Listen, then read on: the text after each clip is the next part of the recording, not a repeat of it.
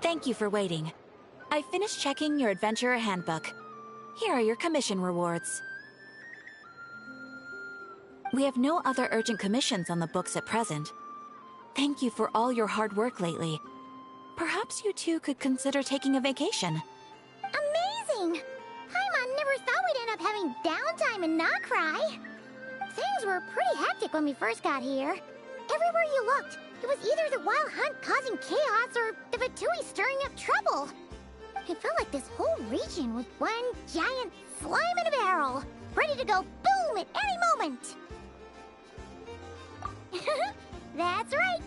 Another win for Tibet's top duo! Ah, yes. Are you two aware that the Moon Prayer Night is soon to take place? Oh, yeah! Lama told us that was coming up soon. Wait, why do you mention it, though? Do people in Nasha Town celebrate it, too? Paimon thought it was just for Moon Goddess worshippers. You're partially right. Most people in Nasha Town just see the festival as an opportunity to do business. They do not concern themselves with the religious element. The festival was first celebrated by the Frost Moon Scions. On this day, they would wear moon prayer blossoms and celebrate the birth of the Moon Goddess through song and dance. They would also prepare food and handicrafts, and give them as gifts to others. Over time, it became Nod Krai's most lively festival. Whew! Sounds like fun! Great! Well, in the meantime, since Catherine doesn't have any commissions for us, let's focus on some personal business instead. When we first got here, you mentioned that this was where your spaceship landed? We didn't get to follow up on it at the time, because we got wrapped up in that whole rare air situation, but now we can finally start investigating it properly. Well, there's a saying Paimon's heard around these parts, which goes, if you lift up a rock, you'll find something you weren't looking for.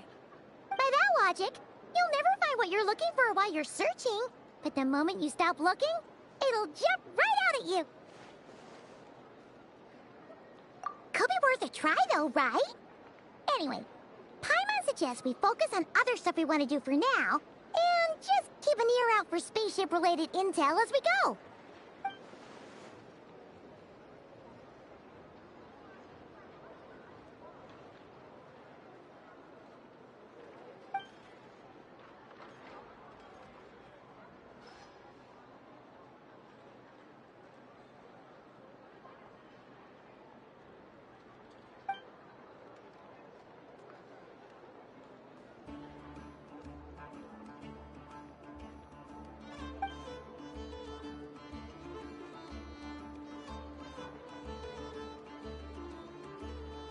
What's wrong?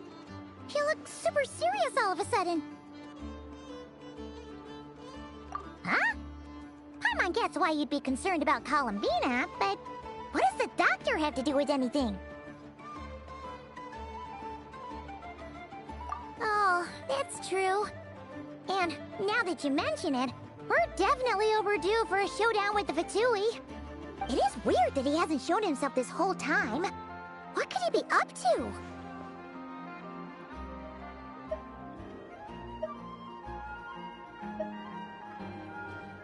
True. Paimon would much rather deal with Marionette anyway. She says the meanest things, but when it comes down to it, she doesn't seem like a bad person. Maybe it's the pressure of being a Fatuse? Especially as a Harbinger. Does she feel like she's gotta act tough to keep up appearances or something?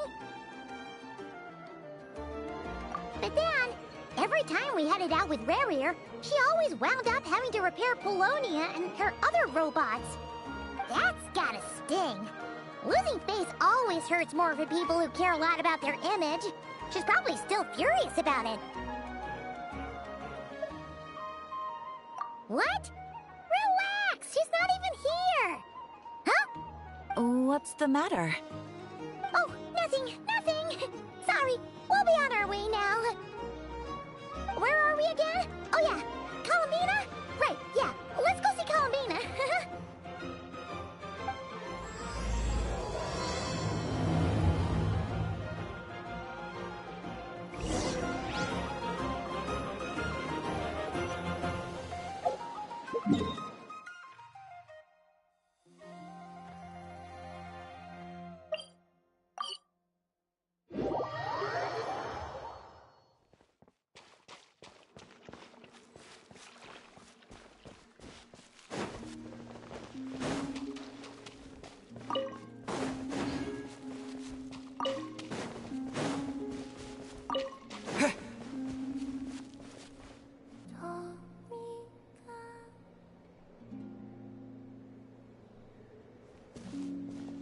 Hey, she's sitting up.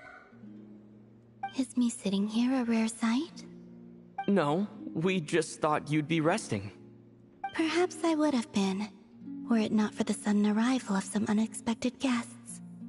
Not that I consider it a disturbance. After all, you are the only ones who are free to enter. Would it not be a little unfriendly of me to lie down while we speak? I didn't realize you put so much thought into little things like that.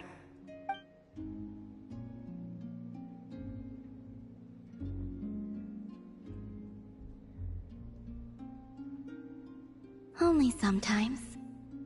There have been moments lately where I think about you and your companions. They are warm, mysterious, and cozy memories. Very few of my past memories are anything like that. They say that travelers return home bearing bags full of souvenirs. But my luggage was empty, and I believed it would stay that way. Return home? So, you're still planning on returning to the moon? Yes. This planet continues to reject me, reminding me that I do not belong here. If I remain into that, there will come a day that I disintegrate. And I don't mean reduced to dust, or turned into food for the flowers. I mean, I will cease to exist entirely. Alright then. Well, we're sure gonna miss you. But it sounds like we'll have to say goodbye. How do you intend to return? The moon prayer night is soon to arrive. On that day, the moon will be closest to Devat. The Kuvaki in this land will reach its peak at that time. I merely need to grasp the tide, and with relatively little effort. Oh, Paimon gets it! It'll work like a slingshot! You make it sound like she's gonna get blasted up to the moon. If I did that, I suspect I would crash into the false sky. I will be using a much gentler approach. But I do like the analogy. It's fun. You see? She gets Paimon's sense of humor. In the blink of an eye, the time has come to part ways. It does feel that way, doesn't it? Time seems to fly fastest when you are enjoying it. I have always thought of myself as a wanderer on this earth, and it has never expressed any desire to keep me here. Yet, just as I plan to depart, it tugs at my arm. Is this a gesture of affection? Or is the world mocking me? Oh. Were you hoping I can answer that? Yes. You are a traveler, so you must have a lot of experience in this area. Then, what I would say is, enjoy the moment. That's right! Don't overthink it! Happiness is happiness and joy is joy! The point is to enjoy it, not analyze it! I see. Then what I would say is, even though I am very tired right now, I am still happy. I can't tell from the tone of your voice. Oh, really? You don't think I sound happy? I'm just kidding. I could tell you were in a good mood today from the moment we saw you. Ah, a joke. Albeit not a funny one. Anyway, I assume you're here about you-know-what. Give me your hand. Actually, it's not that. there's something else we wanted to discuss with you. Oh. Then, do you still want to give me your hand? Or not? Sure.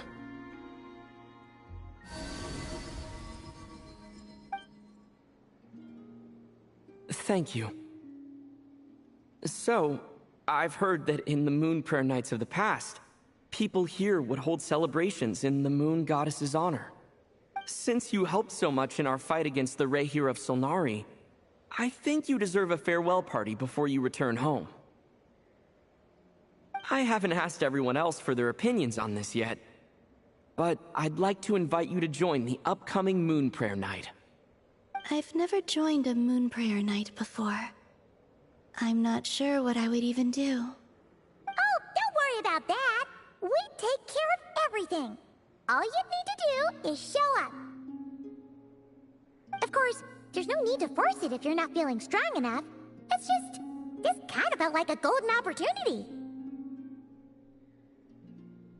But they call me Kutar, and the Fatui have an arrest warrant out for me. I shouldn't appear in public right now.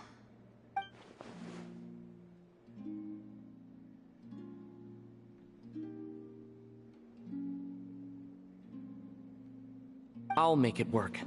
You have my word. Yeah, we got your back. Well, he does. Paimon's actually not too sure what he's planning. All right, if you're sure. I will not refuse your invitation. I suppose it wouldn't hurt to pack a few more sights from this world into my suitcase before finally learning what my homeland looks like. Oh, if you see Lauma, please tell her that my answer to the question she asked me is neither yes nor no. Rather, it is, there is no need. That was kinda cryptic, but sure. Guess it's between the two of you. We'll pass along the message. Bye for now!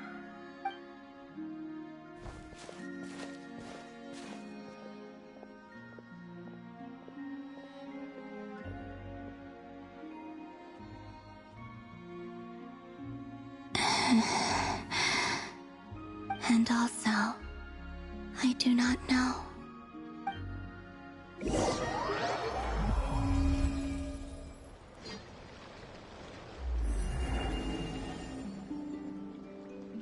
Since she's agreed to join the festival, let's go see who else wants to take part. Lauma's gotta be the person most familiar with the Moon Prayer Night. We should start with her. Also, what exactly is your plan to keep her safe? Not sure yet. I'll figure something out. What? Are you serious? And Paimon even gave you her vote of confidence back there! When did you become so sneaky?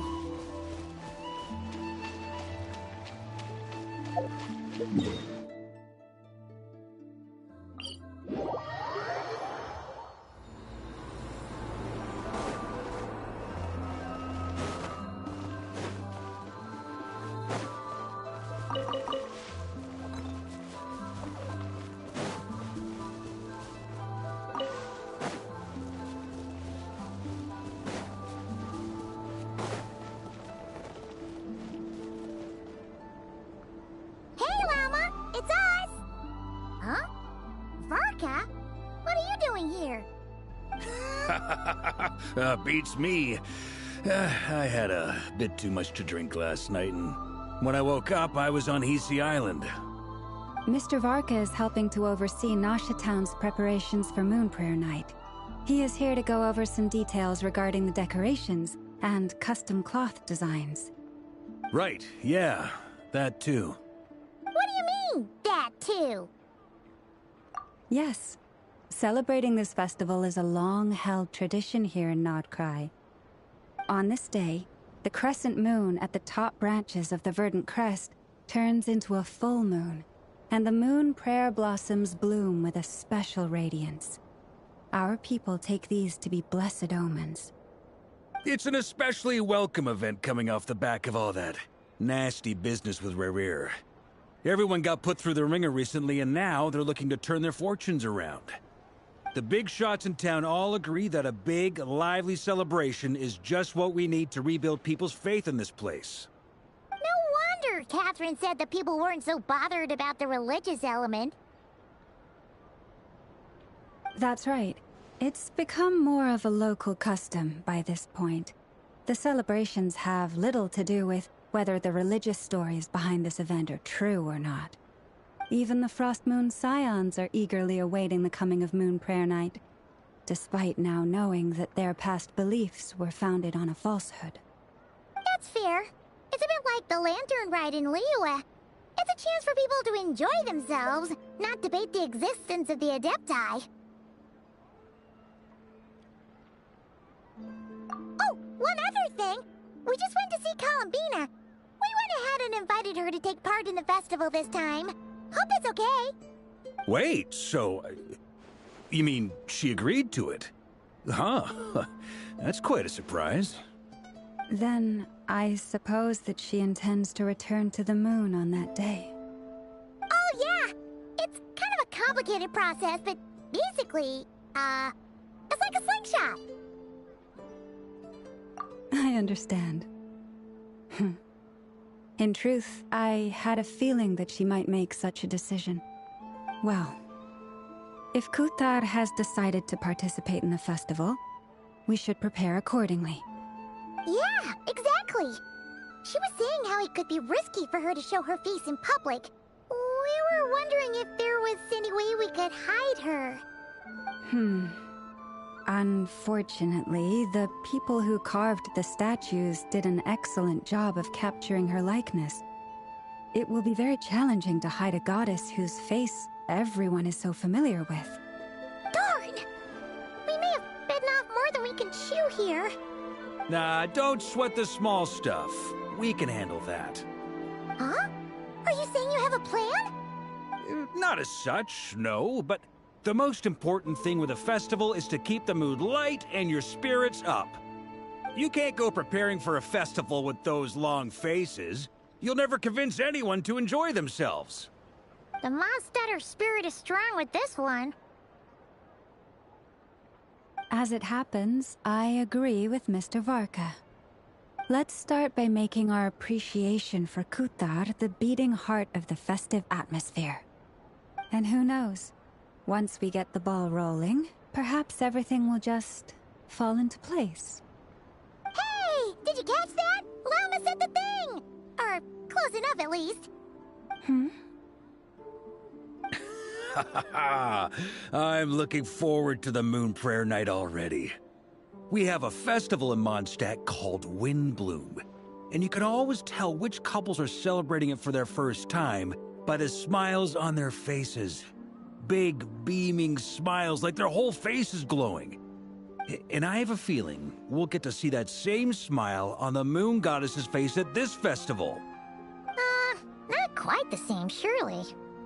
Anyway, I'll take care of business in the city, but I'll have to leave the decor up to you and the Frost Moon Scions. No one else can capture that traditional aesthetic quite like you guys. But lastly, there's the final key element that brings the festival to life. Companionship. Before you leave, let me show you something that we've been preparing. Mr. Varka had asked to see it already, so you may as well tag along. Also, I have some further questions about Kuthar's decision.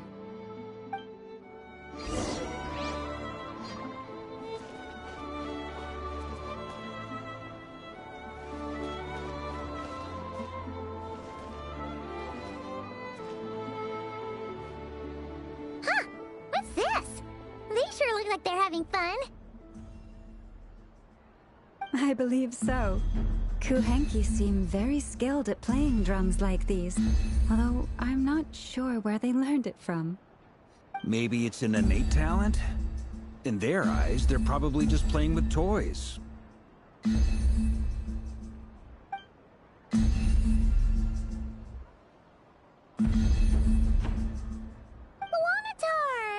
You want to play too?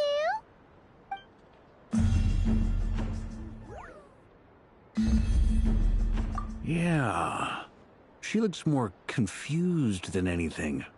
Maybe we can teach her next time if we get the chance.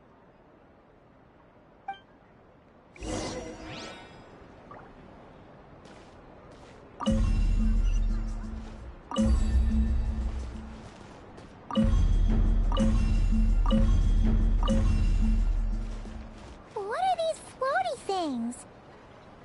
Moon veils. We hang them from buildings in the city during the festival. When you look at the sky through them, it creates a lovely misty effect.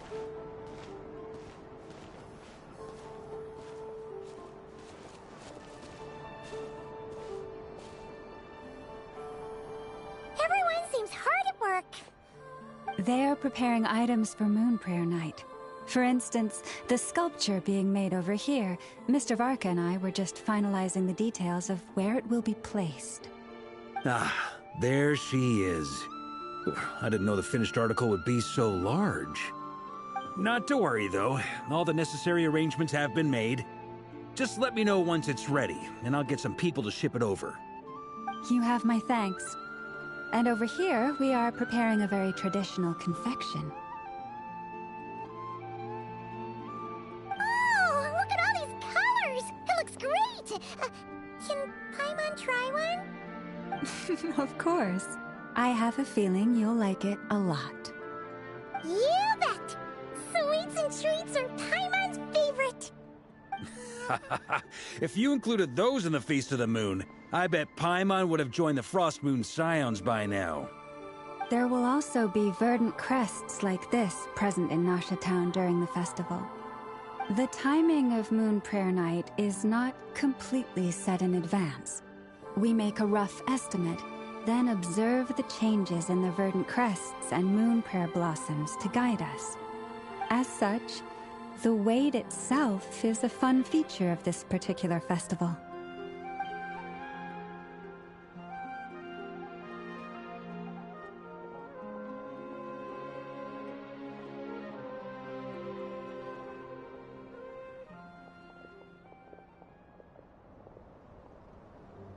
Let's talk here. To tell the truth, I am very surprised to hear that Kutar is willing to participate in the festival. I once asked her if she'd be willing to stay with the Frost Moon Scions.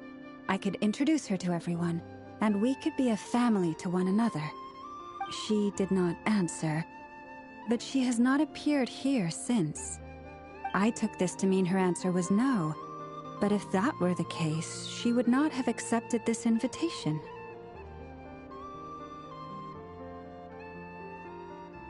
Ah. I see. Maybe she is right. Maybe the Frost Moon Scions of today no longer need a moon goddess. But my wish was not for her to come here and be worshipped as a deity. I simply wanted to offer her a place to stay. I'm sure she believes that showing herself here might invite Fatui intervention, and as such, she does not wish to cause us trouble. But what really pains me about all this is that this is her birthplace.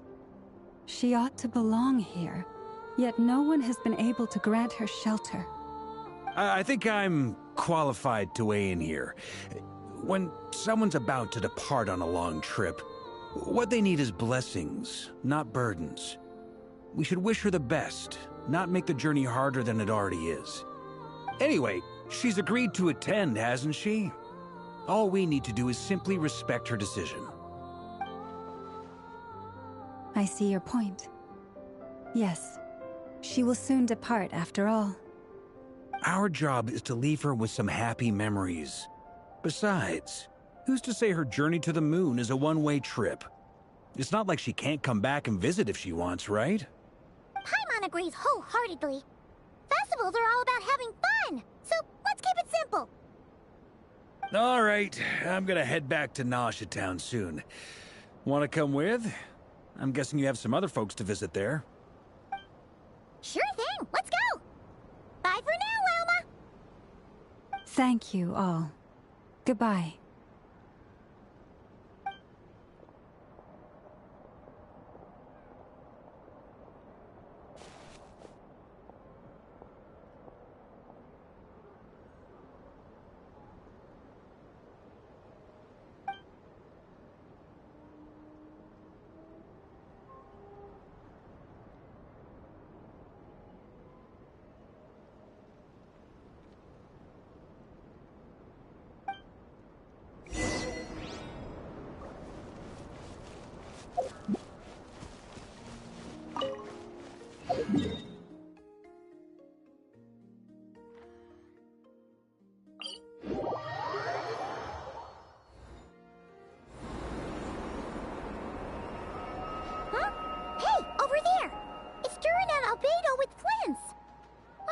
they be chatting about?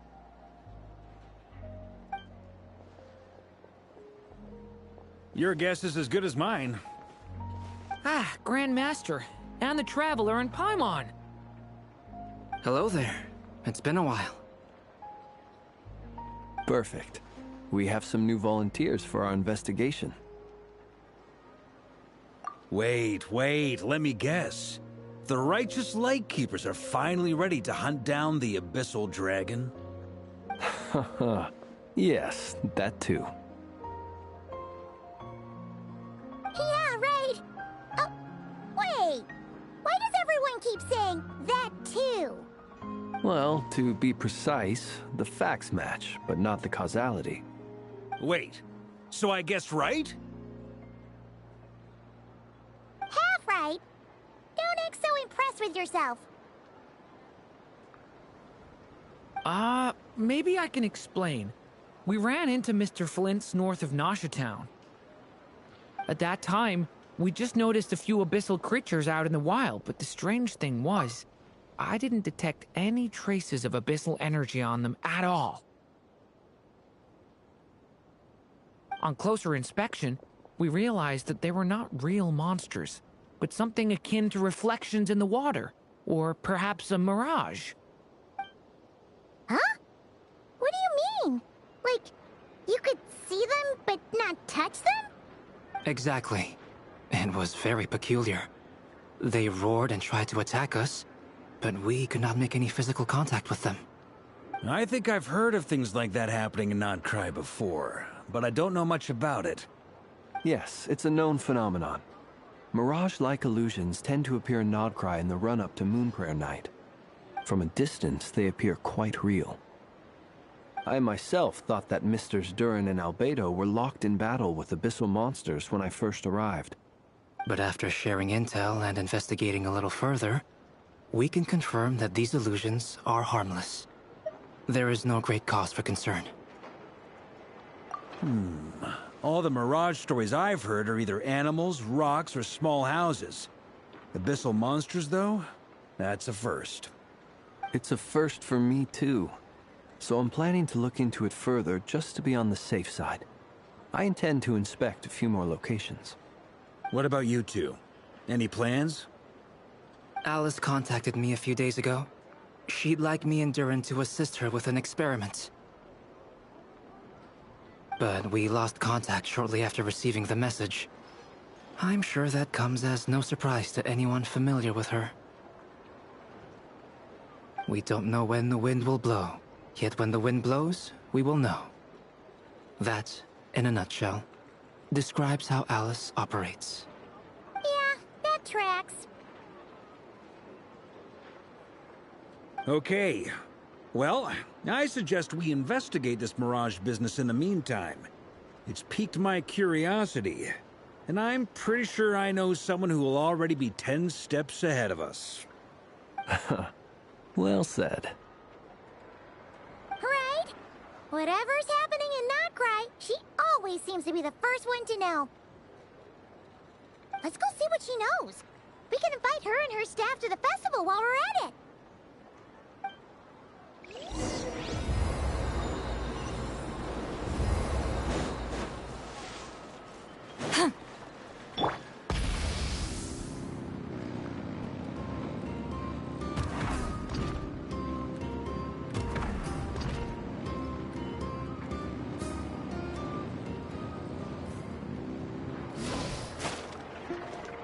Both throttles!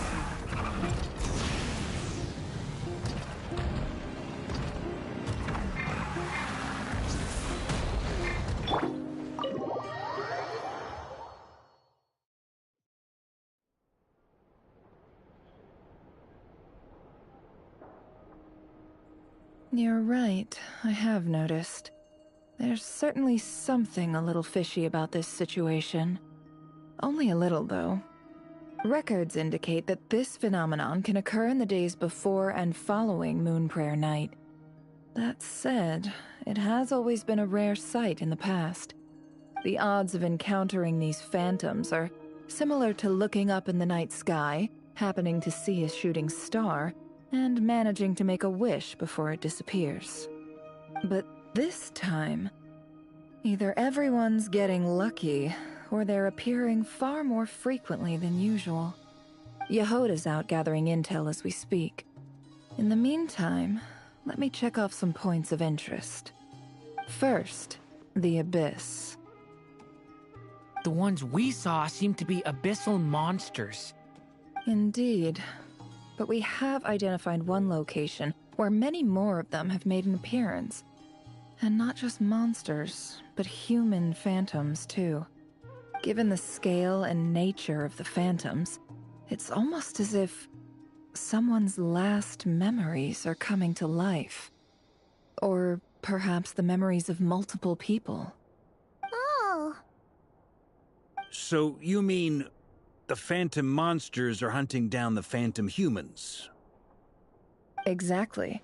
The phantoms can interact with each other, but we have no means of intervening.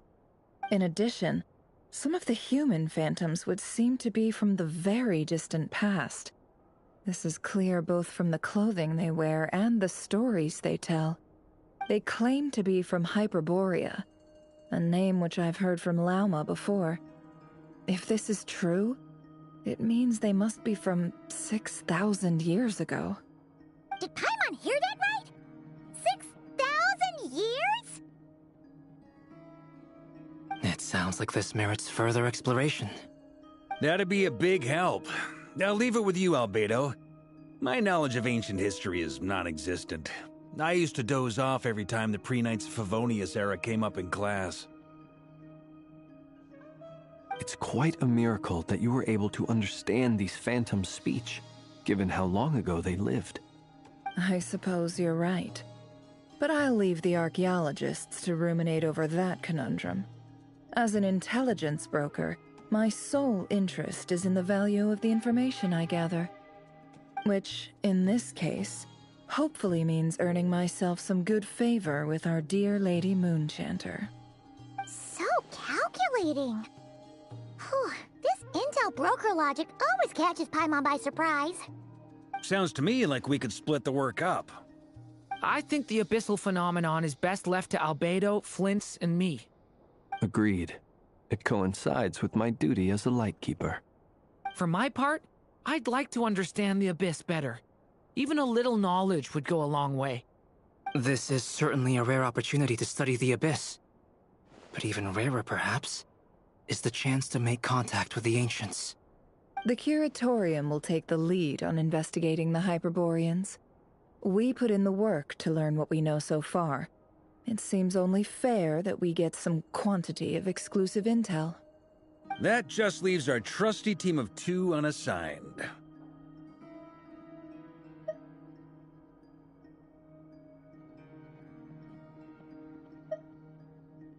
Since you became an honorary knight, of course. This was part of my grand plan all along. Ha ha ha! Oh yeah, by the way, we managed to convince Columbina to come to the Moon Prayer Night celebrations. Would you and Yehoda like to join too? She agreed to that? Huh. Quite an achievement. Never underestimate the traveler, I guess. I'd be happy to join.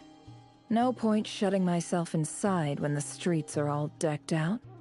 I doubt any clients will be visiting during the festival in any case. And Yehoda loves a party, so I'm sure she'll jump at the opportunity. No. No. No. No. No. No. No. No. No. Way to contradict me in front of... Wait. No, that's not what I have bad news, boss. So many people. All right, everyone inside. Quick.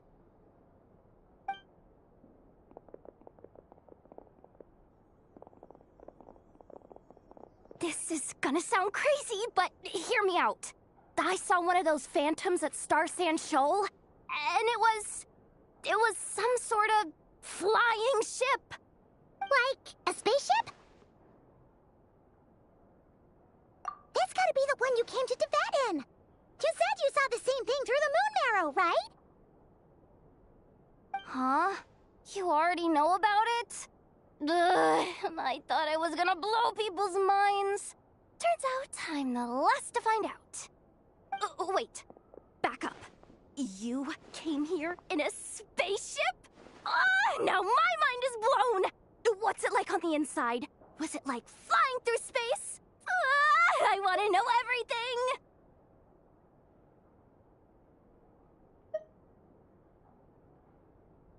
Yep, exactly. Huge discovery. You're the best. Second best intel broker in the world. After your boss, of course. Wow. Really? Well, I don't know if I'm all that, but... I guess that decides where we're heading next. Come on, don't look at me like that. I know the spaceship doesn't have anything to do with me, but... You don't want to leave me as the only one twiddling my thumbs, do you? Please? Fair enough. You can tag along. In that case, let's meet back here to discuss our findings once we're done. I wish everyone a productive investigation. You too!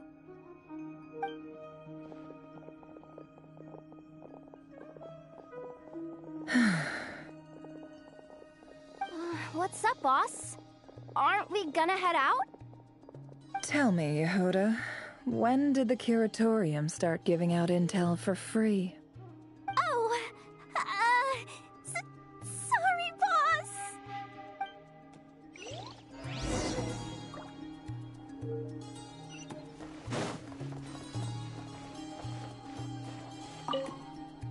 We can't unshare information any more than water spilled on sand can be put back in the bucket.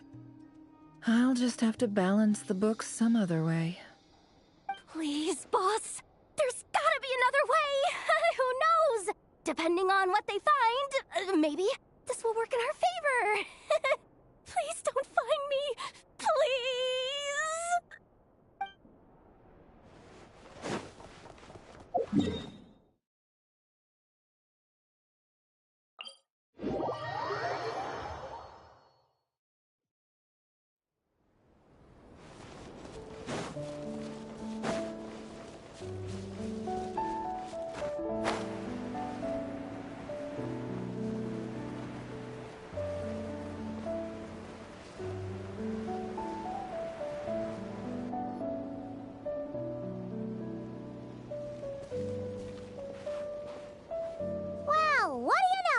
Yehuda was right on the money.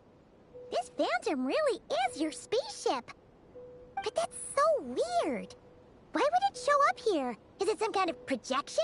Or a ghost? Like, maybe it no longer exists, but somehow it left an afterimage? Ah, you're already here. Miss Lauma, what a surprise. I thought you were busy with festival preparations. I was, until one of our people informed me that a strange sight had appeared at Star Sand Shoal. No one's ever seen something quite like this before. I thought I should see it for myself. Same here. Oh, so we heard that these things appear around the festival period. Any idea why that is?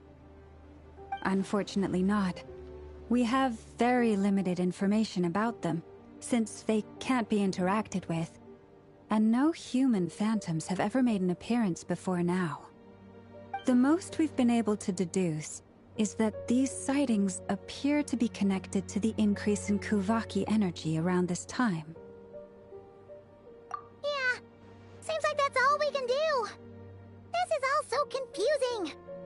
Allow me to lend you a hand.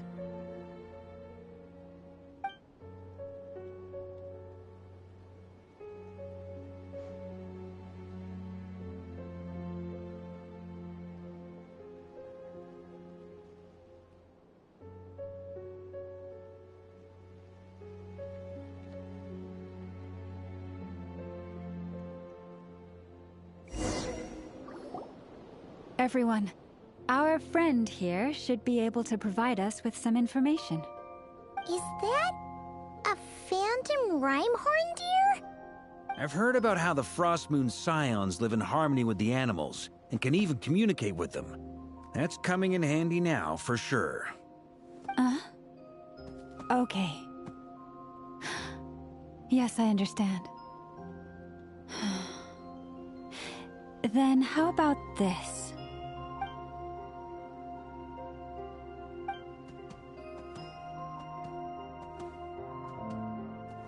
Oh, it's leaving. It appears to share our curiosity about this giant spaceship, so I asked it if it wouldn't mind investigating along with some friends. In return, I told it about some nearby spots where the wild fruit grows abundantly. We may live in a different era from these phantoms, but I trust that the terrain, climate, and ecology here are more resistant to the effects of time than some things are.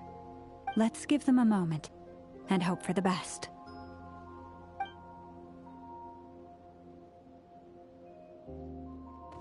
All back together? Must have been a lot of fruit. Indeed. Now let me ask them some questions.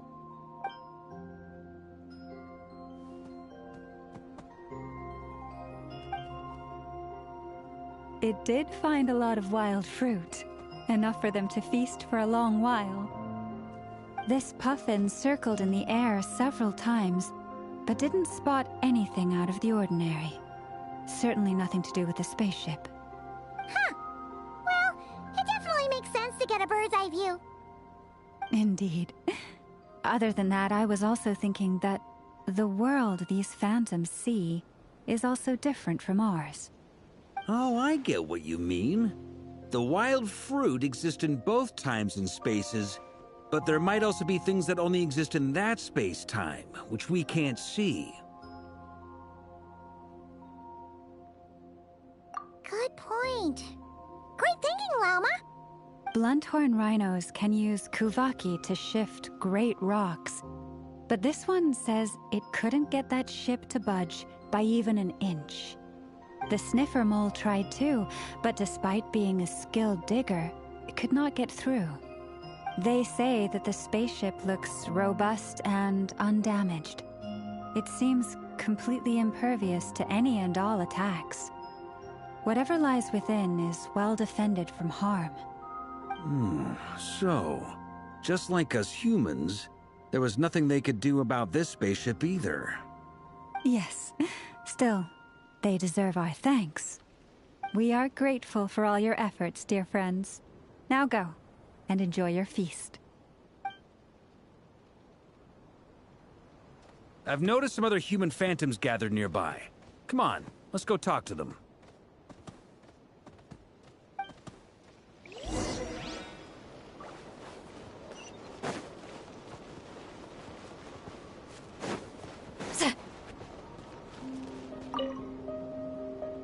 What is this thing?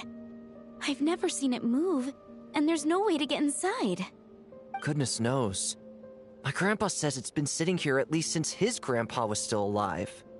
What about his grandpa? Did he say anything to your grandpa's grandpa about it?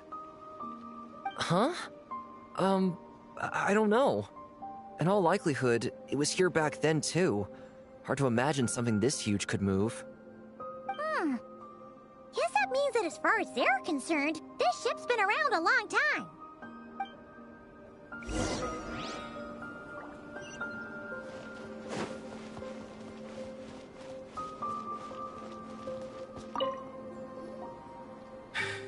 Come on, brothers. If we can get even a small chunk off of this thing, it's gotta be worth a fortune. Today is the day we strike it rich. Huh? You mean Paimon? Yes, brother, I shall join you. Let's make our fortune. We should go with them. What the? This thing is crazy tough. I can't even scratch it. What's it made of? Sorry, brother. Looks like we'll have to seek our fortunes elsewhere. Enjoying yourself? I was just seeing if I could influence this phantom's perception by playing. But nope, no dice.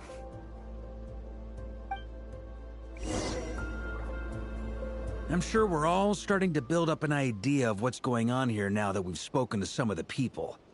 These phantoms are reenacting real historical events in Krai. It's almost like we're in some kind of interactive stage play. We can talk to the actors, but the plot is fixed, and we can't influence it.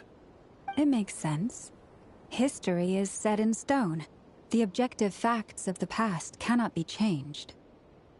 Paimon totally thought you were just goofing around earlier. But actually, you were doing some serious investigating. Of course I was. Anyway, at this point, I think we're forced to conclude that although the Phantom spaceship is right there in front of us, we aren't going to learn much about it from these people.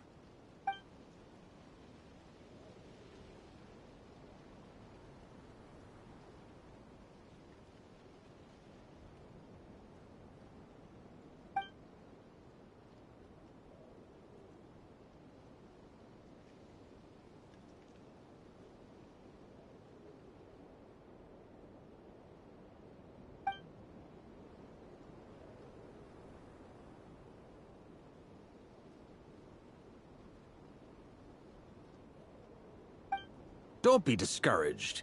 If nothing else, this is proof of the ship's existence. And think about it. So many people tried to hack their way inside, but no one could get the door open. It's made of very tough material. To me, that says that we'll either find the ship itself or the story behind it. It's just a matter of time. Huh. Every now and then, when Varka gets serious, he actually does seem like Grandmaster material for once. I wonder how the others are doing. Let's head back for now. Sounds good. Also, drinks are on me if Team Knights of Favonius is the first to finish. Wait, we have a team name now? Am I in Team Knights of Favonius as well? You're very welcome to join. We've even got a cathedral ready for you. Isn't that technically blasphemy? You wouldn't dare make a joke like that if Barbados was in earshot. Nah, I'm sure Barbados doesn't mind a little harmless blasphemy once in a while.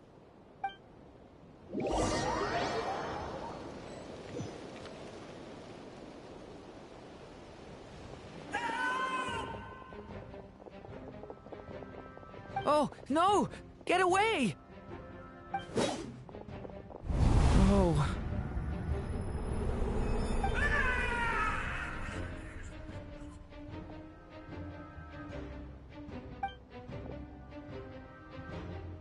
I know it's hard to stomach, Mr. Duran. But as I'm sure you've noticed, there is nothing we can do to intervene in that which unfolds before us. But we have to at least try. And try you have. But are you aware of how many unsuccessful attempts you've made now? I wasn't keeping count. I'm afraid this is the 39th failure so far. Or the 5th if we're only counting this particular victim. There are no indications that these phantoms may be altered in any way. You seem to have calmed down a little. I'll make us a fire. You should rest and have some water. Feeling any better now, Mr. Duran? May I ask a few questions? Be my guest. What exactly are we witnessing here? What happened to those people? My guess would be that we are seeing Krai during the Conrian Cataclysm. Would that be accurate? Conria. That is correct. As you know, once the Abyss senses even the tiniest crack, it floods in and spreads like wildfire. There was a time in the distant past when it permeated all of Krai, causing immeasurable harm. The people paid a terrible price to heal this land. Then, 500 years ago, the whole of Teyvat suffered an abyssal disaster. Once more, Krai was dealt a devastating blow. I see. In the face of the abyssal onslaught, all were like grains of sand tossed around by a tidal wave. Be they human, fae, or god. The moment you witnessed is but one drop in a whole ocean of catastrophe. All right. I guess that answers my second question, too. I wanted to know why there's nothing I could do to help them, and that's because what we are seeing is history. That would be my guess as well. As I understand it, history and fate are not all that dissimilar. The latter may be unseen to us, but both are immutable. Yes. Fate was determined long, long ago. I still have a couple of other questions for you, Mr. Flint's. You mentioned more than one abyssal disaster that has struck this land in the past. How can you be sure that what we're seeing is from the Conrian incident? And also, how are you able to stay so calm when you're talking about these events? From everything I know about you, you're not cold or ruthless, and you're not indifferent to the suffering of others. Alas, I am forced to show my age. I must be 600 or 700 years old by human measure. Wait, so you... One is not easily moved by history when one has witnessed the truth firsthand. I'm sorry. You needn't apologize. Your passion is a good thing to have. Treasure it, because someday you may find it in terribly short supply. Now, at the risk of offending you, I have a question in return. Your curiosity toward the abyss, is it born from hatred or because you sense its call? I only ask because I kept a fragment of Rerear's body in my lantern for a short time. Specifically, his heart. So I know what a burden it can be to carry the abyss with you. And I hear its power growling from somewhere within you. In my eyes, your mere existence is a miracle. My honest answer is... I don't know. I don't think I have the confidence to say for certain. What I will say is the abyss is not the only issue that haunts me.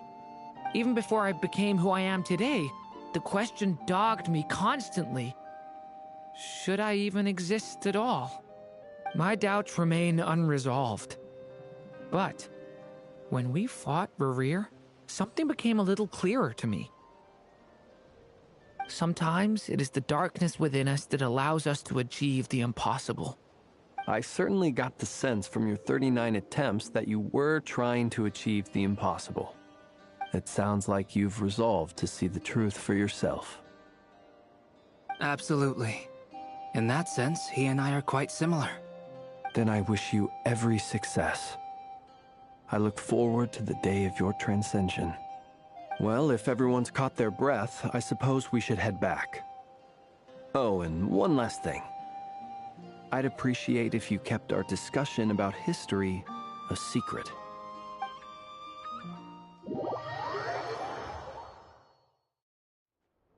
Incredibly, our separate investigations led us all to the same conclusion. Hooray for consensus! Yeah, but we barely learned anything, though. I totally thought this would be the mother lode. Talking with the ancients? I mean, come on! But nope. All we got was useless snippets of conversation. And all this stuff about moons and hyperopia. What a load of baloney. Seems like people back then had a few screws loose. I understand your frustration. We found the same issue. Each phantom only showed a very brief moment in time. There isn't much value to be found in these miscellaneous fragments of a civilization's history, no matter how glorious it may have been. If there's a silver lining, it's that these phantoms are harmless to the present reality. They shouldn't get in the way of the festivities. Paimon agrees. And not just because it's the first thing she understood in this whole conversation. You look disappointed, Nefer. Is something the matter? What do you think? We all worked our tails off, but the only one to gain anything from it was you, Lady Moonjanter. Well, please do share the Hyperborean records with me. I will gladly inscribe them in our people's documents. Oh, duh! Yeah! That was it! Hyperborea! Hyperborea. I'm serious. Only an expert in the Frost Moon Scions and their history can turn these records into valuable research material. The alternative is to let them gather dust on the Curatorium's storage shelves until the pages turn yellow. Nefer, you're wise enough to know that cooperating and sharing the profits is the best course of action here. Well, that goes without saying. Sure, let's do that. Huh? But didn't you say we aren't supposed to give out intel for free? Sorry. Shutting up. Now is not a good time to push Nefer's buttons. Anyway, back to Moon Prayer Night. I'm thinking that we should prepare something a little special, aside from the usual decorations and so on. You mean a parting gift? Can't go wrong with food. Although, does food go bad on the moon? Perhaps a lantern would be a better choice. It might be dark up there. It could prove difficult to light a lantern on the moon. Magical stones might serve that purpose better. What about a clockwork mecha model from Fontaine? I've got a whole bunch at home. I use them for fighting practice in my free time. None of these sound like things she would be even remotely interested in. But we don't interact with her enough to know what she likes. Yeah. It would really save us the guesswork if someone could find out what she's into. Wait, what the? Traveler? They're all looking at you. Great! Haha, problem solved. Now, I need to stop by Dory's. Gonna need her help sourcing a bunch of stuff for the festival. Then let's leave it there for now. We all have our own business to attend to. Traveler, if you find out what Kutar likes, let us know right away.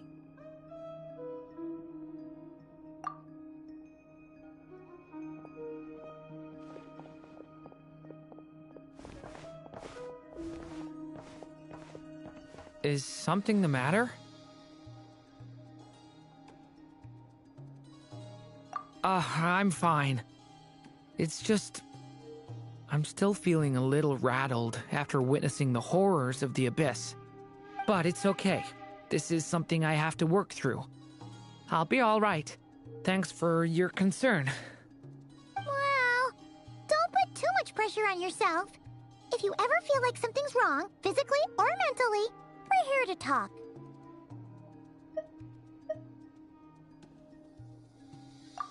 Come on. Stop treating me like a kid.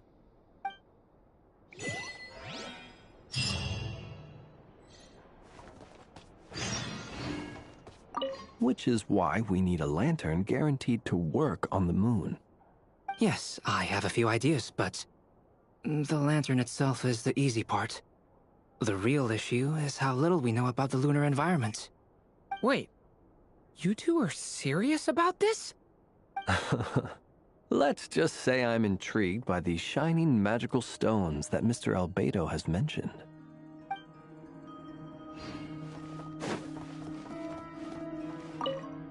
You should get going. It's important that we ascertain what Kutar likes.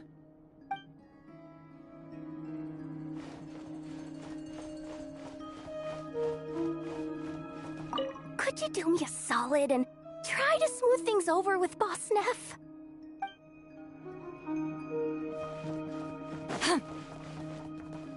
Miss Lauma, would you accompany me into town? I think it'd be best if you saw the Frost Moon Scions decorations for yourself. Very well. Let's go.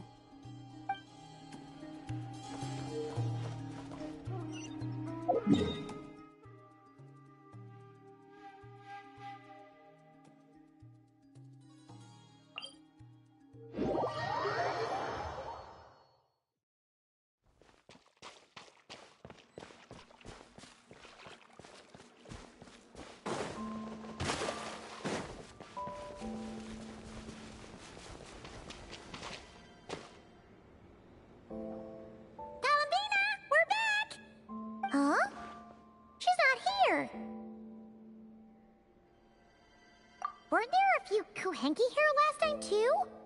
Where did they all go? Walkies? For Kuhenki? You're not pets, you know. Oh, well. Looks like we just came at a bad time. Let's try again tomorrow. There's still a few days until Moon Prayer Night, so we're in no rush. Besides, she needs time to rest anyway.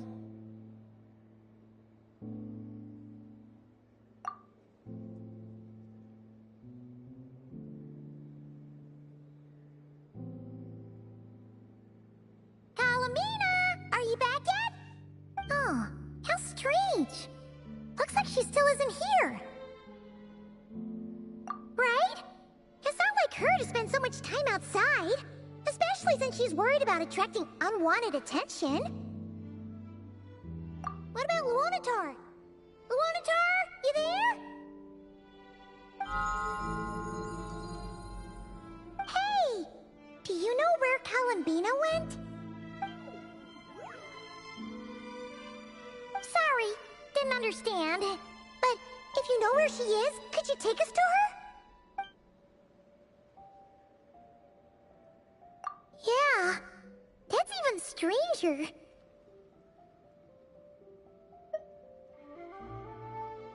What about him? Oh, that's not good news. They change color when Kalambina gets weaker, right? And they look super pale right now. Good idea. She might know what's happening.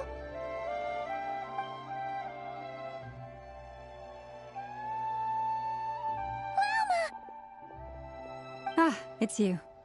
How is Kutar? Is she okay? No, she hasn't. I came here to check on her after I noticed the flowers had changed color. Based on past precedent, she must be very weak right now. Even getting up to walk would be a struggle. It seems unlikely that she wandered off outside. Not to mention that she doesn't do that at the best of times either. So yeah, this is super weird. No. Very few people are in the know about Kutar's whereabouts. And if anyone suspicious had visited, they'd have left some sort of evidence. Come on, let's go to Nasha Town. If anyone has seen her, someone there will know about it.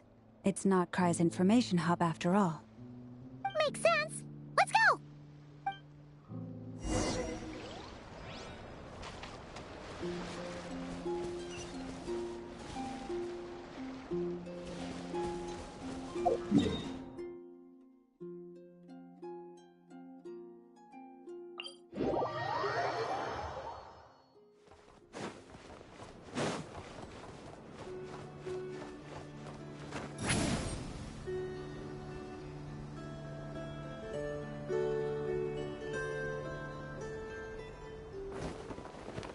Take me! Earth below. Wait a moment. Is it just Paimon, or is this doll kind of suspicious? It's never been here before, right? No, I don't recognize it. Alas, your free and easy adventure time is over. Now, prepare to face the final boss of Nod Krai. Whoa! Where'd that voice come from? Not sure, but it's definitely hostile. No, not that way. The final boss is right here. The sniffer mole? That's the final boss? Surely not. Also... Okay, the jig is up. I'll stop teasing you. Turn around. I'm right behind you. It seems I've managed to leave quite an indelible impression, even though you've never seen my face. Oh, nothing could make a great mage more pleased with herself.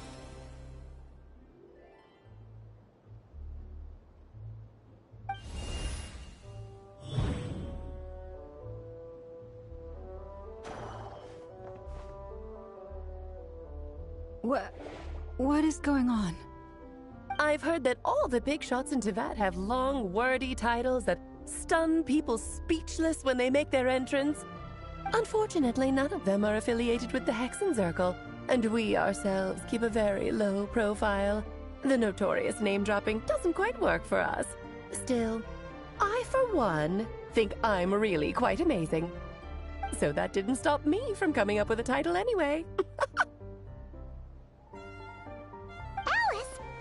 It's really you this time?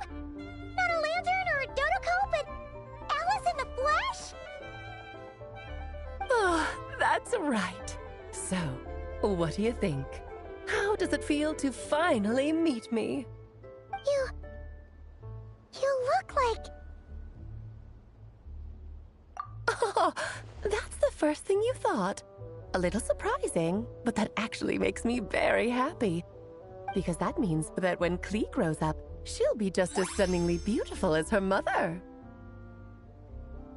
So she's a friend of yours? Kind of. This is actually the first time we've seen her in person. I see. Madam Mage, that was, quite a powerful entrance. I certainly won't be forgetting it anytime soon. It's okay, Lauma, don't force it. Paimon will do the honors.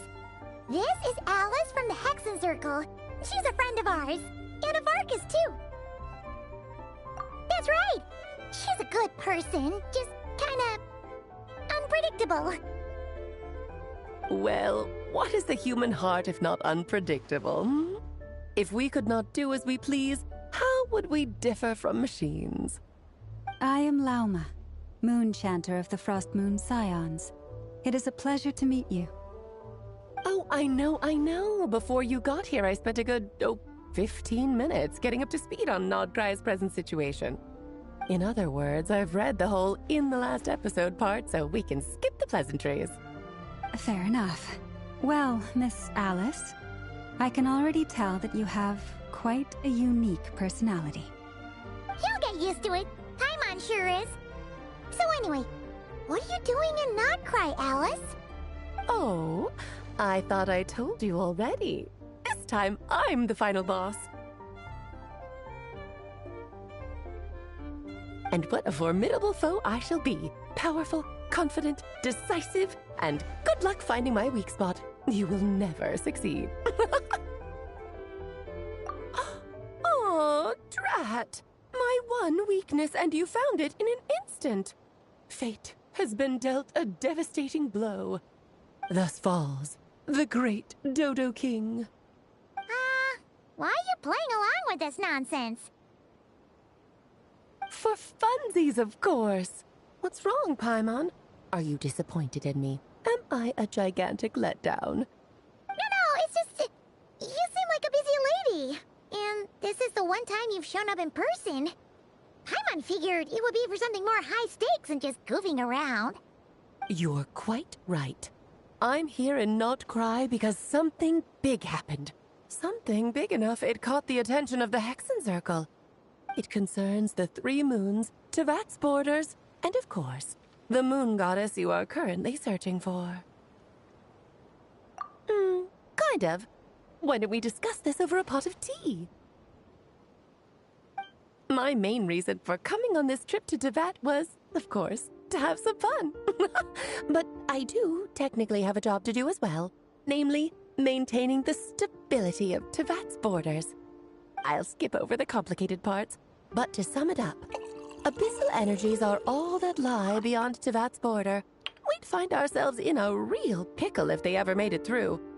And the phantoms you've been seeing are a sign that the border has been disturbed. No wonder they tend to show up around Moon Prayer Night. Is it because the real moon is now so close to us that its power can cross the border? In part, but only a negligible amount passes through. Just enough to influence the verdant crests and so on. And as you've noticed, there has been an unprecedented number of phantoms appearing this year. The influence of the moon beyond the border cannot explain this. No, there is another far greater factor at play. The trilunar syzygy. A trilunar syzygy? Eons ago, before the heavenly principles came to Tevat, It was the then 3 moon goddesses who controlled the laws of this world.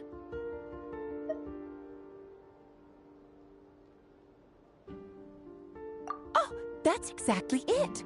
The 3 goddesses split these powers amongst themselves, promising never to consolidate them into one singular body. This was meant to keep the world stable. But, fast-forwarding to the present, the eternal moon's marrow is with you, while the iridescent moon's marrow, which should never have appeared in this world, has been retrieved. Add that to the presence of a moon goddess in the flesh and... the power of all 3 moons is gathered here in Krai. There hasn't been an event like this since the War of Funerary Flame. And it's having a noticeable effect on Tevat's borders. Because I wish to give my darling daughter a peaceful, sunny environment to grow up in. Is that a good enough reason? Kinda sounds like you're dodging the question, but it does make sense. Well, that's one reason anyway, and the most important one. The others are a little complicated to explain. For instance, cleaning up after dearest Miss R. Albedo could tell you more about that if you're curious, but right now, I have a more important question to ask you. Why are you collecting the moon marrows? I see. Nicole told me about that legend once. Nicole? You mean Mage Anne? Oh, so you remember. Yes, of course. That was a story about fate, her area of expertise. But back to the story of our dear moon goddess. I'm afraid her intended method of returning to the moon is unlikely to work anymore. What does that mean? She may be missing, but she hasn't gone anywhere. She has disappeared.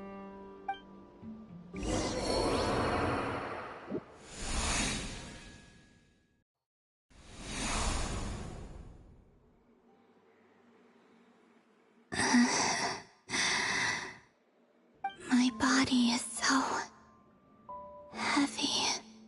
Wait, no. It's my mind that's heavy. My arms and legs are as light as a feather. What's happening to me? I feel drowsy, like I've been asleep for too long. Is it daytime or nighttime? Is the moon out? I think I'll go for a walk.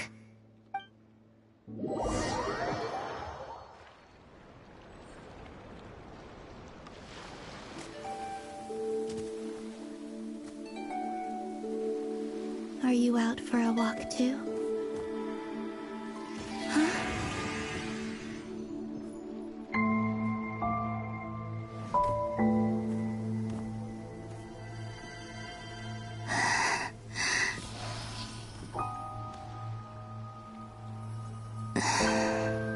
The day has come at last.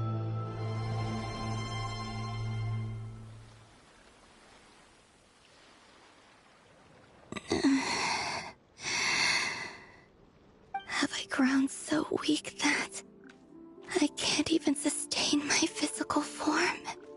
But Moon Prayer Night is nearly here. I was so close to returning home. Death is near. Is this how it ends for me?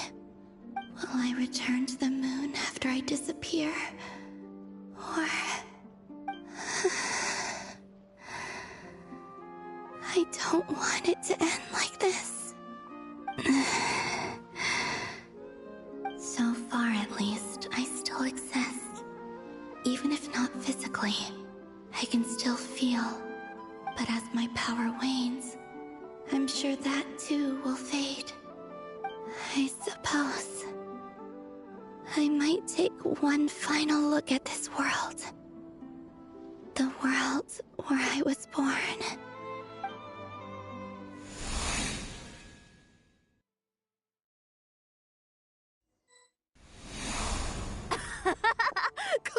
Come on! Wait for me! The Frost Moon Enclave. How much it has changed since I was born. These decorations, they're so heavy. It's times like this when you kind of wish men could be priestesses and acolytes. How fascinating. I've never had the chance to be privy to people's private lives in this way. In the past, people would get so solemn and serious the moment I showed my face, like they were frozen stiff. Karina, Lametti, it's time to eat. Coming. I want to watch them a little longer.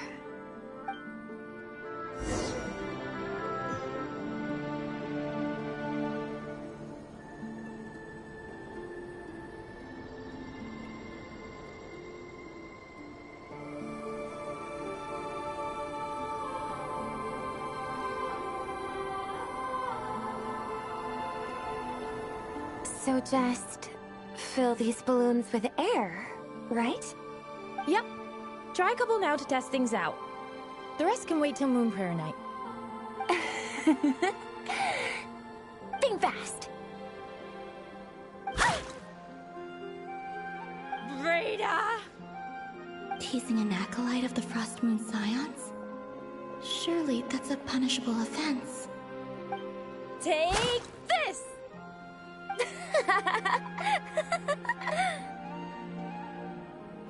Huh? Alright, enough horsing around. Lady Lauma gave us a task. We should get back to it. The task is just to check that the balloons don't leak, right? Doesn't matter if we fill them with air or water. Yeah. Okay, you got me there. And you got me there. But still, we can't use all the balloons before the festival even starts. We won't use all of them. And as long as Lady Lauma's trusted acolyte doesn't snitch, this can stay as a little secret between friends. A couple more can't do any harm, right? Oh, you menace. Then, think fast! Is pumping a balloon full of water really so much fun?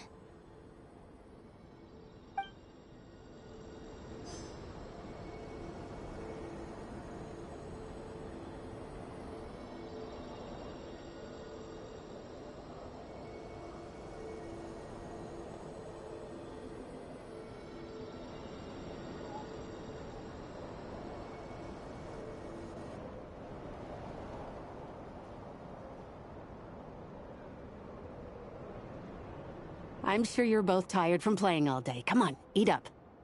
A plain, humble meal. That has always been the way of the Frost Moon Scions. Huh? How come Lametti got a midsummer berry dessert? Oh, I always get Lockaberry. I don't mind sharing. You can have a bite of mine if I get to have a bite of yours. They're sharing food? I've never shared food with anyone before. Even at the Harbinger tea parties, everyone just ate off their own plate.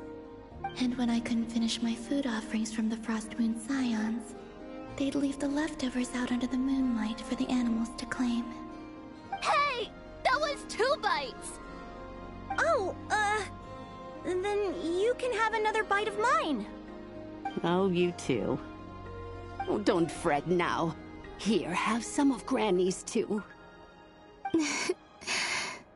So this is what it means to be family.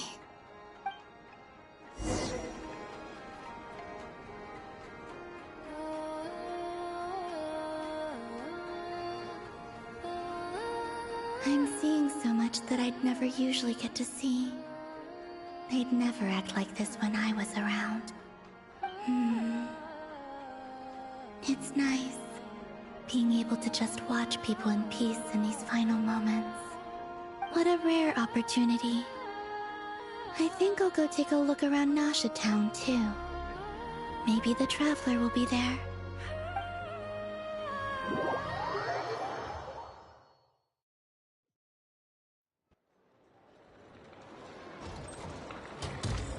After the War of Funerary Flame, the moon goddesses were no longer recognized by Tevat. They lost the whole foundation for their existence. That's why the moon goddess's strength is fading. She cannot withstand the world's rejection of her.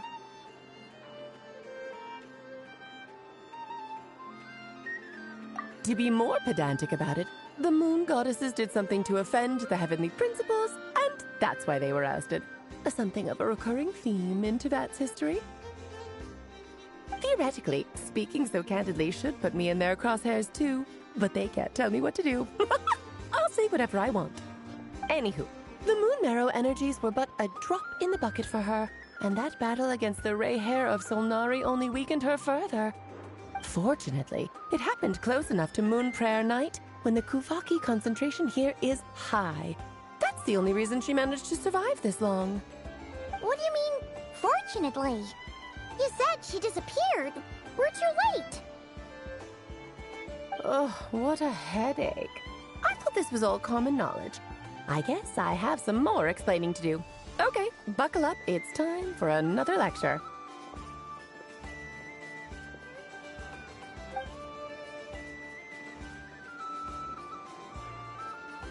Now, I said earlier that the moon goddesses lost the foundation for their existence.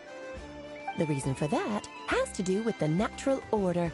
Basically, the rationale for their existence in Tevat was lost. The same logic applies to the present moon goddess too. Consider her existence so far. Her comrades in the Fatui called her Damselette. And she was worshipped as Kutar by the Frost Moon Scions. But these connections have now been severed, whether by her hand or yours. So, the rationale that once sustained her existence is now gone. Wait, we did that to her? Oh, well, strictly speaking, yes. But let's not start pointing fingers, shall we? I'll only end up as the big bad villain, and that's not the kind of final boss I want to be. Of course I do. I'm only the greatest mage in the whole entire world. Now, if you wish to find your moon goddess, there are two problems we need to solve. Firstly, we'll need to strengthen the connection between her and Tevat, at least enough to sustain her until Moon Prayer Night. Strengthen her connection? But does that mean I'll have to rally all the Frost Moon faithful behind this? I'm afraid a bygone faith and a former home won't be of any help to her now. Do you know her name? Her name? Oh, yes. Names are very important things. A name is a fundamental concept that anchors one's entire existence. Then your first job is to find it. As a moon goddess, I'm sure she must have a name she identifies with. Neither Columbina nor Kutar is her true name, and she's never really accepted either of them. So, finding out her real name is enough to sustain her existence? Yes, I know it sounds like a small step, but every journey begins that way. So for now, that's all we need to focus on. The second problem is with her plan to use the moon marrows to return to the moon. Unfortunately, piercing through the false sky will take an enormous amount of power. Given her current condition, she won't be able to provide anywhere near enough power, even if she recovers her physical form. But no need to fret. Nicole's the expert in this field, and I'm sure she'll figure something out. Wait, Mage N is going to help us out too? That means we've got 2 Hexacircle mages on the case. This is turning into a pretty big deal. Actually, this is more of a side quest for me. Like you said, I'm a busy lady, so I can't stay for too long. I'll have to return to Tevat's border soon. That's the upside you get for looking out for my little Klee. Hopefully that will incentivize you to carry on keeping her company in the future. Anyway, jokes aside, you'd better get moving. It will take quite a miracle for the moon goddess's consciousness to hold out till Moon Prayer Night. Oh, I suppose I might as well tell you where Nicole is before I leave. Off you go now. Time to meet your new friend. Oh, yes, and a little suggestion. Don't forget to Mind your heads. What? I wonder how Durin's doing. I should really go see him before I head back. You really are super busy. I most certainly am. There's so many children I have to keep tabs on just in Mondstadt. Durin, Albedo, Venti, Varka. Krai didn't make the list, huh? Of course not. Klee is my pride and joy.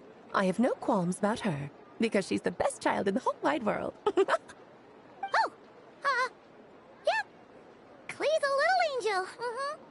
I'm glad you agree. Well, all the best. See you when I see you.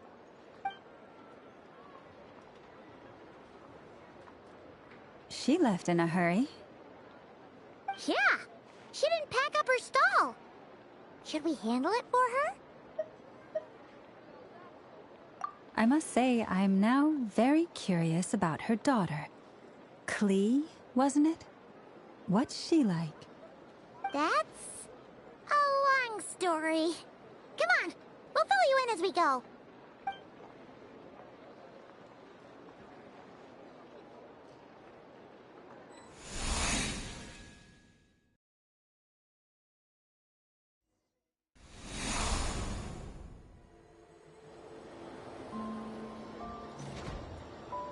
What a lively place.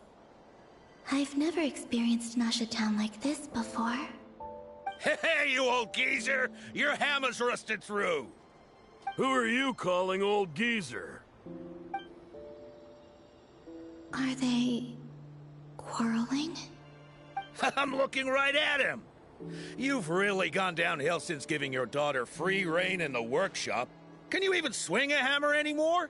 It shouldn't take you days just to fix a single chair. You might as well use that hammer to massage my back for all the good it's doing. Don't run your mouth, or you'll get a back massage that'll put you in bed for the rest of your life. Look, the materials haven't arrived yet, all right? You know how busy it gets in the days before Moon Prayer Night. I'll bet you send all the materials to your little princess. Blood's always thicker than water, huh? All right, you've made your point, Uncle Koski. As soon as the materials arrive, fixing your chair will be the #1 priority. And Dad, if you've got time to chat, why don't you lend me a hand, See? Lolka knows what the score is. I guess they're friends. But the way they spoke to each other was so ugly. Then again, it wouldn't be the first time I've seen something like this. Columbina! Sing outside my door in the middle of the night one more time, and I'll unscrew your vocal cords. You hear me? Oh, Zandrone. So that was her way of trying to be friends with me. What a pity. I won't get the chance to say any ugly things in reply.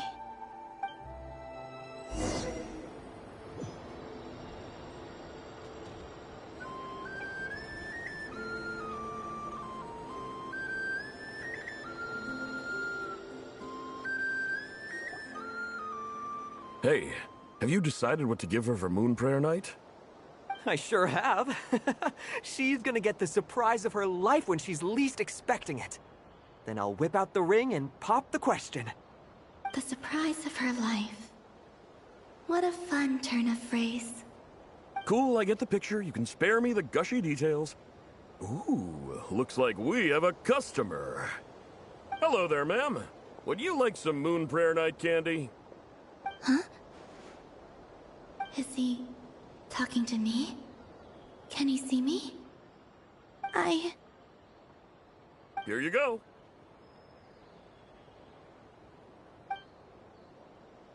Oh.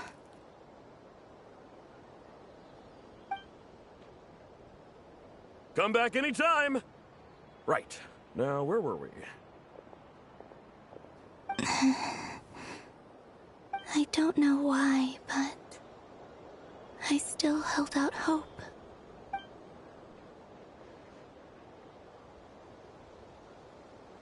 The most important thing right now is to find that mage. This name thing seems super important too, but where do we even start looking? I'd better go pay the Fatui a visit.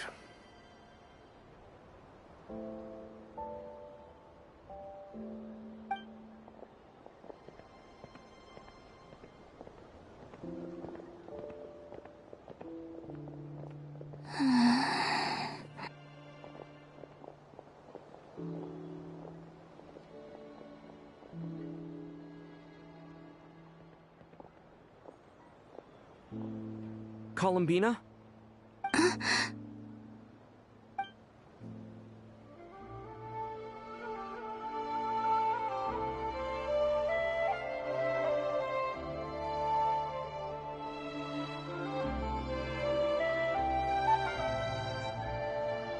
Traveler? Let's go! This is no time to be spacing out!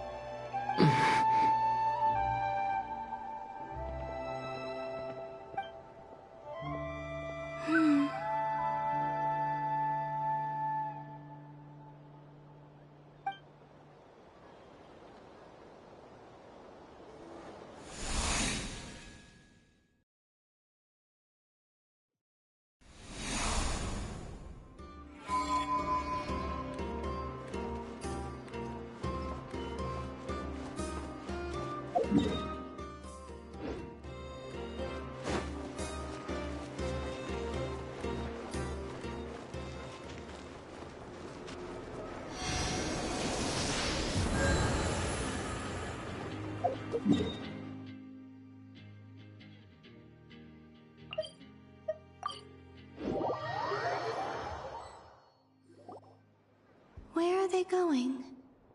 They mentioned a mage and... a name? So, Mr. Varka, are you acquainted with this Nicole? Or should I call her Mage N? Ah, not really. We've never met, though she has come up in conversation. From what I've gathered, Alice kinda took Nicole under her wing. Taught her how to speak in a more ladylike fashion, that kind of thing. Huh. Hard to imagine Alice as an etiquette coach. Yeah, Alice is a larger-than-life personality, I'll give you that. But then again, that's why she's able to draw such an eclectic mix of people into her inner circle. If I remember correctly, being an interesting person is actually one of her main entry requirements. So, if you ever wanted to join the Hexenzirkel, I'm sure you'd both be eligible to apply. Hey! Don't go around making promises on Alice's behalf! I wouldn't dare. I'm just trying to paint a picture of the Hexenzirkel for you. Okay, sure. Anyway, since none of us have ever met Nicole, how are we supposed to find her? We can't just go up to every woman in sight and ask, "Hey, are you Nicole?" Maybe something she's wearing will give it away? Like, a windbloom pinned to her chest or something. Wait a minute. Alice never said Nicole was from Mondstadt. Oh, true.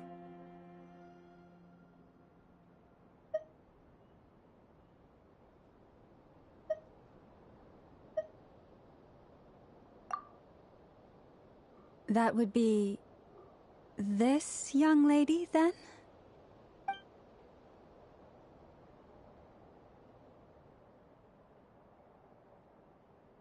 Hey there! Sorry to disturb you, but...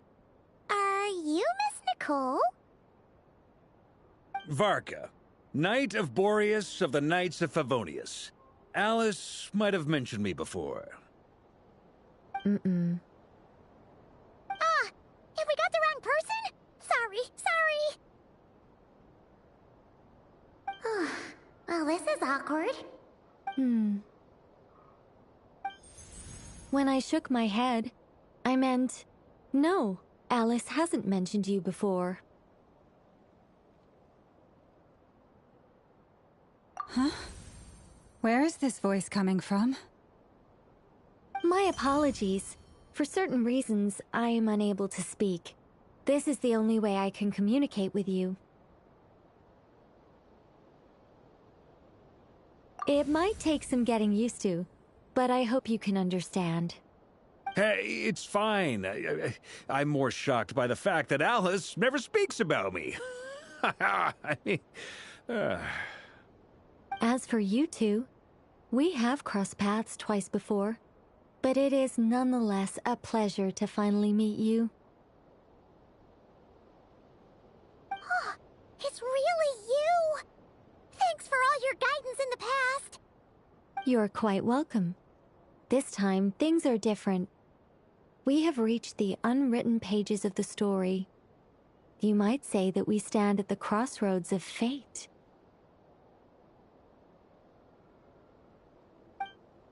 Now then, allow me to formally introduce myself. My name is... No, stop! Alice! I can't believe it! I had a whole speech prepared. I'd agonized over every single word. She always picks the worst moments to ruin other people's plans. I'm so sorry about that. Alice took the liberty of devising some bespoke self-introduction magic for each member of the Hexen Circle. But I could have sworn I deleted all of the triggering conditions for it. How did it bypass everything? Oh gosh, this is so embarrassing. This is a very different side of Nicole than what we're used to. Is she not used to face-to-face interactions? Don't worry about it.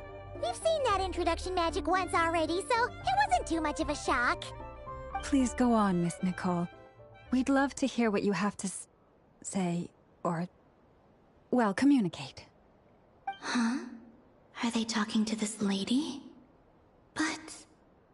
Will you all promise to forget that horrendously embarrassing introduction? Sorry? Embarrassing? When?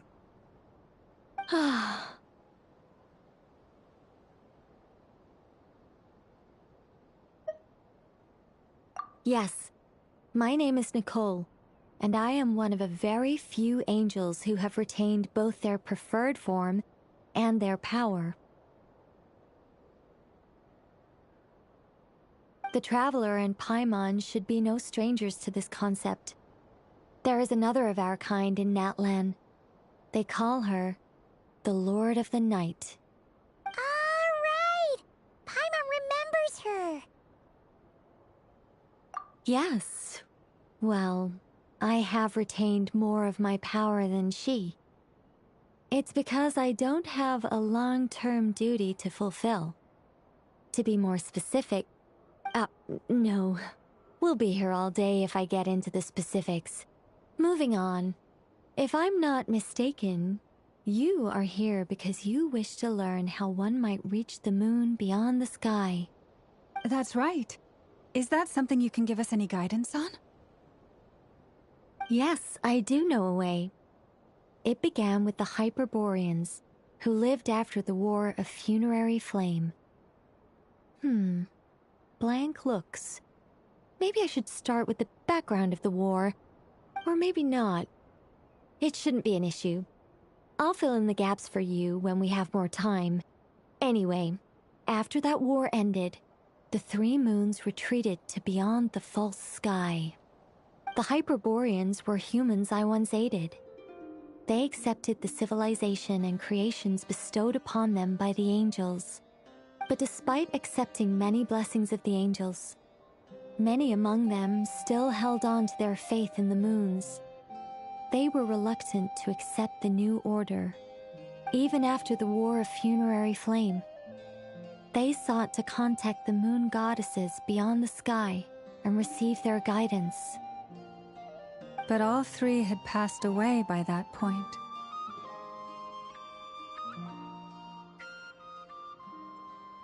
This mage has a unique method of communicating. Is she talking about the moons? Yes, but they did not know. And so, still they prayed for the moon goddess's mercy. After building titanic structures that consumed vast amounts of Kuvaki, at last they glimpsed the moons and heard their voices. But of course, they were gravely disappointed. For it was then that they realized the three moon goddesses were dead. Oh, that's such a sad story. It is. Humanity was in a very sorry state at that time. The angels who had once aided them were gone, and the war of funerary flames had left them homeless and destitute. Just a second, I gotta ask. How relevant is all this history to the task at hand? Well, I mean, it's... Okay, it seems we've drifted into irrelevant narrative waters. It's been a while since I've had the chance to speak inside someone's head. As soon as I got started, I lost control, and the words just flowed out like a waterfall. What I'm trying to say is... Right, yes, that's it. The relevant part is the ritual created by the Hyperboreans. The fact that they bypassed the false sky and saw the true moons implies that they successfully built a connection between Tevat and the outside world. Which means, with enough Kuvaki and a sufficiently stable connection, it should be feasible to send one person over the border. Okay, so they built some kind of portal? Oh, yes. A portal. Yes. Is something wrong? You sound disappointed. I just didn't expect you to summarize it so well. It turns out I could have said all that in one word, if only I'd managed to think of it. No, please, it's fine. This is invaluable knowledge. I'll be sure to record and preserve everything in writing. Oh, really? Well, in that case, I suppose I could backtrack and add some more detail. I did gloss over a few things so far. Whoa, whoa, whoa, time out. Let's summarize what we've got first. The Hyperboreans were the last ones to use this method, right? So we somehow need to find whatever structure they built and make sure there's enough Kuvaki to power it up. Luckily, we have the moon marrow of both the eternal and iridescent moons, so we're all good for Kuvaki. Which means the key issue we need to focus on is finding the place. Am I right so far? Yes. Although I expect the structure is long gone by now. That said, what if we could take advantage of the phantoms to travel back to a time when it still existed? Well, travel back isn't quite accurate. It's more like we'd be creating a handshake between 2 points in space-time. We wouldn't even have to pick a time when it still existed. It could just be a time when it still appeared in phantom form via projection, or we could project our own phantoms, fold them together at... You look lost. Was that too hard to follow? Yeah, things got a little, technical there. Paimon's brain is reaching capacity. All right. Let me think about how to put this more simply. Okay, got it. Over the next few days, I'll search for phantoms that we can use. Once I find one that meets the criteria, I'll let you know and we'll regroup. By completing certain rituals, specific individuals will be able to enter the phantom and make it to the Hyperborean structure. If everything checks out, and it looks feasible, we'll just need to wait for Moon Prayer Night, and we can send the Moon Goddess back home. I'm really skimping on the detail here. Is this making any sense at all? I think so. For now, we'll just wait to hear from you. Yes. Basically, yes. Great. Counting on you. In the meantime, we'll focus on finding the Moon Goddess's name. My name? Are they looking for a way to stop me from disappearing? Excuse me, Miss... Go on, Miss Nicole. This conversation was a little all over the place. I didn't catch your name. I am Lauma, of the Frost Moon Scions. Ah, I did wonder. I noticed that you listened very intently when I spoke about Hyperborea and the moon's history. If you'd be interested, I'd love to visit you this evening and go through it again in greater detail. Also, if you were serious about making a record, it would be too risky to simply write down the raw details as is. I would suggest some tweaks. Maybe rewrite the stories as fairy tales or fables, perhaps even prayers. Anyway, we can cross that bridge when we come to it. So, see you later then? Oh, and no need to prepare anything. Just a cup of tea will do. See ya! She seems friendly. It's just... It's so nice to find someone who's actually willing to listen. I've been dying for a chance to finally go through all this systematically from start to finish.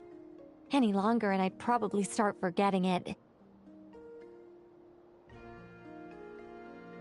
Now Paimon gets why Alice told us to mind our heads.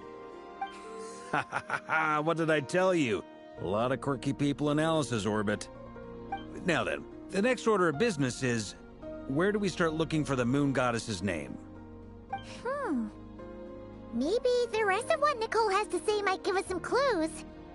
Once I've heard her out, I'll summarize the salient points and share them with you all. I'm also inclined to review our other documents. Yes, our faith was first established by our Hyperborean ancestors, but many of the more factually accurate records are from after Kuthar's birth. Sounds like we're gonna follow Columbina's journey through Devat, huh? In that case, we'll start by heading to the Frostmoon Enclave. Sounds like a plan. Take this with you. I'll see about getting in touch with the Fatui. It'll probably just be Arlecchino and Sandroni again. They're the only ones who would want to help. Thank you, Mr. Varka. Don't mention it. Honestly, I'm more comfortable dealing with the Fatui than prying into the details of a young lady's childhood. Catch you later. I should follow them, just in case there's some way that I can help.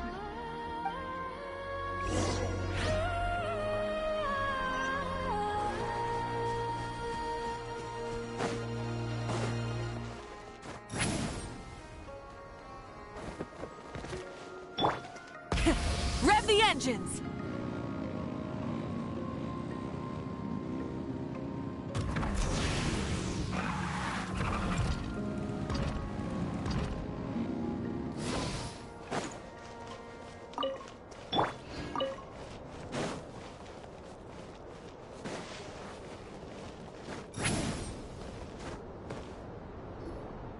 A while ago, I took the time to organize all documents in our possession that pertain to Kuthar. What you see here is the material I consider reliable. You're saying there's unreliable material too? Yes. Most of the information we have was transmitted through an oral tradition. Inevitably, some of her stories were mythologized and deified over the years through countless retellings. That's why I organized them into reliable and unreliable. There's no sense seeking answers in history unless we can ensure the veracity of the historical record. Makes sense. All right, let's take a look through.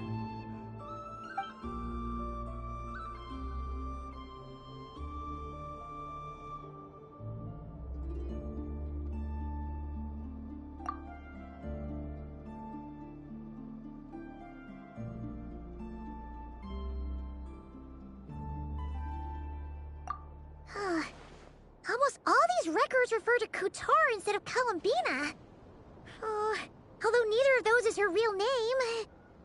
Paimon's not sure what point she's trying to make. What we can gather from these records is that the Frostmoon Scions worshipped her as a god, placing impossible expectations upon her. I cannot fault them for their earnest faith, but for all their devotion, worshipping her day in, day out changed nothing. I imagine that none of it resonated with Columbina. It wouldn't surprise me if, even back then, she had already begun to reject the name Kuthar and everything it represented. Lama speaks the truth. When I heard them call upon Kuthar with hope and expectation in their voices, they may as well have been calling upon somebody else.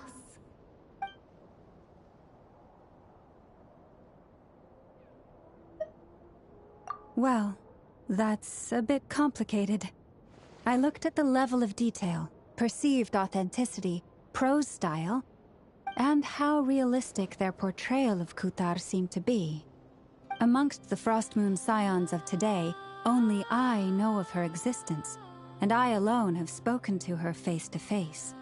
As such, I know that there are certain things she simply would never do. That being said, I have sensed some changes in her lately. Changes? Me? Oh, seems like this is getting us nowhere. For what it's worth, why don't we check the unreliable sources too? Sure. Give me a moment.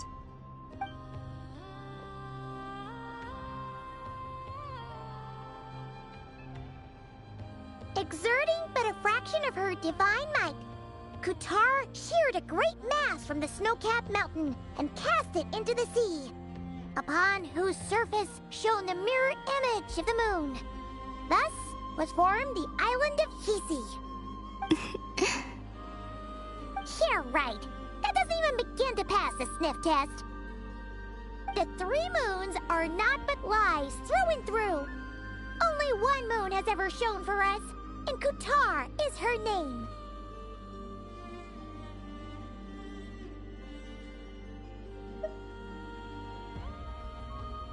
The vast majority of ancient texts are filled with fanciful tales like these. I trust you understand my criteria a little better now. Kutar did not speak, merely gazing into the distance in silence. And where her gaze landed, this was her prophecy. Clearly, whoever wrote this text never even met Kutar. Otherwise, they'd know that her eyes are always closed. What about you, Traveler? What are you reading? Come on, let Paimon see. The child wished to build a wooden nest with which to shield a fledgling bird from the cold. But being so young and lacking in strength, the child could not snap the branches from the trees. Kutar was passing by. Upon seeing the child, she summoned forth the Kuhenki, who built a beautiful nest for the child. I remember that. Not knowing the meaning of Kutar's divine intervention, the child dared not to respond, and thus ran home to call their parents. But Kutar was gone. The Moon Chanter declared the event a miracle and took the nest as a relic, placing it on high for all to see. The child was named as one favored by the goddess, and was greatly respected amongst the people. Yet, no further miracles were bestowed, and this matter was forgotten in but a few years. Huh. Any thoughts after reading that?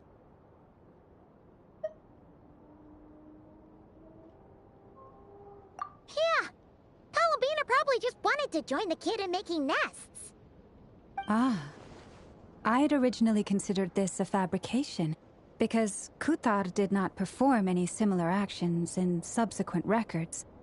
But now that I think about it, it does seem like something Columbina would do. It's just that... She didn't know how other people would interpret her actions.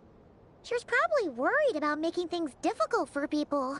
And so, she gradually stopped joining in. Yes. Oh, that's so sad.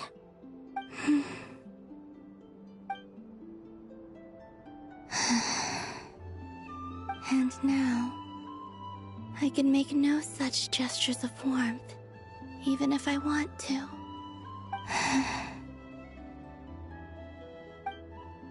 Still no name. That's a bit of a shame. But we did learn some interesting stories. That's gotta count for something. Barca said he was gonna set up a meeting with Arlecchino and Sandrone, right? Let's go back to Nasha Town and see how he's doing.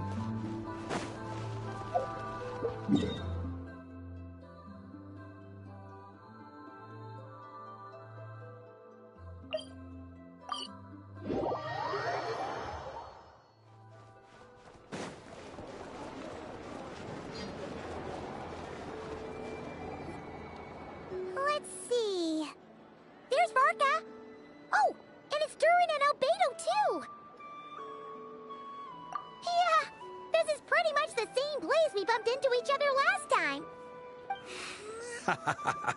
I convinced them to stick around a little longer. We were all waiting on people, so I figured having a little company would help pass the time. Ah, so you've been waiting for us? Does this mean that you've already arranged things with the Fatui? Sure does. Now you're back, we can go meet up with them together. How'd your investigation of the Frost Moon Enclave go? Well, we didn't find out Columbina's true name. But apart from that, it went pretty well. Aha, just as well that I didn't tag along then. I'm sure our moon goddess wouldn't want every man and his dog knowing all about her private life. Still, desperate times, desperate measures, I guess. Someone had to do it. So, Varka was waiting on us, but what about you two? Are you waiting for Alice? Oh, no. We already met with her. We discussed that experiment I mentioned to you last time. Oh, and she also handed me this communication device.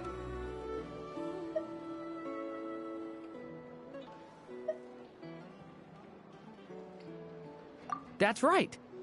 I understand she informed you about the relationship between the phantom phenomena and Tevat's borders, yes? She wants me to help her with some more experiments on that front. She said that she'll contact me through this device with more information. Ah, I see. Following instructions and making observations. Pretty common research method. Takes me right back to Albedo's lab. Wait, then who exactly are you meeting? Someone you know. Albedo's met him too. But I don't think Miss Lauma or the Grand Master have been introduced. Introductions are overrated, especially in cases like this. It's you! So, it's not like the Academia has prohibitions against going abroad. Also, I applied for leave. I've been writing to Hat Guy since obtaining a human form. I've already brought him up to speed on everything that's been going on in Krai. Hat Guy? Turns out, I actually have heard that name before. Oh? Then why did you react the same way I did? I only knew the name, not the fella. But since we're all here, let's do some introductions for what it's worth. I'm Varka, Grand Master of the Knights of Favonius. Lauma, Moon Chanter of the Frost Moon Scions. And I'm a Drioche from the Vahumana Darshan of the Sumero Academia. Hat Guy. Good to see you again, Mr. Guy. I believe we last saw each other on the boat ride here.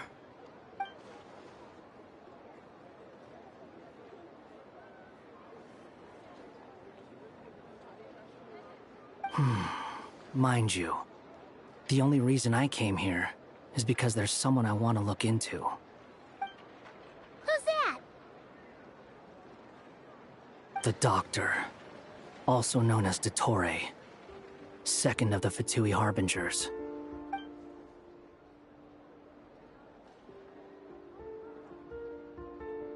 From the tone of your voice, it sounds like there's bad blood between you.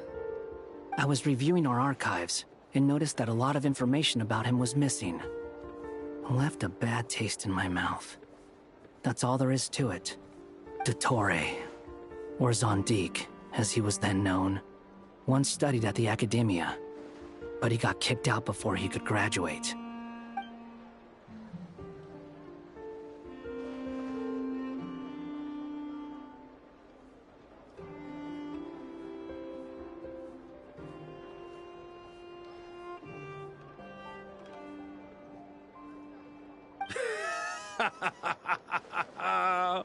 So the Harbinger's #2 man is a college dropout? How embarrassing for them. Last we heard, he was planning something. We actually heard that a few times before, even coming to Krai, but we haven't seen a trace of him since we got here. He only appears when something interests him. For all we know, he might have left already. But the fact he did something here at all is worth noting. It'll fill a couple extra lines in his file. Why does it sound less like a file you're writing and more like a criminal record? Anyway, we were just about to meet two of the other Harbingers. Want to come along? You might learn a thing or two about him there. Sure. Even though they're Harbingers, well, they're old acquaintances of ours, so, you know, when you talk to them, try to be... I got it. The Frost Moon Scion's relations with the Fatui remain tense. Forgive me if I do not attend. In that case, we'll continue assisting Miss Alice with her experiments. Good stuff. Everyone's having a fruitful time. All right, we better get going. I'll lead the way.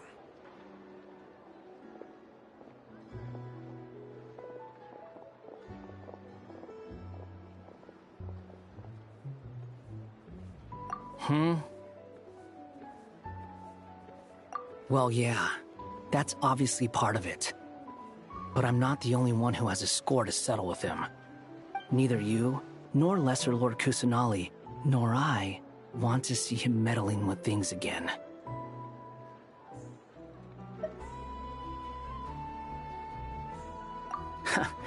What's the hurry? Don't worry. Pigeons always know which way home is.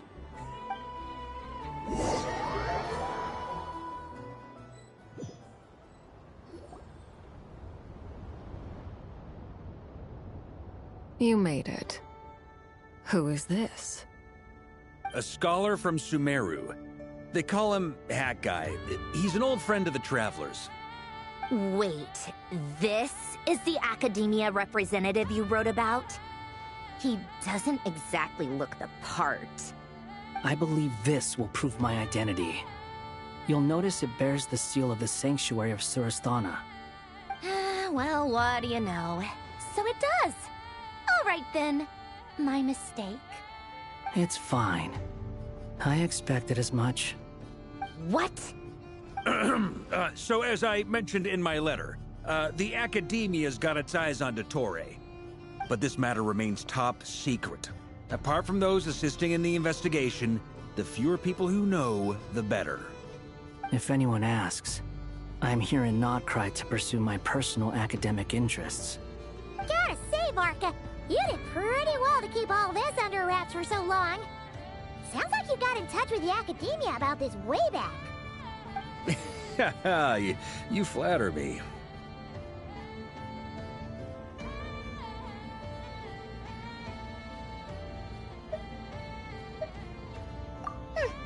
Where do I even start? Remember that time we fought Rerir at Star Sand Shoal? He sure let me have it then, didn't he? I'll bet Dottore had that all sketched out, with me as his convenient little pawn. He could not care less about us if he tried, but hey! The feeling's mutual. Does Dottore really strike you as the sort who values his relationships with his colleagues? Fair point. Definitely not. Which is why I always keep my guard up whenever he starts making suspicious moves. To that extent, our motivations align. On top of which, I consider you trustworthy people. Now, back on topic. In the wake of the Reikir of Solnari episode, Sandrone and I grew suspicious about Dottore's complete inaction during the entire affair. So we tried to find out what he'd been up to, but unfortunately to no avail. He never lets anyone in on his plans. The more he cares about something, the more secretive he gets. Indeed. Perhaps he believes that by keeping a low profile, he can avoid trouble.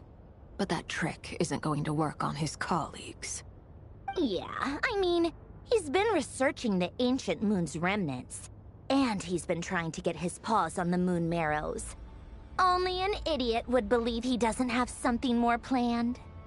With this in mind, I returned to Snezhnaya and relayed my thoughts to Her Majesty the Tsaritsa, entreating her to have him recalled.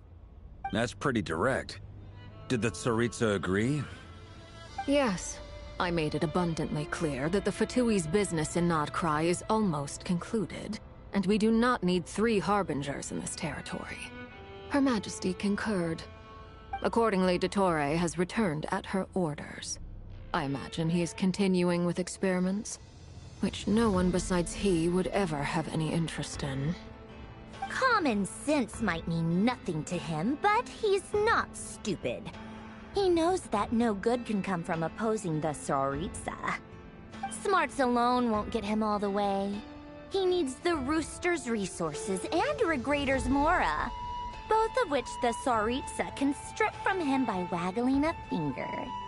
But doesn't he have a track record of publicly following orders while going against them in private? He probably has it down to a fine art by now. Wouldn't put it past him. We worked together on a research project once. Only briefly, but it was enough to show me that we're fundamentally different people. He has no interest in doing things methodically, stage by stage. His thoughts jump all over the place, and the moment his curiosity is satisfied, or he gets the results he wants, he disappears. The only similarity we share is that, once we set our minds on doing something, we will see it done, whatever it takes. Oh, we definitely saw some of that in your battle with Rerir. You got so competitive. Ugh, do not remind me. Then I believe we all concur. Dottore will not simply give up. Fantastic. Now this is turning into a whole day of unpleasant memories. Ugh. Are you talking about the moon marrow stuff? He also strikes me as the kind of person to disregard experimental regulations, ruin all the equipment, and go way over budget. Then leave the first person he can find to deal with the fallout. Exactly. This one time, he was running some high-temperature experiment and the substance exploded. But does he care? No. He orders his subordinates to open the device so he can observe the results, which causes the gas inside to leak out. That gas was poisonous! If I hadn't been there, who knows how many people might have died? And after all that, he left, while I was still cleaning up after his mess. What a waste of time, he said. A waste of time? The nerve! He wasted my time! You've been bottling that up for a while, huh? Hat guy, I must say, you seem awfully familiar with internal Fatui affairs. Especially when it comes to Dottore. Thank you, Lady Harbingers, for providing such valuable information. I have no other questions for now, so I'll be on my way. Wait, what? You're just gonna leave? You're welcome to join if you want. Ugh. Just when Paimon thought he'd finally mellowed out. He makes quite the impression. I'll say. I've met tons of headstrong people, but not many of them would join me in bad-mouthing Dottore. Anyway, back to the main agenda. Barca, you said that Columbina has gone missing? Or rather, disappeared. Yeah. We're working on building a connection between her and this world. The simplest method is to find out her real name. I've actually asked her that question before, but she said she didn't know. Considering our relationship, I doubt she was lying to me.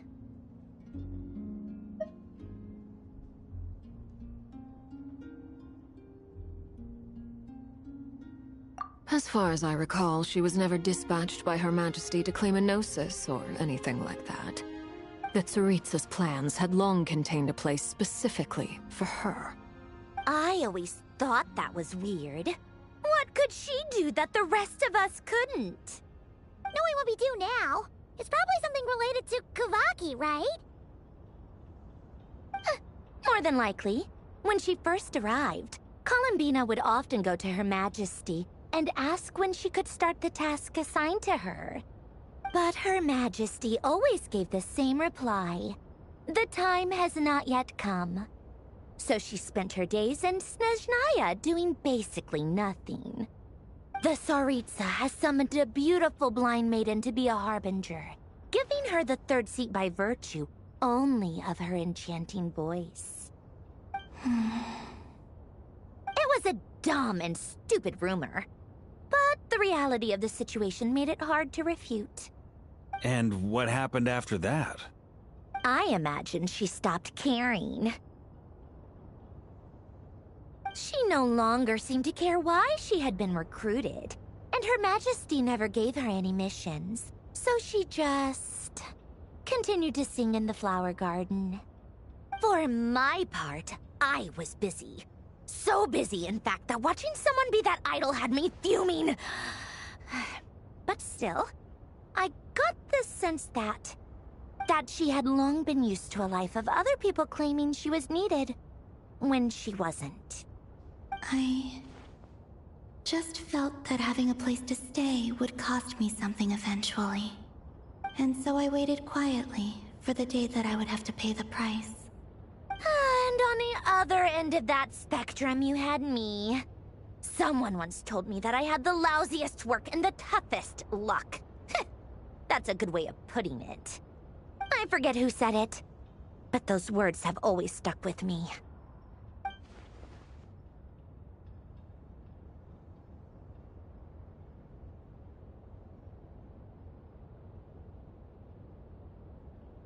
But you've done your job exceptionally well all this time. Because at heart, you are a conscientious person. What is it? Something come to mind?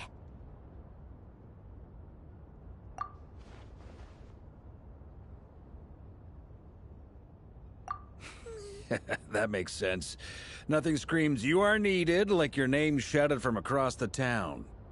Well, good luck with it. But if you ask me, Colambina is still the most shoutable name. I'm just so used to it now, after all the arguments we've had. I can't be bothered trying to remember another name for her. Nor I. Sandrone. Harlequino.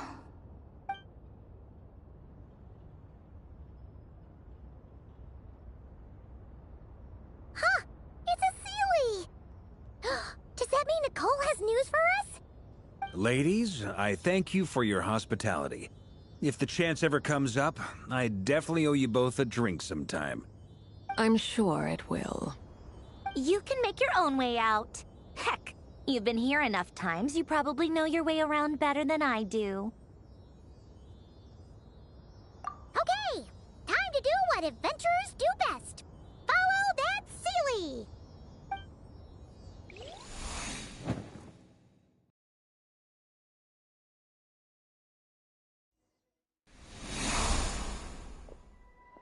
Here you are.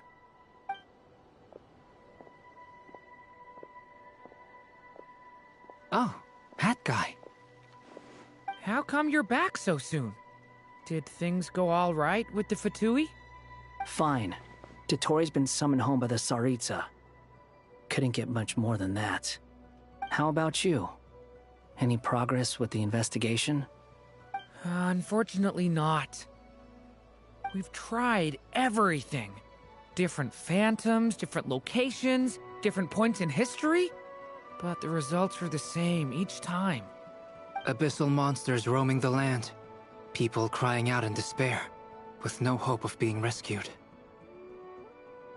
Every time I see it, I can't help but think, is this what it was like in Mondstadt when Dragonspine Durin attacked?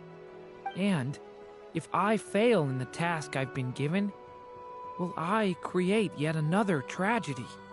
That's just meaningless speculation. When we encountered similar phenomena previously, I tried to interfere with those illusions, using sounds and lights to guide them.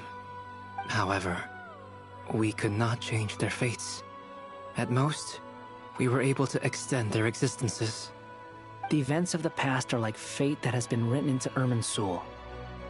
There isn't a living thing in Tevat that can escape its past. But Miss Alice instructed us to try to find ways to change the outcome that these phantoms face. It's an impossible task. Can't you just refuse? Since she asked us to do this, I feel like it can't truly be impossible. Or if it is, Well, mages can make the impossible possible. I could not have been born as Durin otherwise. But you also said that your past 39 attempts were fruitless. That's true. But you're still going. Yes. After this many futile attempts, surely you realize that you're not doing this because you still believe what some mage told you. It's because you want her hypothesis to come true. It's something you wish for deep inside. So, think for yourself about what you want to do. As long as you don't believe it's futile, it isn't. Yeah. Previous experience indicates that we cannot touch the phantoms, which limits the effectiveness of our interventions. If we want to clear this hurdle, we need to break this rule somehow. Same thought here. Following the same rules means repeating the same failures. Reducing ourselves to mere playthings of fate. So you mean we need to figure out a way to make contact with them despite knowing that we can't? Yes, and I suspect that's something only you are capable of. Everything in Tevat is logged in Irminsul, but the withering that once occurred in Sumeru was a sign that the Great World Tree was being corrupted. This corruption allowed things that should not have existed in Tevat to appear. This is tantamount to rewriting reality to an extent. You're saying abyssal power might be able to affect those phantoms? No one's ever tried it before. If you're gonna try it, it'll take courage. And you have to be confident that you can control it. Is anyone there? Has anyone seen my daughter? She's missing. I have to find her. I hear someone inside. Spargana? Are you in there?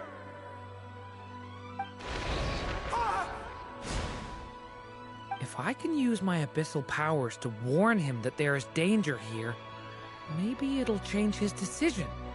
Maybe he'll stay away. Yes. The important thing is not the nature of the power, but rather how you use it. To intimidate and obstruct. Sounds about right for the Abyss. Well, let me try. I should be able to influence that thing.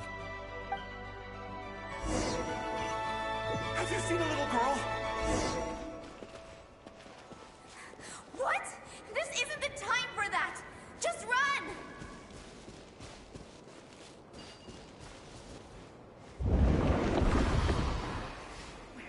I hear someone inside.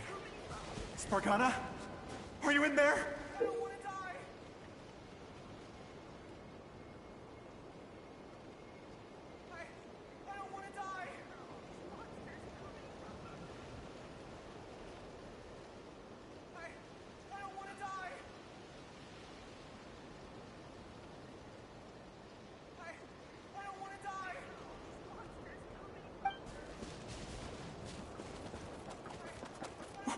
What is this? Looks dangerous. I should get out of here.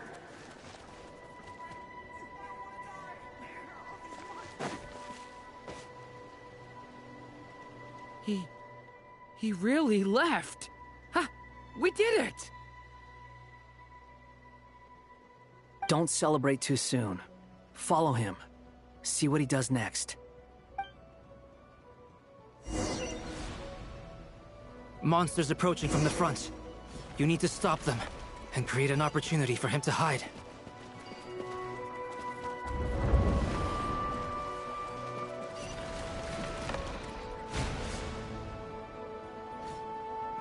Help me!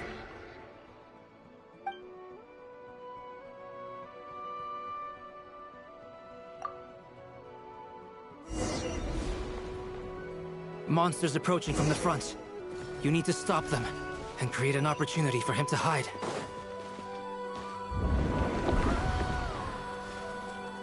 No! There's monsters ahead!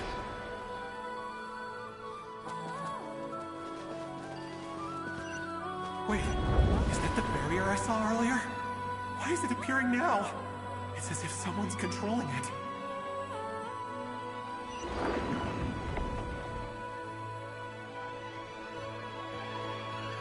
monsters are gone. Is it safe now?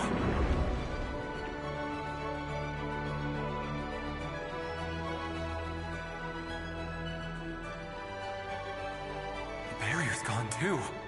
How odd. Anyway, I guess I'll keep going. Quickly, let's keep up.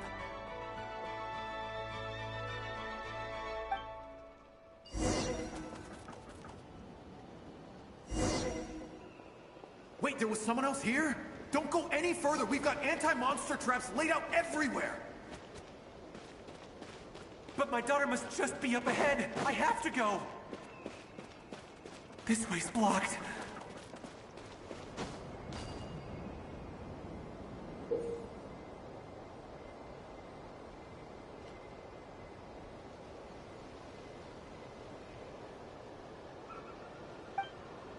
We might be able to use the explosives over there, but we need to take care not to hurt him.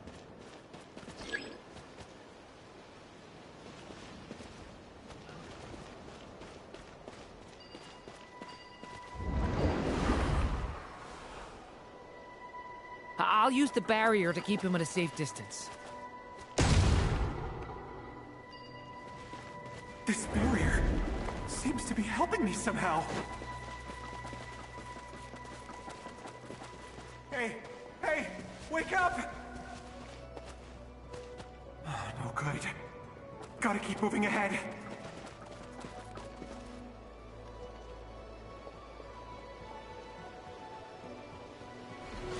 So many monsters! There's still a chance, Durin. Use the traps.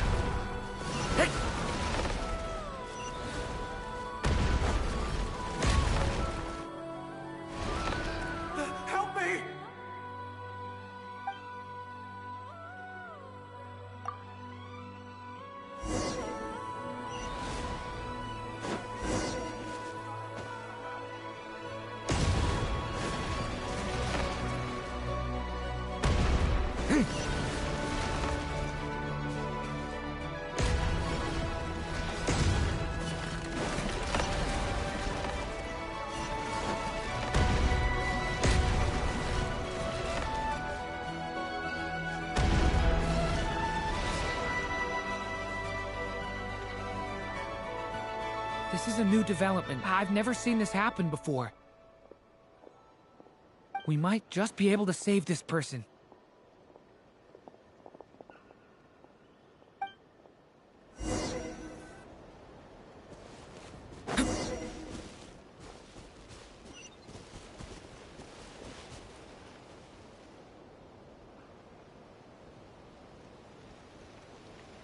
Hello there. Have you seen my daughter? Spargana's her name. She's carrying a large backpack. Get out while you still can, you fool. You won't find any survivors here. But I can't just leave her here. She must be so scared right now. Sorry. Wish I could help, but I haven't seen her. You'll just have to keep looking. Okay, thank you. If I do find her, I'll get her to shelter and come back for you. Don't bother. I've got nowhere left to go.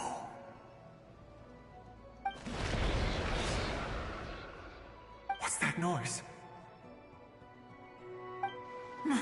Monster! No, if he goes inside, he'll be walking into a trap. Let's try this once more. This time, we have to stop him.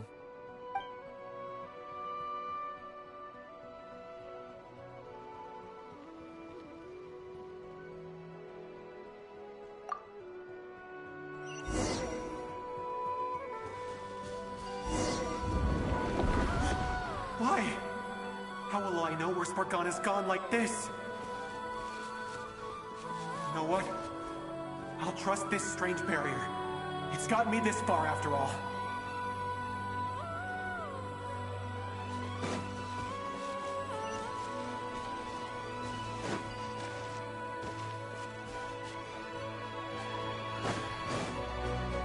Spargana, are you there?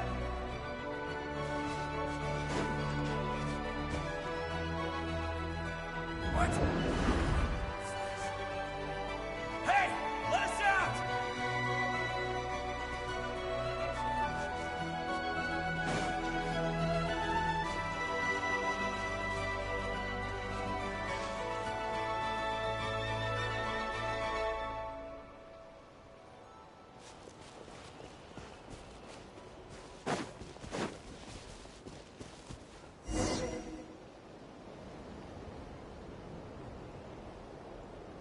Huh?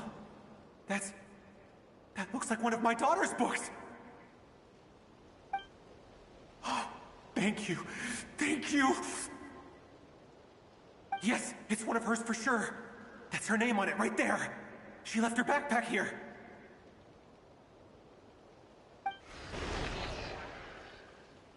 Durin, just like last time. Use the explosives.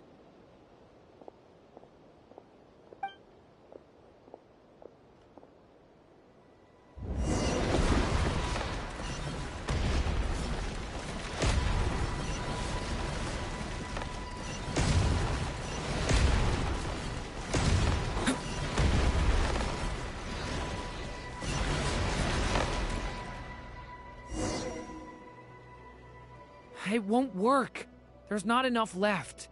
If he makes it in, he'll die. But then, this clue could be the key to him finding his daughter. It might not be the only one. Better he misses that clue than loses his life. I guess so.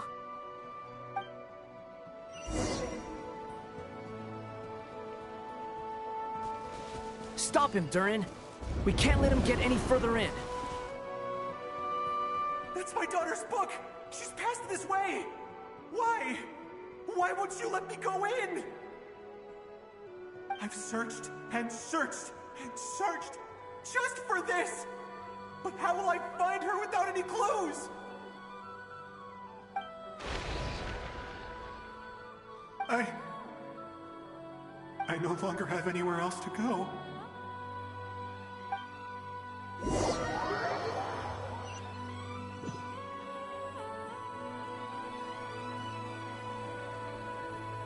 I'm sorry. I'm so sorry. He refuses to go anywhere else. Whether he opens this door or not, all that awaits him now is death. We couldn't change his fate. Albedo? Hat Guy? Let's try one more time. I don't know how we're gonna do this, but I don't want to give up either.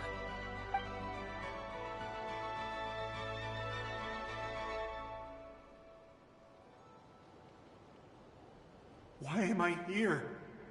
What's going on? All these scenes running through my head. Where are they from? Huh? What's going on? His reactions have changed. How many times have I... What's happening to me? Huh? Wait. Who are you? You can see us now? I feel like I always could, but that I only just realized you were there. I'm sorry, I don't know how to describe what I'm feeling. But you were the ones guiding me using that marked barrier, right? I haven't done anything yet, but those monsters, those deaths, they feel like memories. Like things I really did experience. I won't find my daughter. In fact, I'll ultimately die trying to find her. Isn't that right? Well, no, it isn't. Yes, it is. Even so, we're trying to find a way out of this.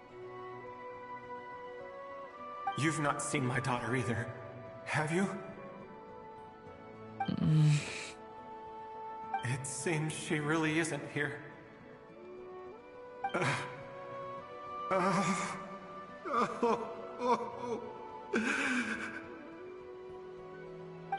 I'm sorry we couldn't help you.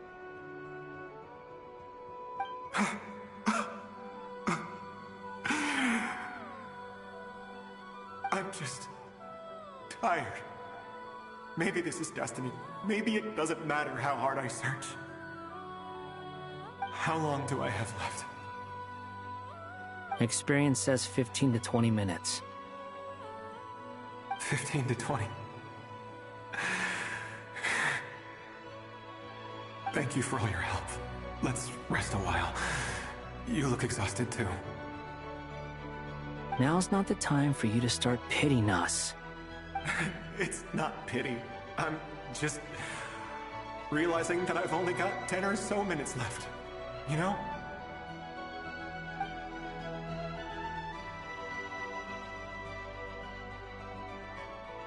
You say you're from Mondstadt, yes? A place with windmills, where people enjoy limitless freedom? And you're from Sumeru, where they've built an academy into a giant tree? Yes. It seems you've never heard of either place. Those names are unknown to me, I'm afraid, yes. Have you heard of Hyperborea? I have, but I heard that it was destroyed in the distant past. I see. That was where my ancestors once lived. What about Delphi Pytho? Was it later rebuilt? I've never heard that name. Then what about Sal Vindaknir? I have seen that name on stone tablets on Dragonspine. But I'm afraid the only things left of that place are its ruins. I see. Sure enough, there was no way to turn this around, huh?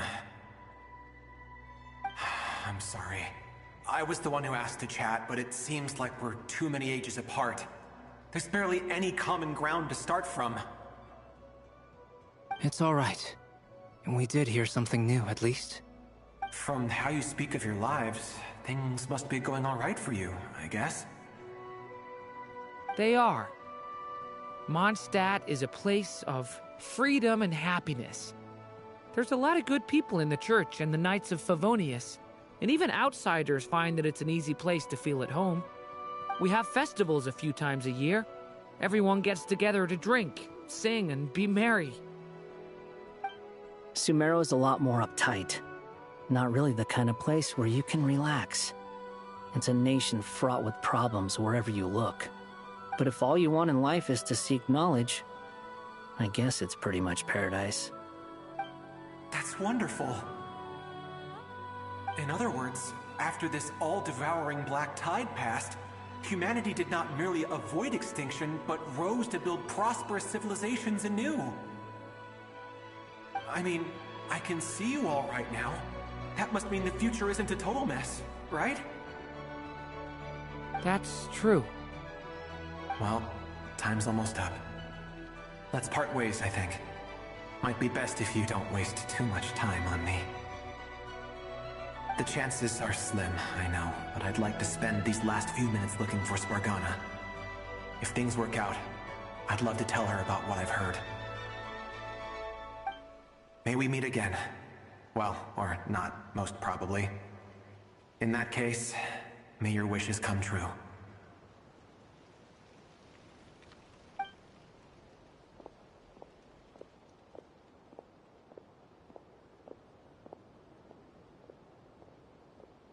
He's gone.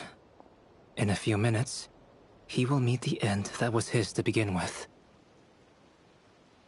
The ending of this tale did not change, but I believe that we've just made the most progress we have yet. May your wishes come true. If only it were so simple. Hat Guy, could I ask you a question? You've never talked about your past. It seems complicated, and it weighs heavily on you, too. Would you be willing to tell me about it? I mean, sometimes it's better to get things out in the open. Take that guy we try to help, for instance. At least he said goodbye with a smile, right? I know about Albedo's past. Our experiences are very similar, and he created me. As for you, you're my first friend, and you've witnessed every step I've taken. But by comparison, I know nothing about you. Either way, I mean, we're still best friends. But if I knew more about you, I might understand your thoughts a bit better. I've told you about myself. I'm a student at the academia. And what did you do before that? Prepared for the entrance exam? All right. If you really don't want to talk about it, I won't press you any further. I was a puppet built from the branches of a white tree, using technology left behind by the Conrian schools of mechanical engineering. A white tree? You mean an Irminsul tree? Yes. A branch of Irminsul that was once connected to the main tree. So you had a human creator too? Yeah. But my creator abandoned me after deciding that I was a failure. After that,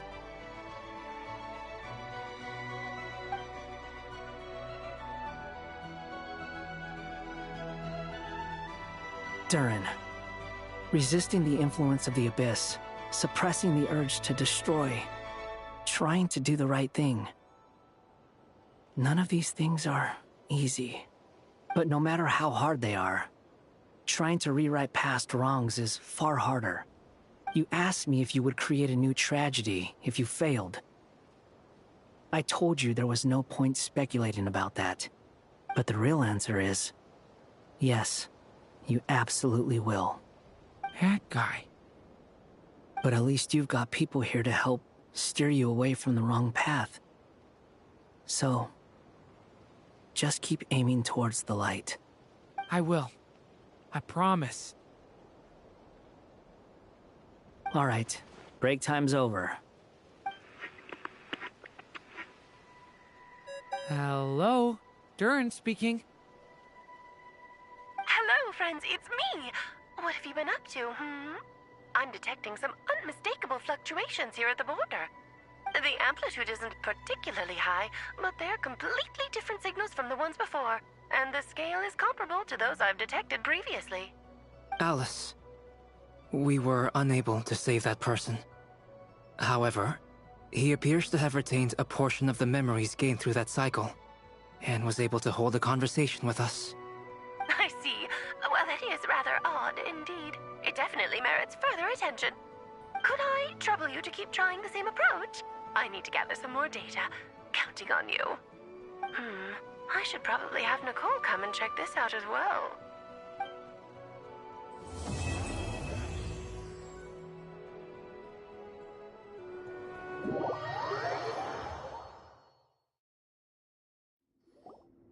There you are.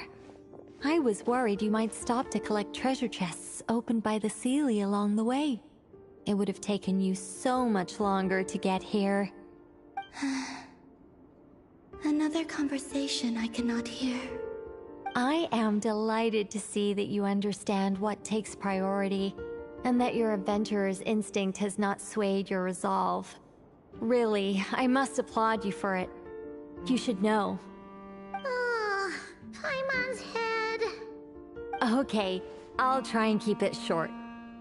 My senses are telling me that this is where we shall find the entrance to the ruins. Oh, cool! Well, what are we waiting for? Let's open it up and see! Patience.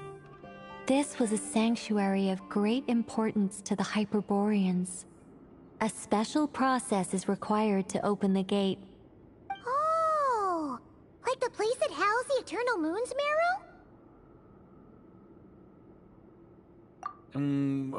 Okay, so what's the plan? Need us to do anything? And just the short version, if you can. Ah. Alright then. I was planning to start with some background on the invention of these techniques. Are you sure you don't want to hear it? It's quite informative. Remember what you were saying about priorities? Fine.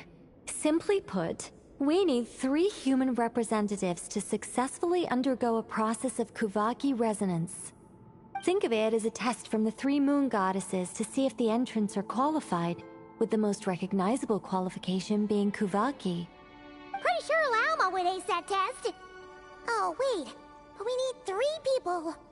I also have no doubt that the Moon Chanter would be qualified, but we would need 2 other people with the same constitution.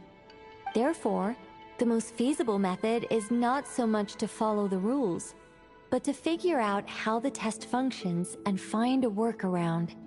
I've done some research, and it turns out the mechanism is rather crude. We'll simply need humans to stand before it who have sufficient Kuvaki energy within them. I'm with you so far. How do we get the Kuvaki in them? The easiest way would be transfusion. Take some Kuvaki from Krai's soil, put it into the bloodstream, and get it circulating in the body.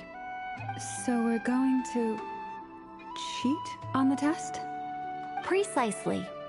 There are other methods, but this is the simplest one. Cheating the system is much easier than trying to hide from it. Huh? Sorry? Does the idea of cheating upset you, Miss Lauma? No, that's not it. I suddenly had an idea. Ooh, what is it? It's about Moon Prayer Night. I figured out a way for Kutar to join in the festivities. Huh? But as Paimon said, we need to have our priorities straight.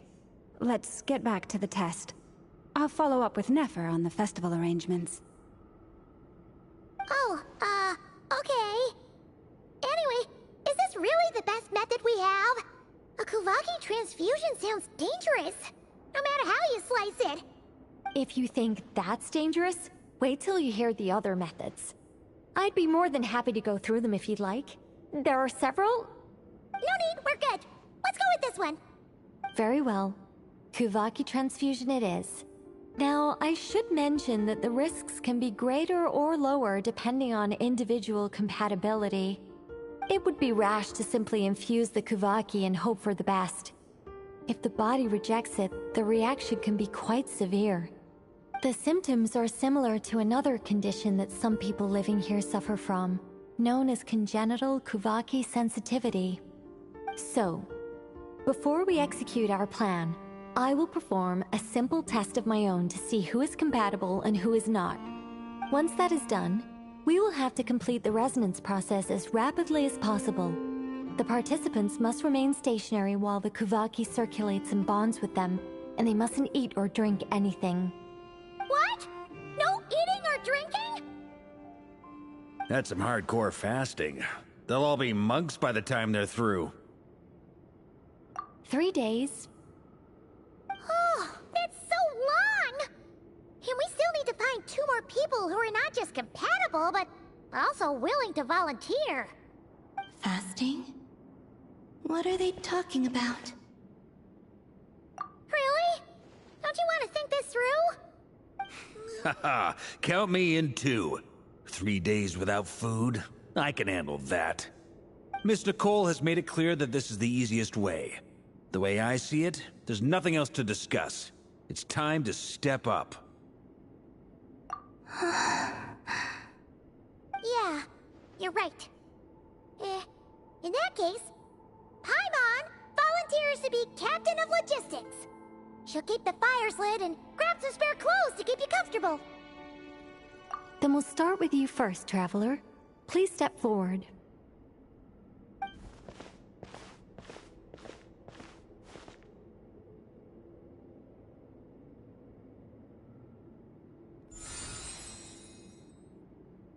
How's it going? Do you feel anything? How about now?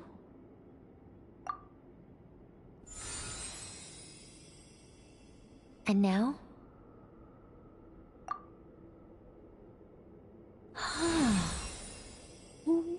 What about now?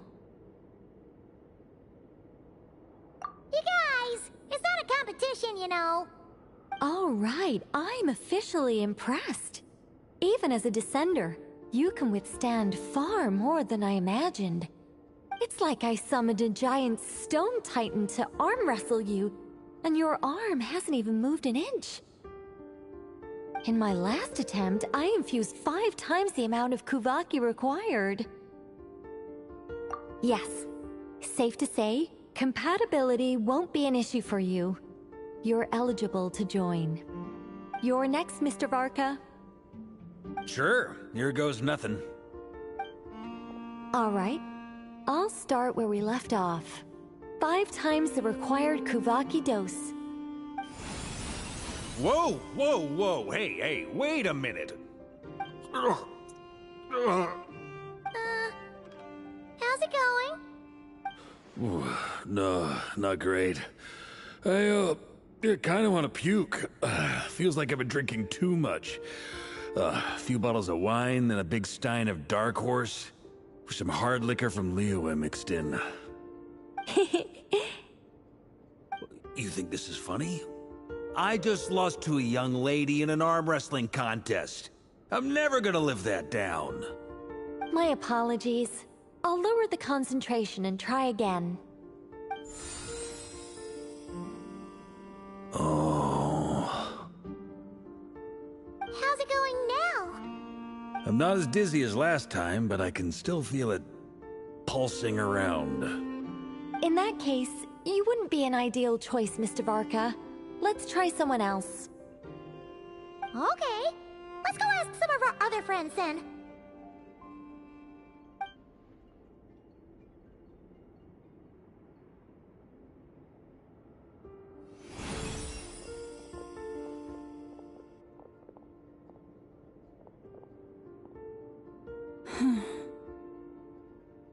No surprises here, Miss Moonchanter. You're perfectly compatible. You may join.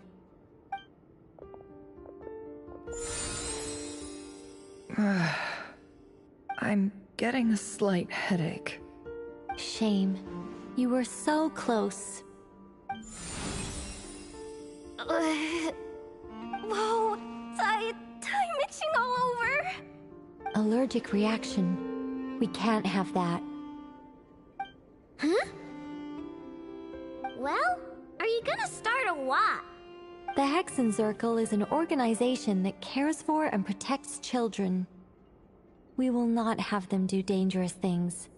Not even tests.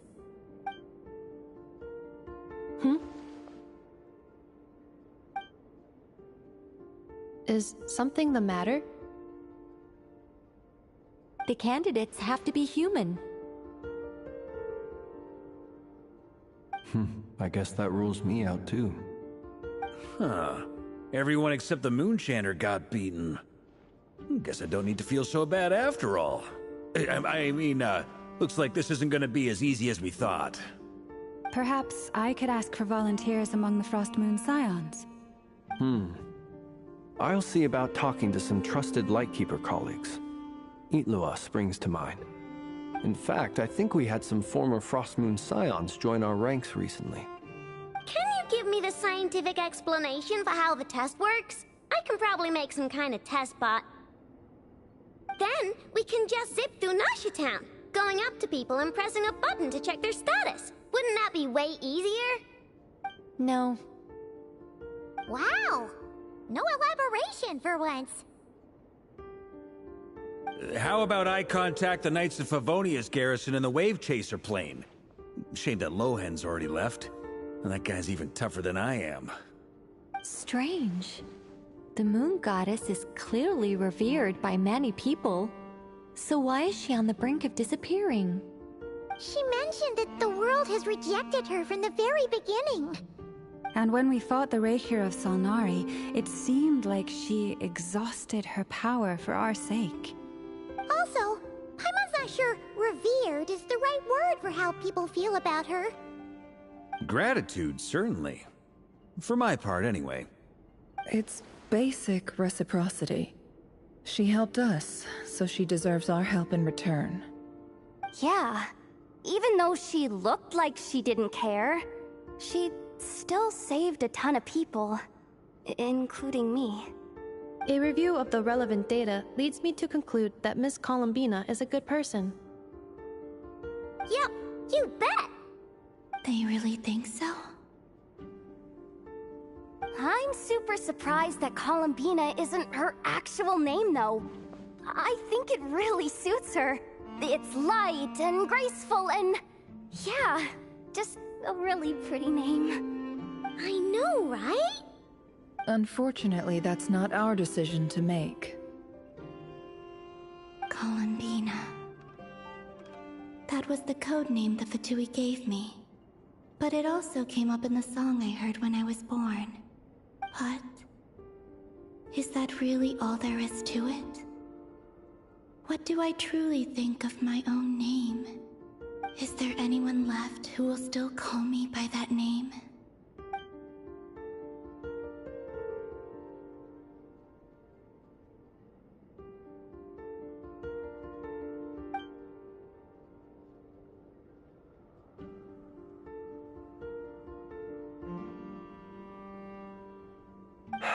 Moon Prayer Night is getting closer by the day. We're running out of time. We need to look for other candidates. Then allow me to try. Huh? What are you doing here? You contacted your friends via the Adventurers Guild. Sandrone has been keeping an eye out for something like that, so she informed me. Since I have the ability to accommodate a moon marrow, I should prove to be a suitable candidate. Arlecchino.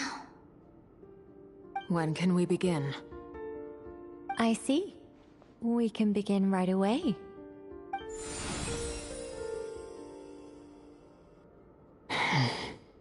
How was it? Did you feel any discomfort? Not at all. Then it seems we shan't need to look for additional candidates after all. Great! Cool. Alright, like Paimon said, the rest of us can take turns making sure the three of them stay warm and comfy. Then, my job is to take care of the caretakers. I will ensure everyone receives food and accommodation. I'm ready as well.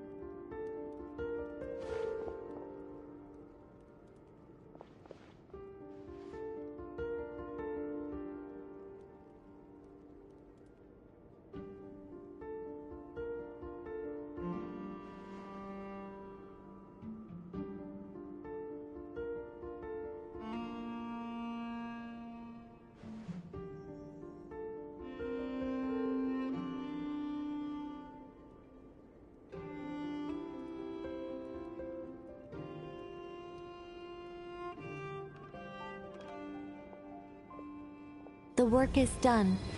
The sacred scroll shut. The stars grow dim, the people silent. The white sun sets, the silver moon rises. O path to the temple, appear now before us.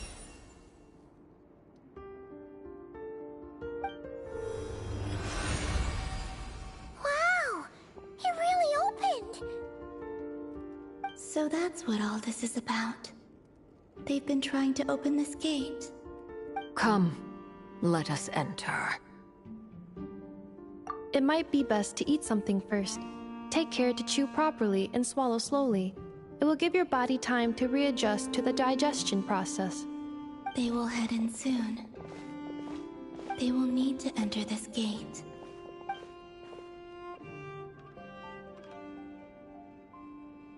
Huh? I cannot pass through. Is it because I have no physical body?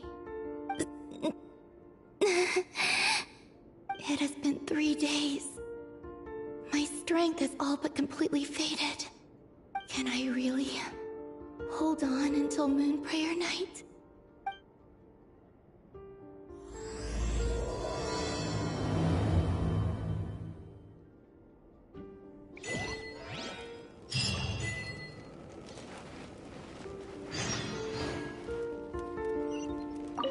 I have confirmed that you are all in good health. With that, my work is now complete. Congratulations are in order. It's good to know you're all well. Puts me at ease.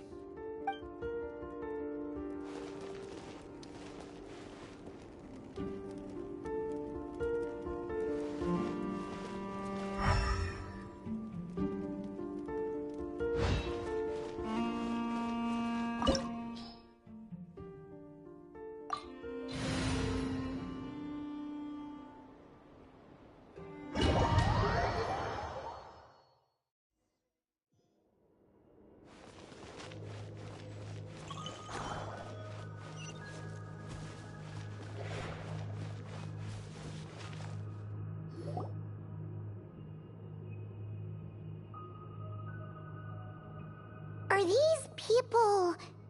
Judging by their clothes, they appear to be phantom Hyperboreans from the distant past. That could mean they have some clues about the moon goddess's name, right?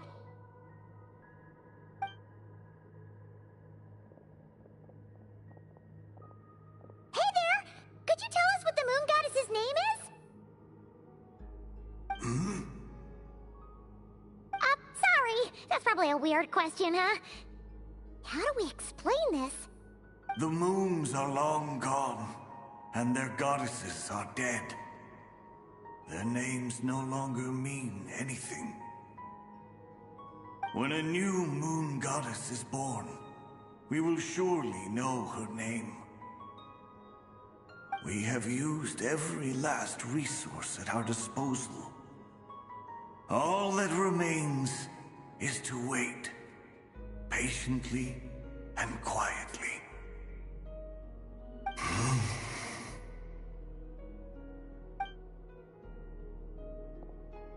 Were the people of the past all this devout? It looks like this phantom doesn't intend to converse with us any further. Surely the new moon goddess he speaks of must be Columbina. Alas, Kuthar's birth came long after the age in which he lived. But, maybe if we find a phantom from a more recent age, they might know Columbina's real name. True. Keep an eye out. We should be able to tell which era they're from by the clothes they wear. Yeah, you've been pretty talkative this whole time. What changed? Oh, nothing. I'm fine. You all make good points. When the Hyperboreans speak of moon goddesses, they mean the three from truly ancient times. I can't imagine they would know anything about our current moon goddess. There once was a time when the moon goddesses blessed them greatly and protected them from harm. So, when the war between the gods and dragons plunged the world into chaos, it seems they looked once more to the moons for help, praying for a new goddess to be born. Yeah, that checks out. Let's continue on. Who knows what else we may discover?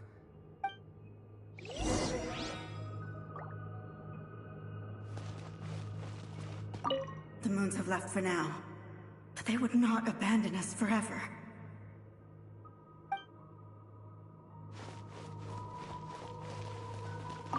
When the moons rise again, we shall receive their protection once more. Even in the darkest hour, there is always a way out.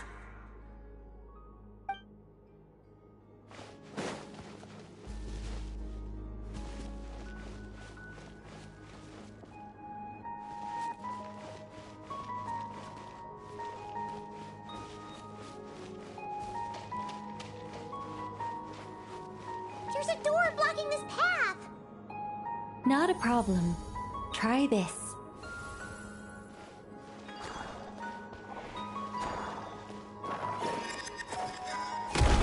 Whoa! How did that door suddenly collapse? This device was maintaining the door's integrity. Remove the core, and the device stops working.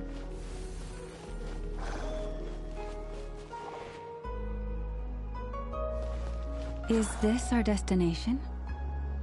Impressive. More precisely, this is a device that will help us reach our destination. Let's go. We still have a long distance to cover.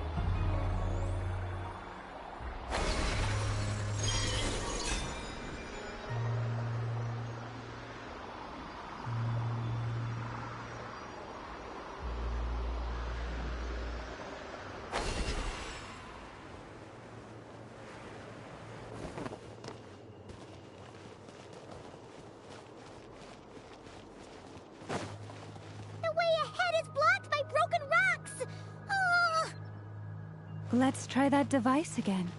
Remember the door from earlier?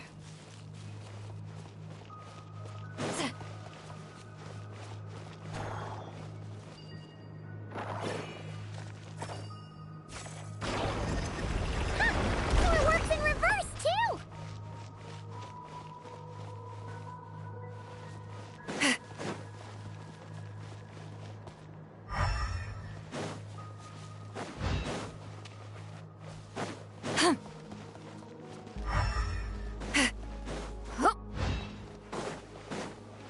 The humans we see are all phantoms, but the monsters are real. What a fascinating place. There'll be plenty of time to admire it later.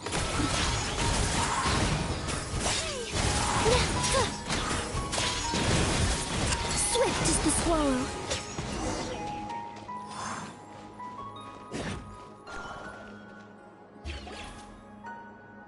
Ooh, there's a whole bunch of artwork in here. Seems pretty old. Nicole, this is probably your area of expertise. What do all these paintings mean? Let me see. To understand these murals requires some knowledge of the history surrounding the War of Funerary Flame. I shared a little of this with Lauma before. Yes. I think I follow. The dispute between the Moon Sisters, the transformation by Nibelung.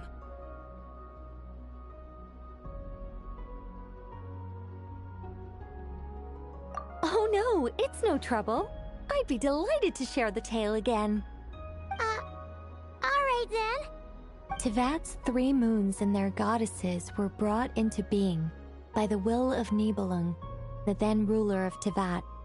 But when the heavenly principles came, they changed the world completely, down to its very foundations.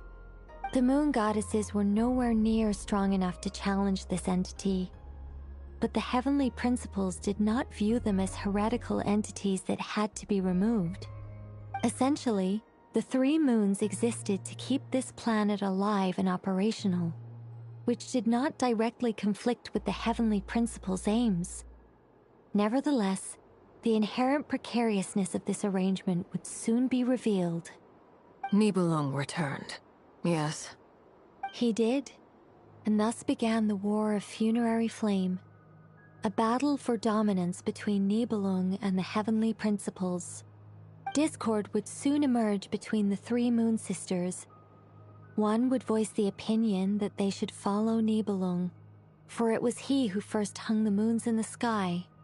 Another would argue that taking sides in the conflict would only bring the world closer to ruin.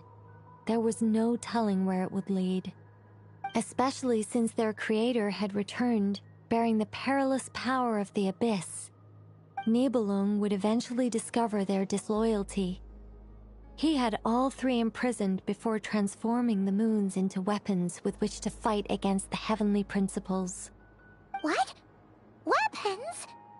Yes. The very moons that had once defended the planet became instruments of death and destruction, striking terror into the hearts of all living things. And although the Heavenly Principles and the three Moon Sisters had once been at peace, it now seemed that the moons posed an unacceptable threat to Teyvat. It is possible that the Heavenly Principles did not know of the goddess's imprisonment. If so, the weaponization of the moons would surely have been viewed as an intentional breach of the peace agreement.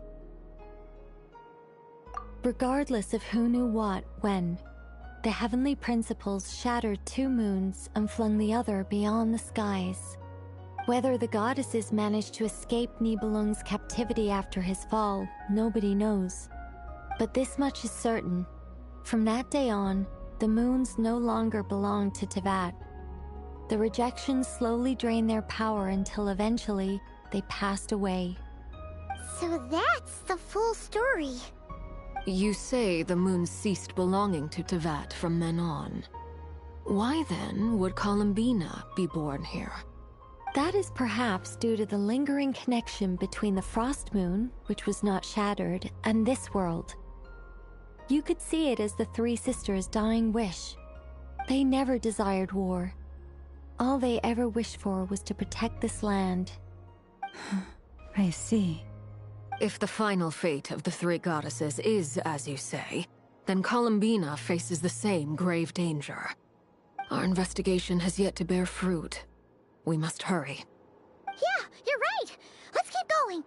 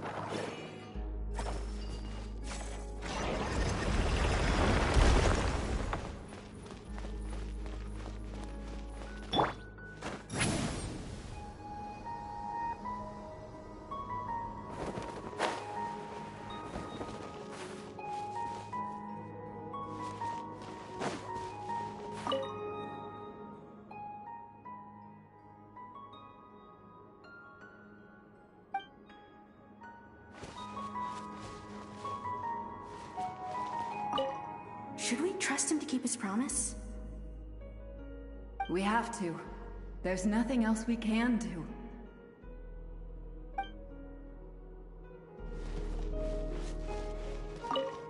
Why? Why do the creators of this world no longer show mercy upon their people? Remember his words. We must change our fate with our own hands. Wait, that's odd. Who is he? Is something wrong? No, not really. It's just that over 30 possibilities emerged in my head, so I can't be sure who he is. It's been too long. My memory isn't as sharp as it once was. Okay. 30. Wow. Impressive.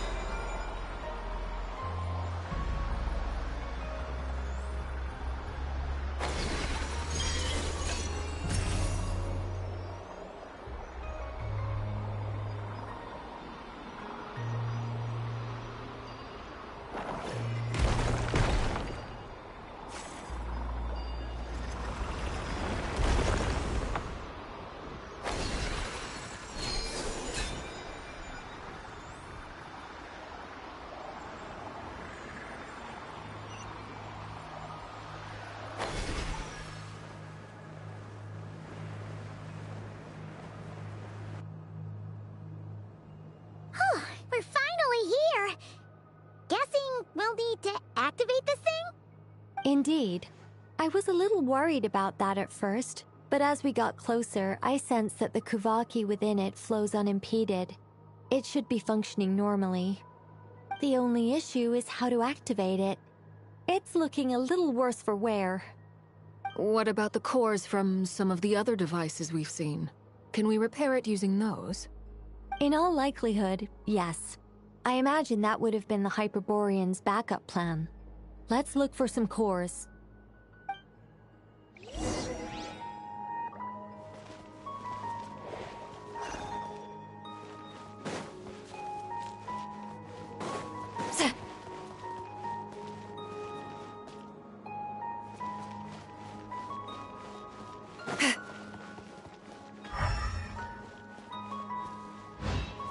Return to the skies!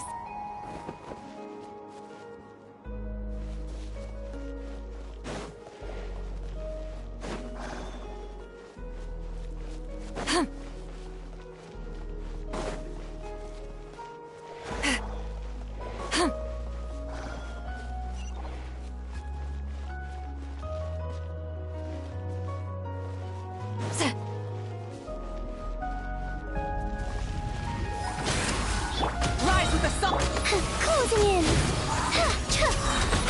Open fire. Closing in. Rev the engines!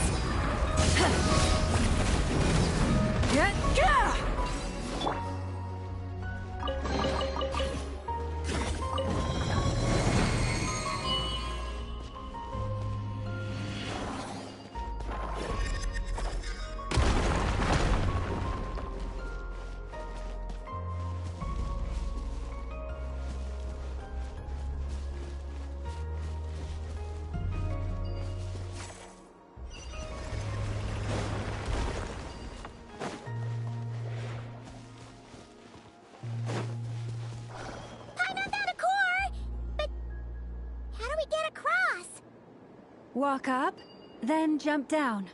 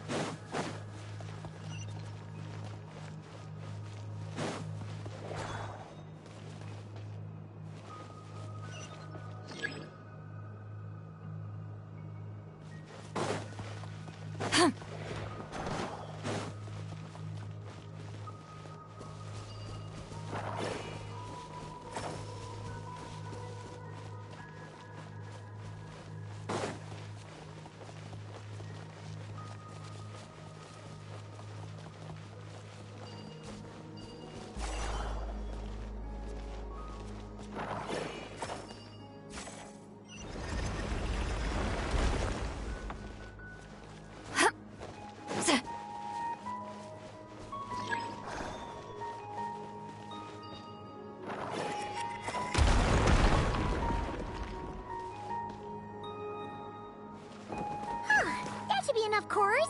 Let's head back.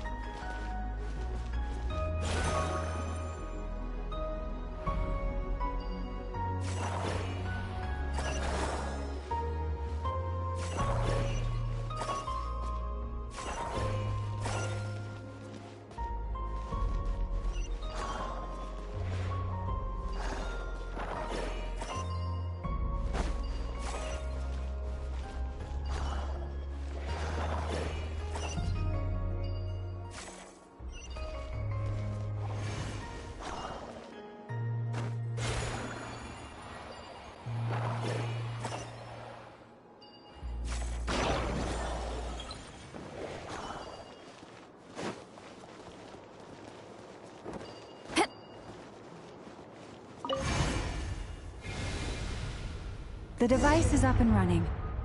It's hard to believe that the ancients were capable of constructing such things. Paimon sees our destination! It's right up ahead!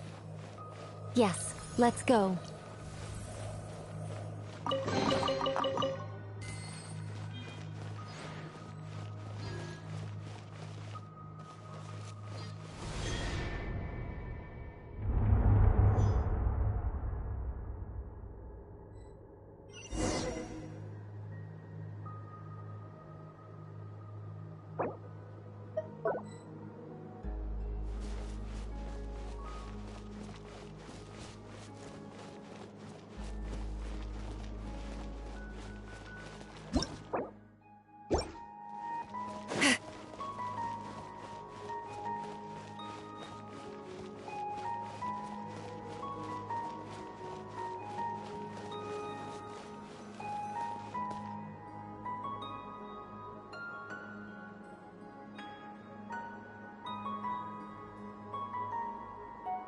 This is where the people of Hyperborea communicated with the moons.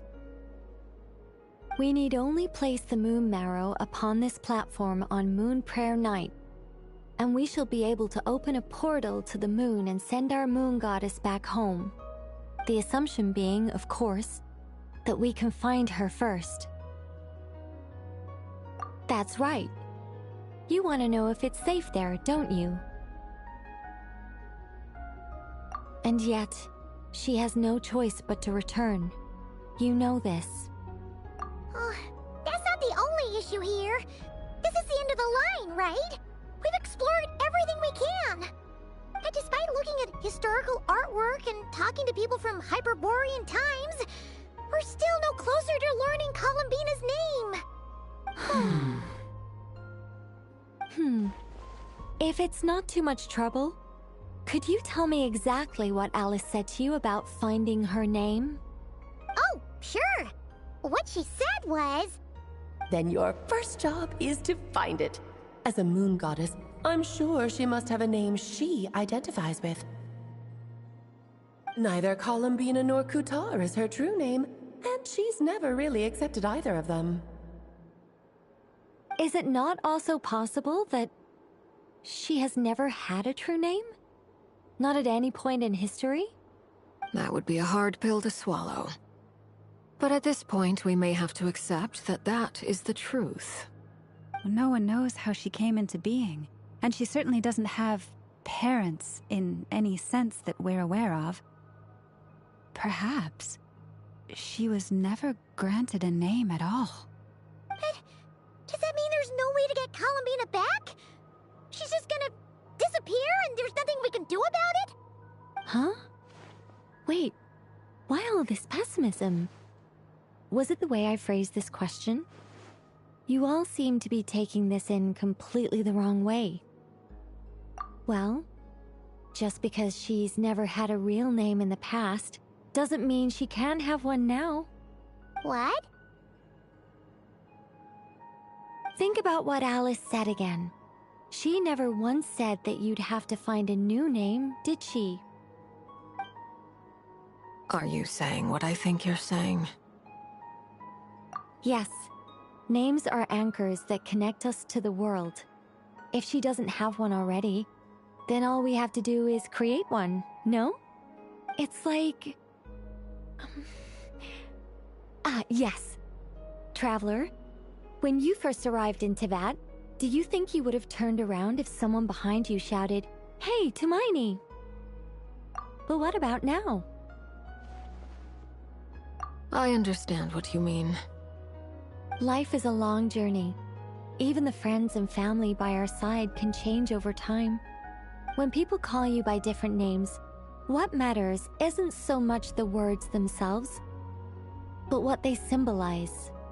And of course, whether that resonates with you. Lumine.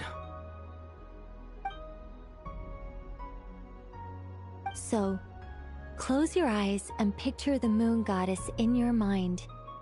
If you were to call out to her in this moment, what would you say?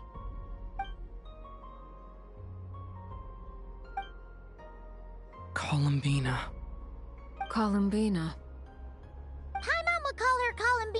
too. She has long forsaken everything that Kuthar represents. I think from now on I should call her Columbina too. Well, it sounds to me like you found your answer. Are you sure? Is it really that simple? We haven't found her this whole time, and not for lack of trying. For a journey like this, the process is every bit as important as the outcome. Had you not searched far and wide, rejecting every other answer you were offered?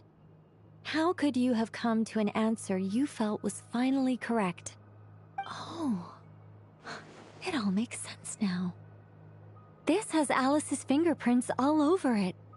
Are you suggesting that Mage knew from the start that Columbina never had a real name to begin with?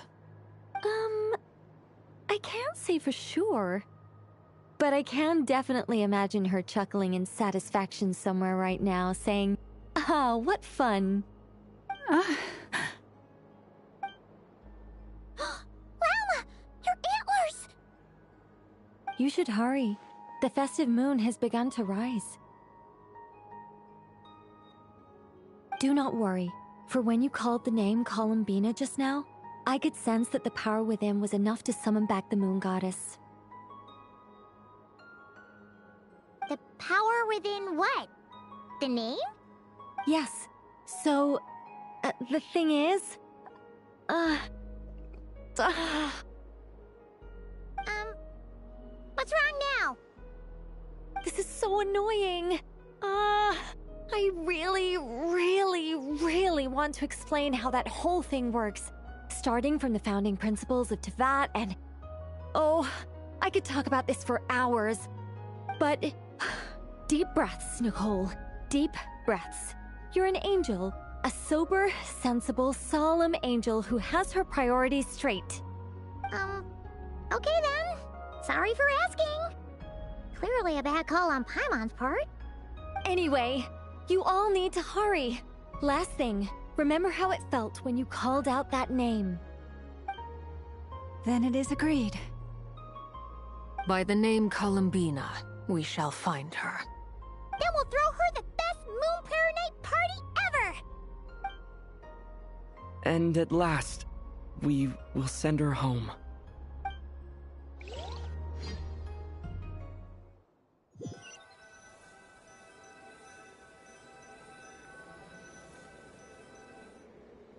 I can barely move anymore. My consciousness is fading away. Have they come back out? I'd love to see them one more time.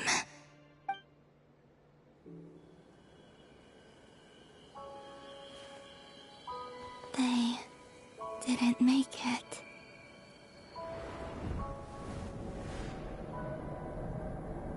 Could you tell me your name?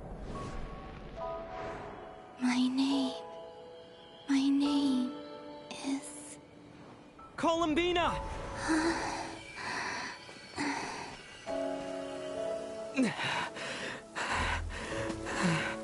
Columbina!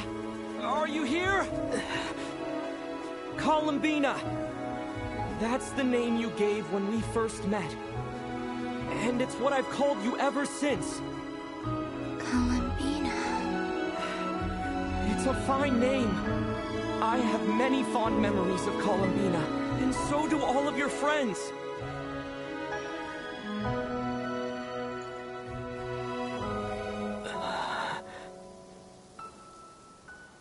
If you like this name...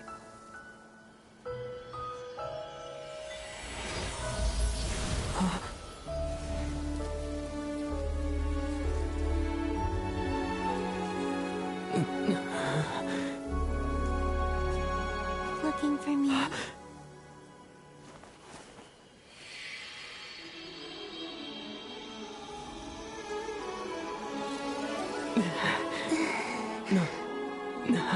I like it.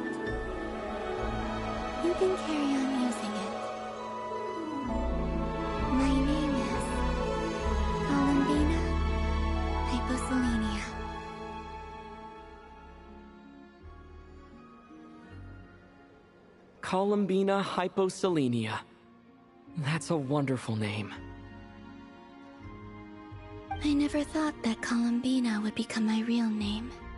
But after I met you and my other friends, the things that this name stood for slowly began to change. It went from being a Fatui code name to something my friends call me.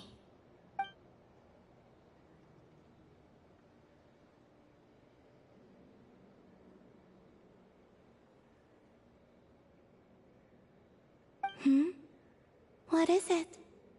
Why aren't you saying anything? I'm just so happy for you. Thank you.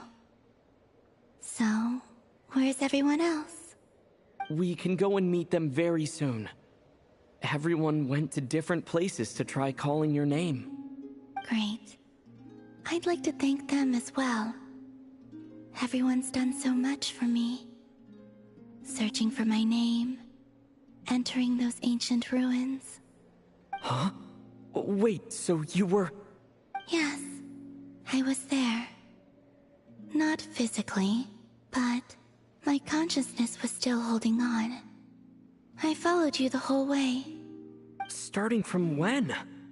You turned around and called out my name while you were in Nasha Town. Do you remember?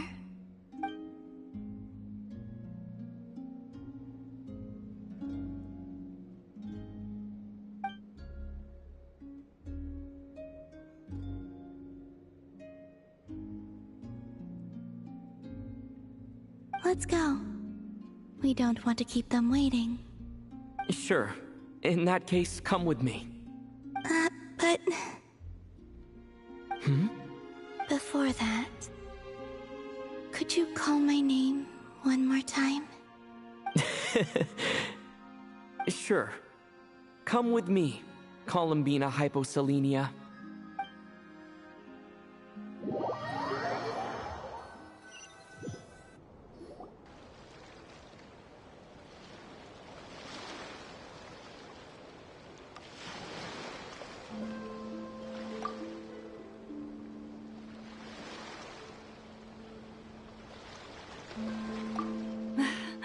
Columbina! Oh, this truly is wonderful. Llama, I can't breathe. Ha ha! Just in time for Moon Prayer Night. It's good to have you back, Miss Columbina. Yeah, we were worried sick. Thank you, my friends. With your help, I now have a name that belongs to me. Columbina hyposelenia. Where's the second half from? You added it yourself? That's right. It means... Born beneath the moon. Yes. And by extension, it can also mean born beneath this world. A fine name. Now, as much as it pains me to interrupt this beautiful reunion, I feel obliged to remind you that the Moon Prayer Night celebrations in Nasha Town have already begun. Don't you want to enjoy the festivities? There's so much to see and do.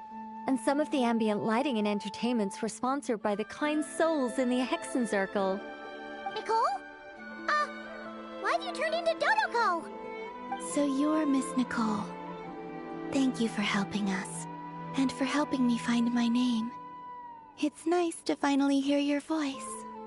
You're quite welcome. Guiding lost people to hidden treasure is what we Seelie do. And if you ask me, spiritual treasures are far more precious than material ones. Chests are all well and good, but this was what it's all about. Ah, so satisfying. Anyway, I had to go help Alice. It seems like she ran into some trouble. That's why I couldn't be here in person. But don't worry, we're with you in spirit. We'll be celebrating right along with you. Keep an eye out for the Hexen Circle's festive stalls in Nasha Town. I think you'll like what we came up with. Alice said she even managed to rope B in this time. The Frost Moon Scions have also prepared various attractions. I believe Aino, Ineffa, and their crew are setting things up as we speak. On that note, Nefer, about that request I made. it's all in hand. Yehoda is on site to ensure that everything goes off without a hitch. Wonderful. In that case, Traveler? Huh? Come on, Columbina. It's time to celebrate the best moon prayer night ever.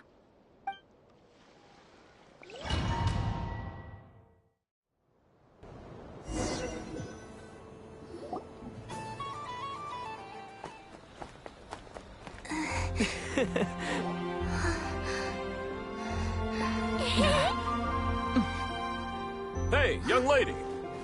Would you like some moon prayer night candy? Happy moon prayer night.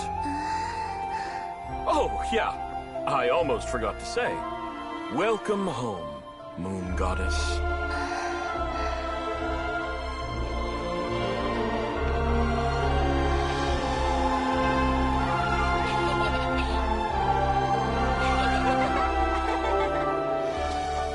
Welcome home, moon goddess.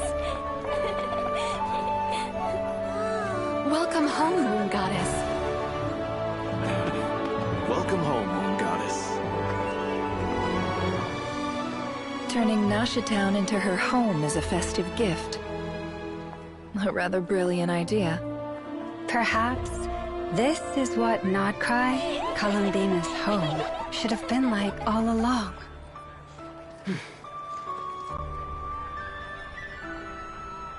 Thank you for the gift. I like it a lot.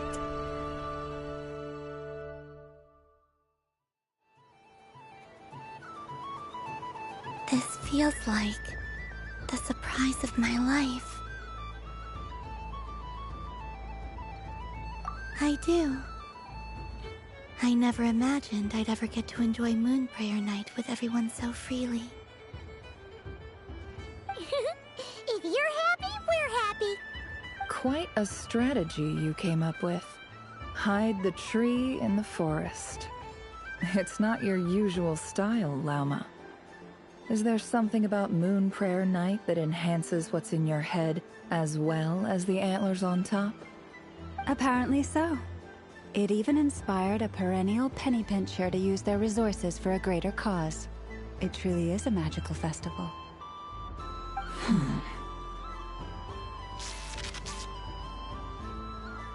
I see it now. This bickering is actually a sign of a strong relationship.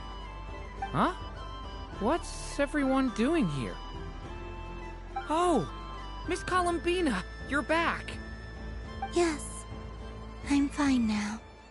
Thanks for your concern. How's your progress with Alice's assignment? Very well indeed. I've never heard her sound so excited. Not like this. This time her excitement seems more serious. It seems like she's had a major breakthrough. She said she'll contact us once she knows more. In the meantime, we're free to relax and have some fun.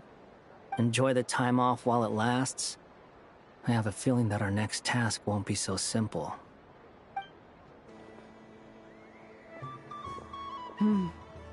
I should go. I still have a few things to attend to at the Frost Moon Scion stall. And I think I'll take a look around. With any luck, this once-in-a-year festival will come with once-in-a-year opportunities. Hold up a second. Where's Varka? I believe he made a beeline for the flagship the moment he entered Nashatown. Ah, that's Mondstatters for you. They know what they want when festivals roll around. Goodbye for now, Columbina. I hope you have a wonderful night. I will.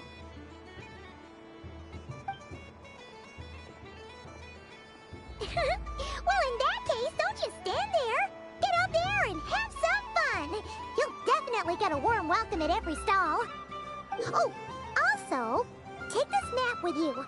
It's a guide to the festival.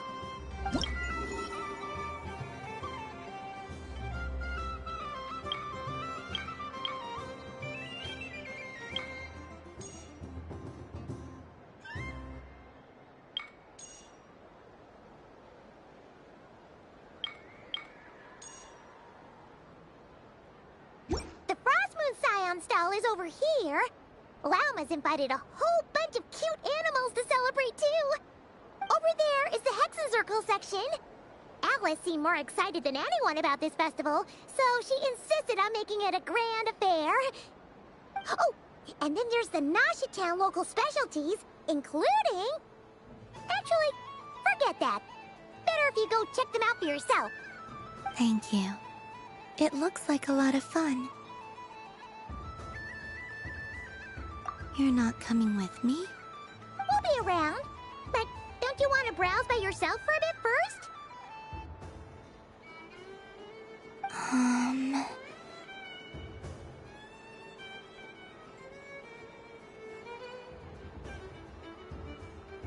Yep. If you find something you like and want to try it out together, just give us a shout. We'll be right with you. Otherwise, just relax and enjoy yourself. There's so much on offer, so try to experience as much as you can. And don't forget to stuff yourself with all the delicious festival food.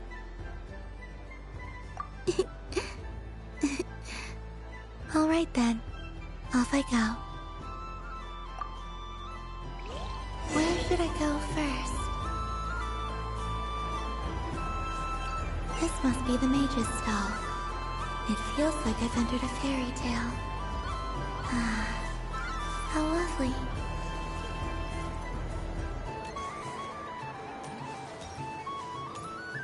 What's this?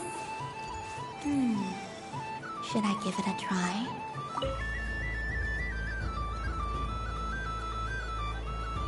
Come on, Citrus. One more round. Just one more. But my neck... oof. It's acting up again. You should take a break. Health comes first.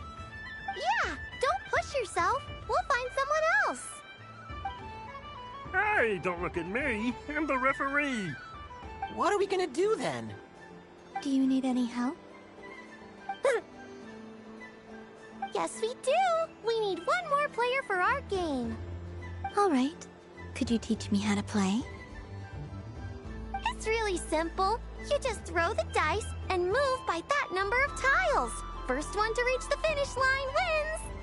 Rolling a hamster means you move one tile. A paper frog is 2 tiles, and a flying squirrel is 3 tiles. 'Cause they go the fastest. Okay, I get it.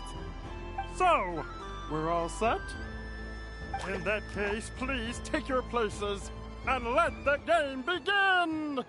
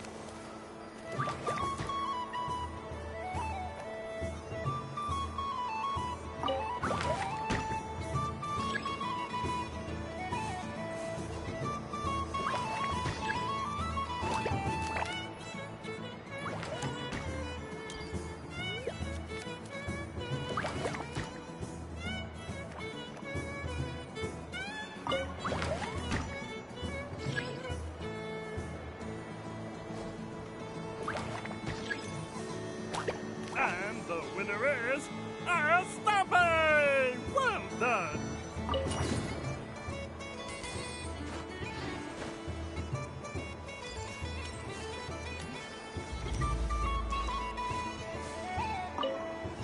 It's a pity that my good friend Faro Bear is busy working on a training program for Princess Semest.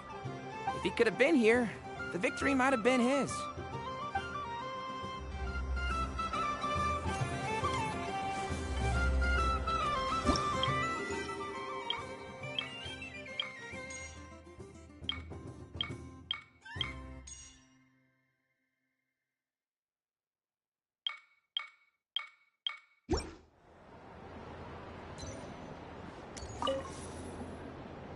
A soft and furry creature that bounces and jumps. Welcome home, Moon Goddess. This one talks, too. Allow me to introduce myself. I am a Dodoco from a distant archipelago, the most mischievous of all my Dodo brothers and Dodo sisters. When the going got tough, I powered through, and when I met obstacles, I boomed them away. That sounds like a lot of fun. Doesn't it just? Oh, but then the trouble started. Recently, I found a lovely beach, the same beautiful jelly color as my hometown, and so I dove in to have a look. Only to find it overgrown with seagrass and nasty little spiky fish everywhere, looking to turn me into a Dodoco kebab. I made it back to shore by the skin of my teeth, but my tail was sorely hurt. Couldn't you just boom them away? Oh, I wanted to, believe me. But I've heard that you, Moon Goddess, can understand animal speech. The last thing I wanted was to cause a gigantic fuss and get taken to court by a school of spiky fish. I'd be driven out of these waters for good, and my winter holiday would be ruined. And so, dear Moon Goddess, I was wondering if you might lend me your allegiance. Are you roping me into a crime? Oh, let's call it a once-in-a-lifetime carefree adventure. Does that sound better? All the festival goers tonight are dressed up as the Moon Goddess. But there's nothing to say that the Moon Goddess can't disguise herself as a Dodoco, is there? Besides, this is your home. You should be free to be whoever you wish. I'm afraid I'm not well acquainted with Dodocos, Madam Mage.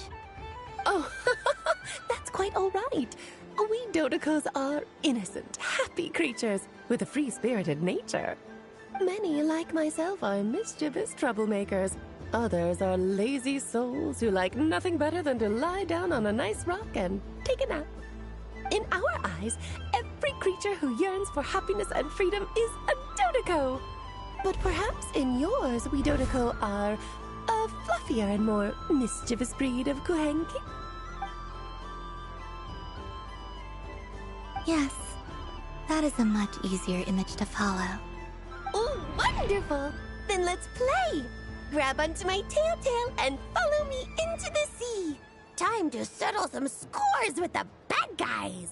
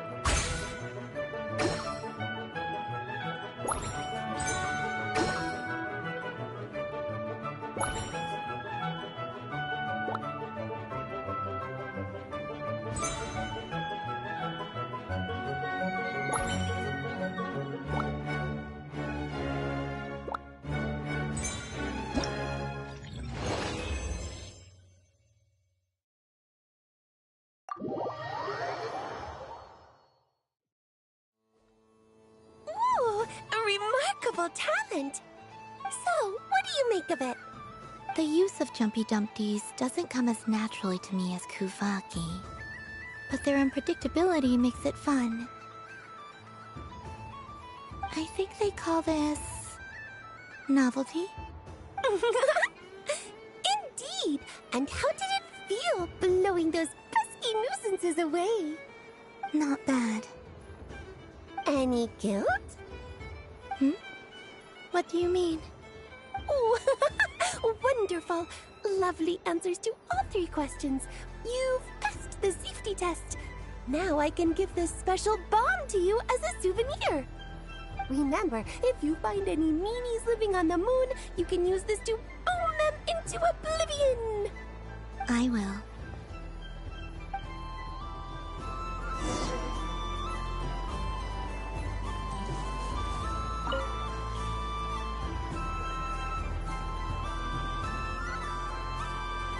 I wouldn't say it's unfair, exactly. I mean, your voice goes right into people's heads. How would you explain that to the kids? You can't just explain it away as magic. Is something the matter? Ah, Miss Columbina! No, nothing you need to worry yourself about. Ah, impeccable timing. Stick around for a second, Miss Columbina. I need your input on something. This self-proclaimed Knight of Justice has yet to give me a satisfactory answer. I, for one, would like to hear your verdict on the matter. Hey, now, I left the flagship just to help you out, Miss Nicole. What's going on? So Alice and I are both using long-range remote control spells that work on similar principles, allowing us to attend this festive fair in Dodeco form. Sorry, let me backtrack a little. While similar, there are some key differences. Alice, being a great mage, wanted her Dodeco to reflect something of her own charm and mystique. So she adjusted the way its tail moves when it spins around. An entirely gratuitous move, in my opinion. I hardly see how anyone is going to notice that. If anything, I'd say that anyone who stares intently enough at a Dodeco's tail to notice such a small detail is someone we ought to be highly concerned about. I only say this to emphasize that my question has nothing to do with tails. Now that we're clear on that, why is Alice's Dodeco permitted to interact directly with the children celebrating Moon Prayer Night, while mine is not? Your voice speaks directly into people's minds. See? Exactly what I said.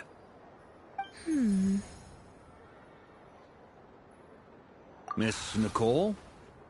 Ugh, I can't stand it. I know that probably makes me sound like a whiny child acting out in front of their parents. And it's a little embarrassing now that I think about it. But hey, I said it now, I can't take it back. That would be even more embarrassing. Also, don't go reading too much into that analogy. It was off the top of my head. I'm actually an awful lot older than either of you. Miss Nicole, are you saying that you'd like someone to play the game you've prepared? I'm not so invested in that. It's just something cobbled together using items I borrowed from Alice. She probably didn't even make them herself. The point is, I want to know everyone's thoughts after they receive their prizes. But as you've said, I can't just ask. I've been biting my lip for so long, and I've had no one to vent my frustrations on. I thought this was going to be a nice, straightforward festival where I'd get the chance to guide people to treasure. Well, can I play? I can't guarantee that I'll win a prize, but... You will? I'd like to try. Then what are we waiting for? Let the game begin! It's like they forgot I was ever here. Ha ha ha ha.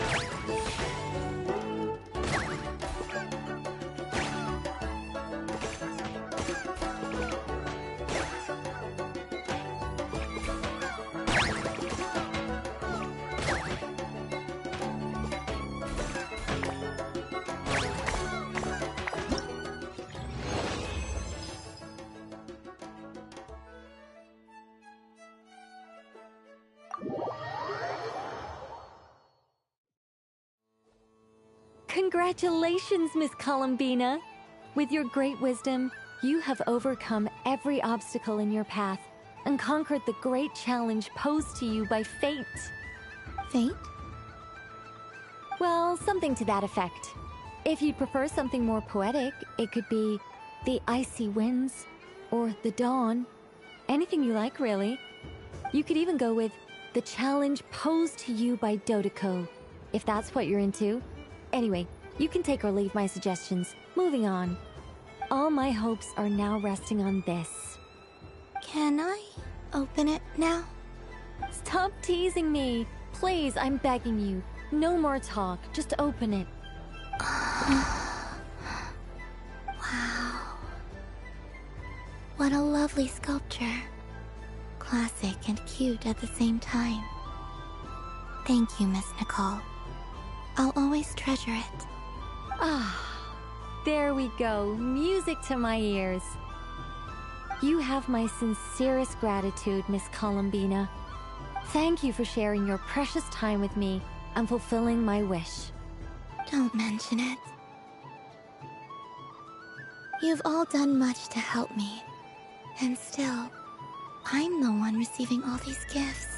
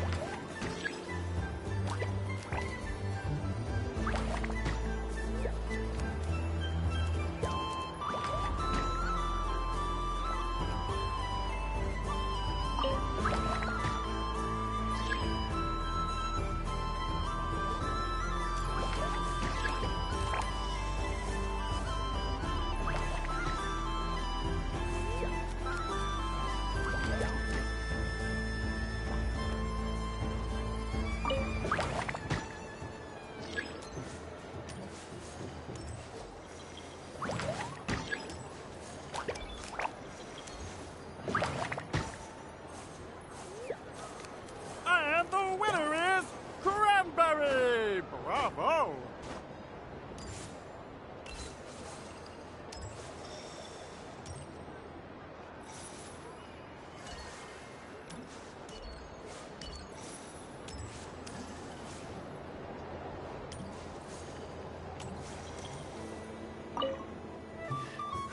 It'd be rude to just leave without saying anything. But at the same time, I don't want to barge into their lively conversation just to announce that I'm leaving. I guess I'll just wait a little longer. Huh? Albedo? This sketch is for you, Grandmaster. Oh, a gift for me. Thanks. Let's see what you've done for me. The North Wind left in the lurch.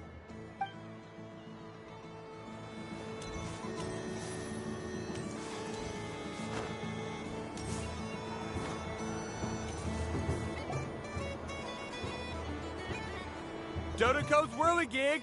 Come check out Dodoko's Whirligig! Ah, welcome home, Moon Goddess. Might I ask what this is? Ah, it's a very special amusement sponsored by the great mage herself. Ride on a soft and furry Dodoko and embark on an unforgettable adventure. I say that, but I'm just following a script here. Who is this mage, anyway? And what the heck is a Dodoko? I'd like to ride. No problem. But, are you by yourself? Is that not okay? Oh, no, it's fine. It's just that each Dodoko can accommodate 2 passengers. Would you like to bring a friend along? My friends... That should do it. Now, we just need to get everyone else to draw something on it, too. But we gotta keep it a secret from Columbina. Traveler,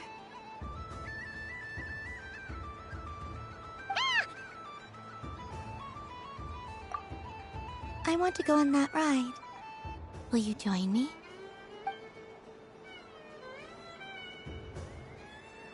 Let's go then. Don't worry. Paimon will do the rounds. You go have fun.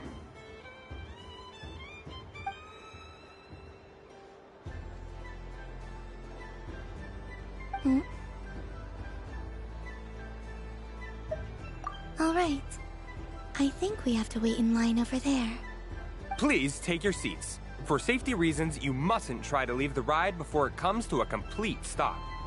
All right, you're all set. I wish you both a wonderful journey.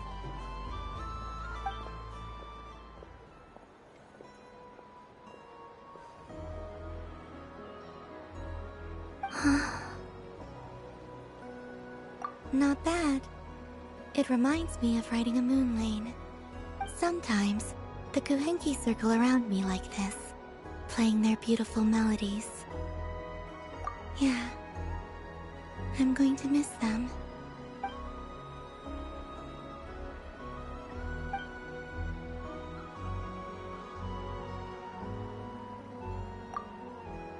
It does. I've felt scared in the past, too. But this is a little different. You know something? I got to see a lot of fascinating things during my disappearance. I saw how the Frost Moon Scions act around their families. So different than how they used to act in my presence. And I also saw how they interact with their friends. It made me curious at first. Why do people act so sincere when they're worshipping gods, but save their truest, warmest feelings for each other? Slowly, I came to realize that it's because they trust one another. They know, deep down, that they'll be accepted for who they are. All of it. The good and the bad. I know. I knew it the moment you started calling out my name. What I fear now is the end. I fear losing all this the very night I have gained it. Hmm?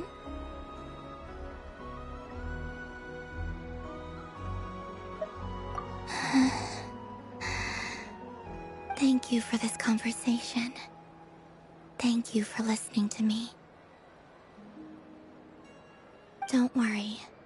This fear I have, and the unknown that awaits me, they cannot hurt me. Not when I possess a treasure far greater. I just want you to remember this version of me.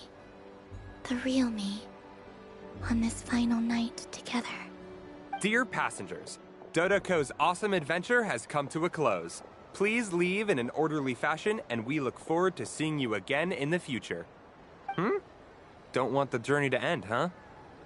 Don't worry, you two. There's always another adventure waiting just around the corner.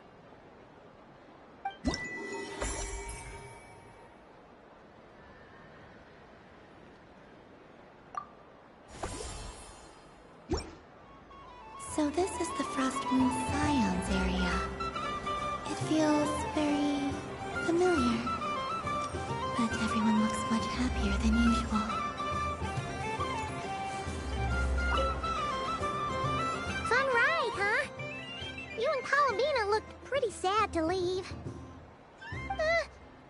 This isn't gonna make Paimon dizzy, is it?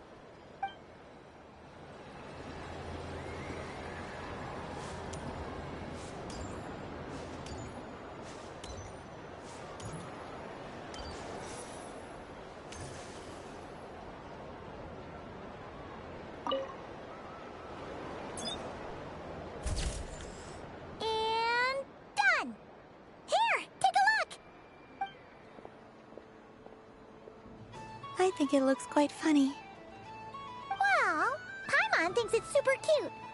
It looks like a silly chic badger and a rhyme-horn deer that's about to fall asleep.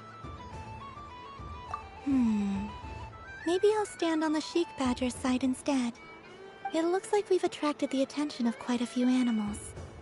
Let's make room for them.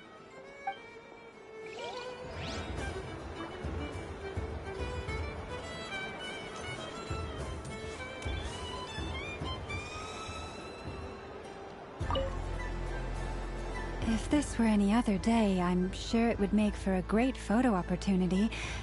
But Moon Prayer Night has rendered my antlers uncomfortably large. Doesn't it look like this rhyme-horned deer has 2 sets of antlers?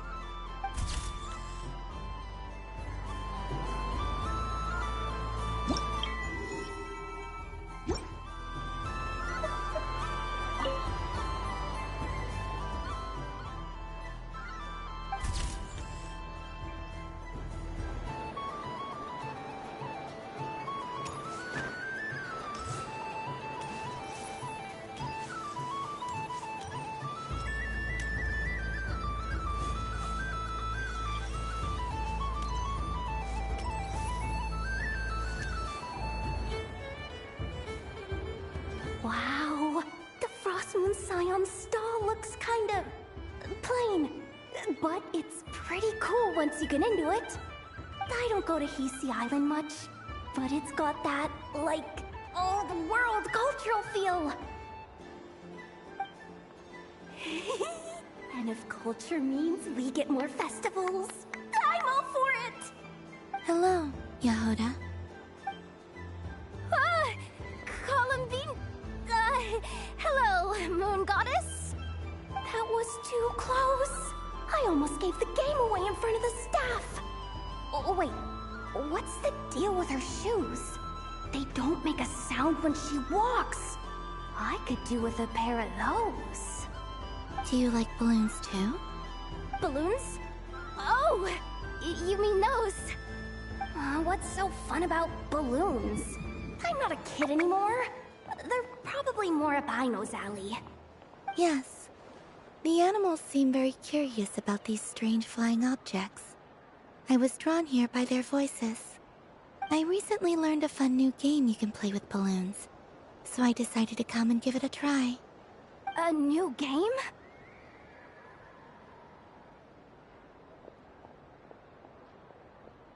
Hello. Welcome home, Moon Goddess. Here to buy some balloons? Yes. Could you give me a few that haven't been inflated yet? Are you sure? I guess it's not a problem, but... Yes, please. Thank you. Uninflated balloons? But those are just little rubber pouches. What does she want with those? Would you like to play the balloon game, Yehoda? Huh?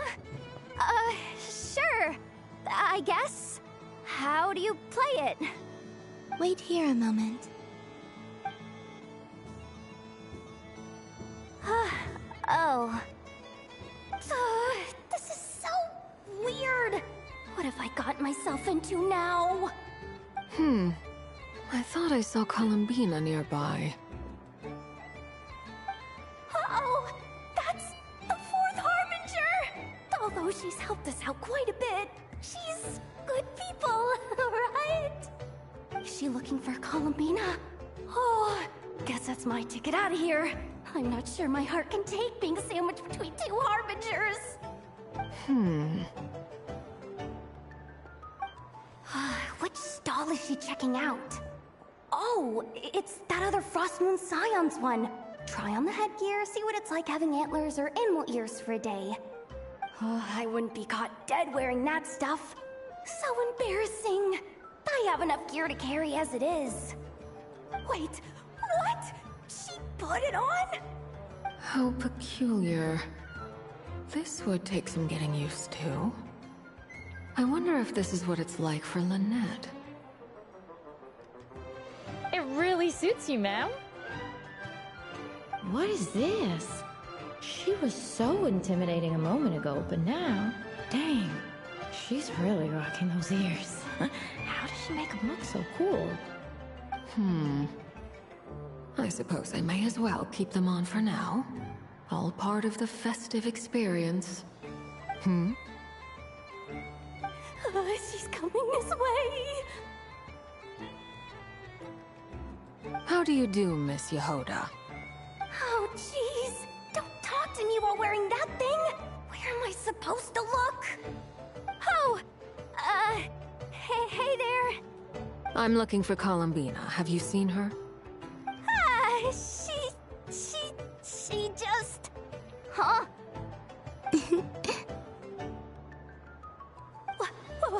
Wait, is that what she meant by balloon game?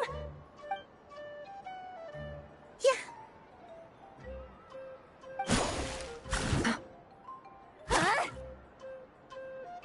No fair! How come I get caught in the crossfire? An ambush from the rear? Is this a declaration of war, Columbina? Would you like to play too, Arlecchino? Seriously? Are they gonna start some beef right here, right now? Gladly. That said, I believe there is another who would like to join. Boss Nev! Thank goodness! You've gotta get me out of here! Things are kicking off big time! Hello there. I'd like 10... no, make that 20 balloons, please. Uninflated. What? Miss Moon Goddess, I hope you're prepared to pay the price for assaulting my employee. Welcome to the game, Nefer. Just to be clear, let's keep this a fair fight, okay? No strange powers, please and thank you. Naturally. Don't just stand there, Yehoda. Aren't you going to team up with me? Huh? Do I have to? Of course. Don't forget, the Curatorium has a reputation to uphold. I knew something like this was gonna happen.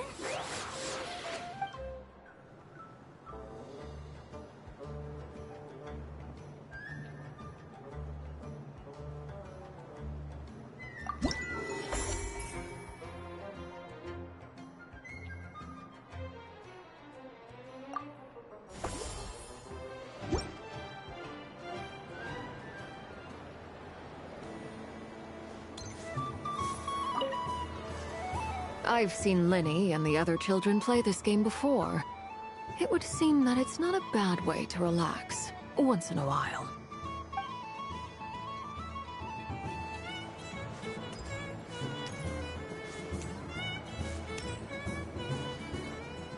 Sunny days! I prefer sunny days. Ah, well, you are as warm as the sun itself, Moon Goddess. Very well. I believe your spirit animal has to be this most adorable chic badger. Wow! Thank you, Mr. Talking Magic Lamp. Have a very happy festival, Moon Goddess. Lance? That's you, isn't it? It's our little secret, my dear traveler in Paimon. Okay, sure, but why are you here selling sugar sculptures? Everyone celebrates in their own way. After gazing into the abyss and spending time around gravestones all year, what better way to relax than to see sunny smiles on the faces of the living? Besides that, I like to think of myself as a fair judge of character. I dare say matching personalities to confection suits me rather well. That's not what Paimon was talking about. Aren't you afraid that your true identity might be exposed? Should I be? There is all manner of magic in the air this moon prayer night, thanks to the work of the great mages. I see Miss Columbina is hiding in plain sight. Why should I not do the same? Why miss this rare opportunity to enjoy a special evening in my true form? Fair enough. You got a point there. People who don't know you will probably think you're just a talking lantern. Well, now that we see eye to eye, what brings you here? Not a search for your spirit animal, I presume? Ah, well, actually... Here, see for yourself. Oh, this is... How wonderful. A beautiful idea. Yeah, we just met Barca, and he said that having everyone draw their own section was kind of boring. So, He did your bit for you. Ah, Varka. Ever the maverick. I see his artistic skills are truly one of a kind. In that case, I shall paint something on Mr. Albedo's behalf in a short while. What? Why not now? Ahem. Welcome home, Moon Goddess. Phew, that was close. Hello, Flins. She recognized you right away! What keen eyes you have, Miss Columbina. Especially considering they are shut. I did not see you. Rather, I sensed you. I can sense the fluctuations in Kuvaki all around me. One would expect no less of the Moon Goddess. Might I interest you in some candy? Yes, please. Excellent. I shall make some for you right away. Hmm? Something the matter, Miss Columbina? What about my spirit animal? All the other children carrying sugar sculptures are talking about it. Wait, is she taking the test seriously? Ah, my apologies. How could I neglect that? You are quite right, Miss Columbina. Every one of us has a magical creature living in their heart. Would you permit me to help you find yours? Yes, please. Do you prefer the day or the night? Night. Which of the 4 seasons is your favorite? Winter. Think of a perfect day. What is the weather like? Sunny, rainy, or perhaps cloudy? Rainy in the morning, sunny at night. What kind of answer is that? Forests, lakes, and open seas. Which do you prefer of these? I like them all. Imagine you opened your very own shop. What would you sell there? Moonlight, I think. Wow! Paimon would totally shop there. It wouldn't cost anything. You'd just need to visit. Aha! I believe I know what your spirit animal is. Here, for you. Oh, it's a Kohenki! Indeed. A free-spirited being with a deep love for all things here in Krai, who selflessly lends her aid to as many people as she can reach. It is the perfect fit for you, Miss Columbina. Thank you. It would be my honor. But you shall have to forgive me. We have known each other for quite some time. I doubt there is any answer I could give that would come as a surprise to you. So instead, would you accept this sugar sculpture as a token of our friendship? It's a lantern. Hey, why don't you two go enjoy your candy over there? Paimon wants to try out this spirit animal thing too. Right, Flint's? Come on, play ball. I got this drawing done. But I want to hear Paimon's answers. Ah, but it'll probably take ages. Paimon's a complex soul. And we don't want your candy to melt while you wait, huh? Oh. Okay then.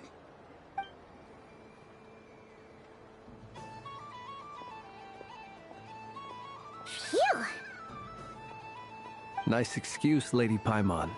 That was some quick thinking. Yeah, no thanks to you. A little help next time?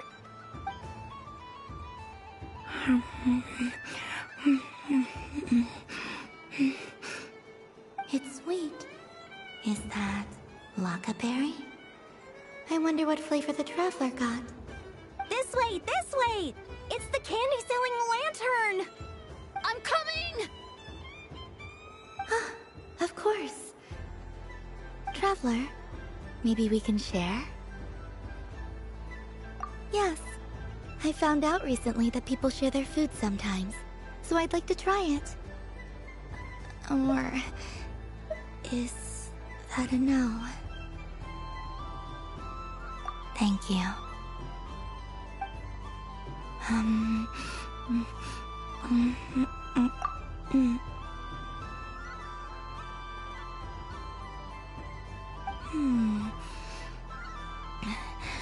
Yours is a little more sour than mine. Here, you try it. Amazing. My sugar sculpture has shrunk, yet my heart is filled with feelings of sweetness. I will remember this feeling. Sure.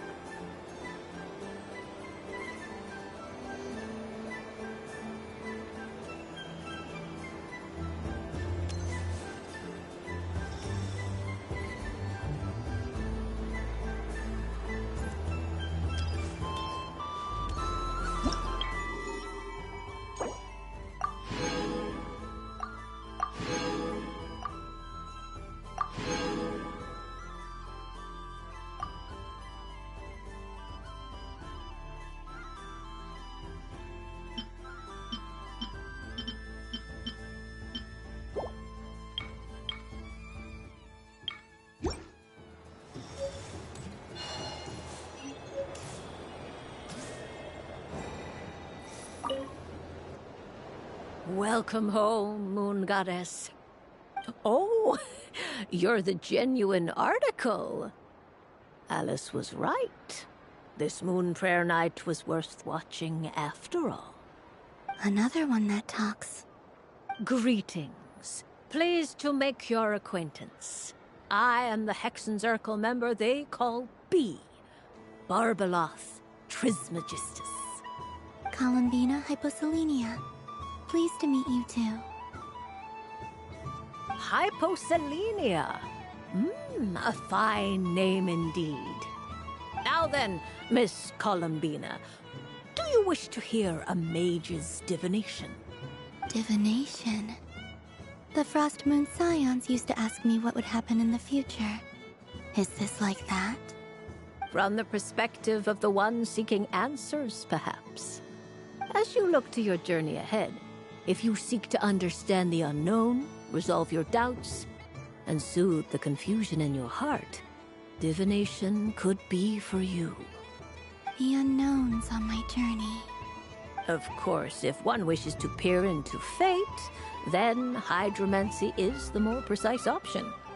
But that is a complex affair, and to relegate that majestic art to the status of a festive amusement would seem somewhat uncouth. Besides, it is sometimes better to not know fate with great certainty.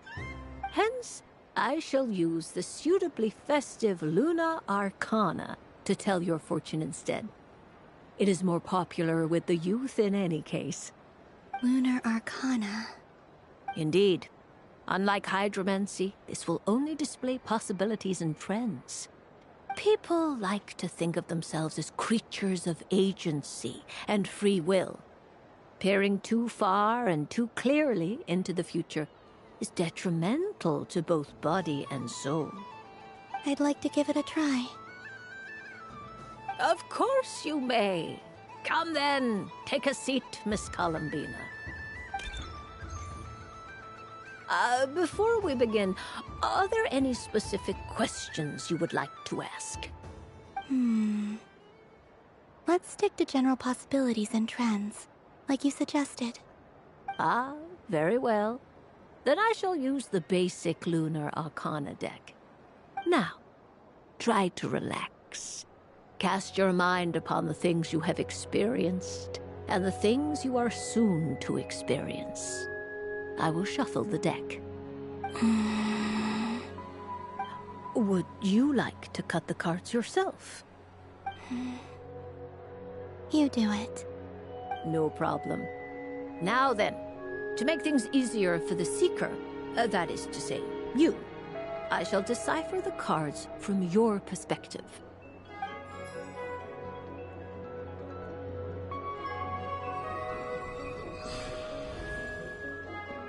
Please, draw the first Lunar Arcana. This represents destiny and is the foundation for the divination as a whole. Now, draw your second card. This will stand for the past, the sum of all your experiences that have come before. And now the third arcana. This is the present, your interpretation of the current moment.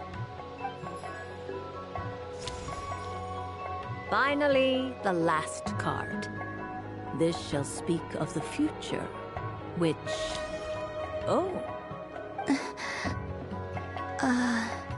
Kuvaki Pulse? Fascinating. I've never encountered this before in my role as a diviner. Something has exerted an influence upon this card, causing it to leave its designated position. What do you make of this, Miss Columbina? Perhaps this is the guiding hand of fate in action. Of course, if you wish, you can choose to deny the validity of this card and draw the future for yourself. No, it's fine. Let's go with this one. A bold decision. I must say I'm looking forward to the results. Well then, let us flip the Lunar Arcana in sequence and see what emerges. Sure. First, Destiny. No surprises here. The card that represents yours is the Moon. The moon. Indeed. The moon can represent the truth at some times, but deception at others. False peace, destructive calamity, and the world-changing power that lies within. When the moon is placed on the destiny tile, it indicates that your destiny is not what it may appear on the surface. Instead, it may yet have a hidden side. It symbolizes a journey through the fog, fraught with uncertainty and deception, where one must face inner challenges head-on. I don't understand. Patience, my dear. This is but the first card, which serves as a basis for the interpretations that follow. Our divination will only grow clearer from here on out. Now then, flip the second card, the one that speaks for the past.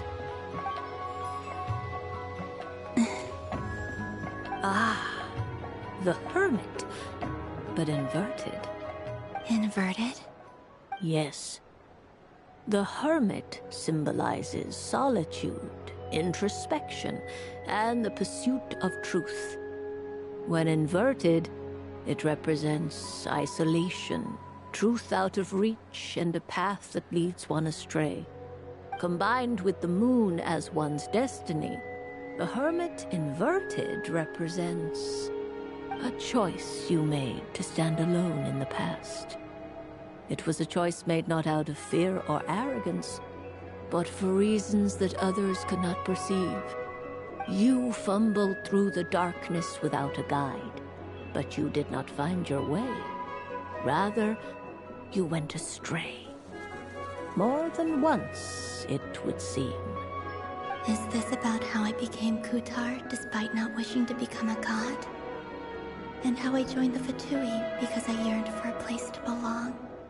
I suspect only you know the answer to this question. All is not lost. The past is in the past, and so it shall remain. Shall we look into the present now? Oh my.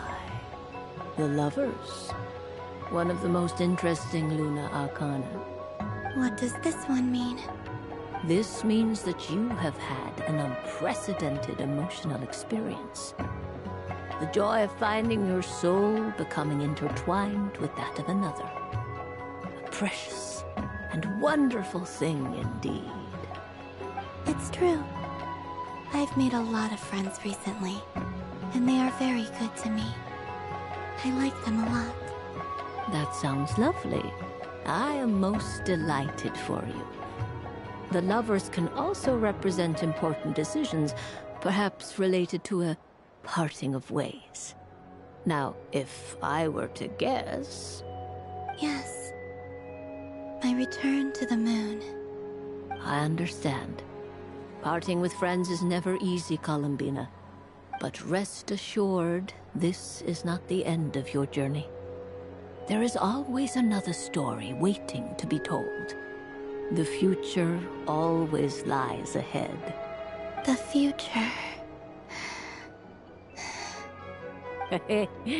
Well now, it's finally time to flip this most mysterious of cards. Why did it appear? And what does it wish to tell you? I'm ready. Very well. Flip this card and see what lies on the other side. Oh. Miss Barbeloth? What is it? This card is death. That doesn't sound very good. It depends on how we interpret it. It is true that it can represent an agonizing death, a complete and utter end, but at the same time, it can also represent rebirth. Do not forget that your destiny card is the moon. That lends your future many different potential meanings. If death spells the end, is it unavoidable? As I have said, divination can only display general trends. It is a rough guide, but it does not show predetermined outcomes. Allow me to summarize it for you. In the past, you may have lost your way, but now you have gained new connections and new strength. You now face an important decision, one that may bring about a great change in what is yet to be.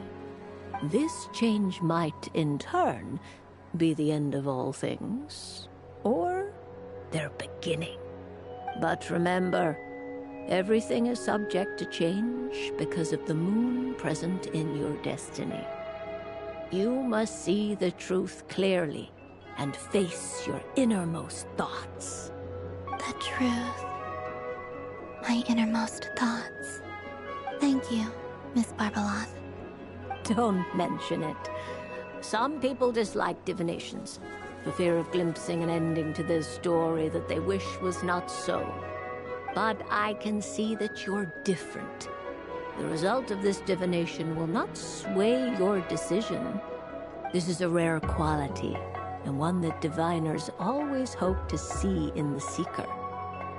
We are here merely to guide, not to exert undue influence. I understand. Go then and illuminate your future, Miss Columbina. The moonlight that shines from you now is most captivating.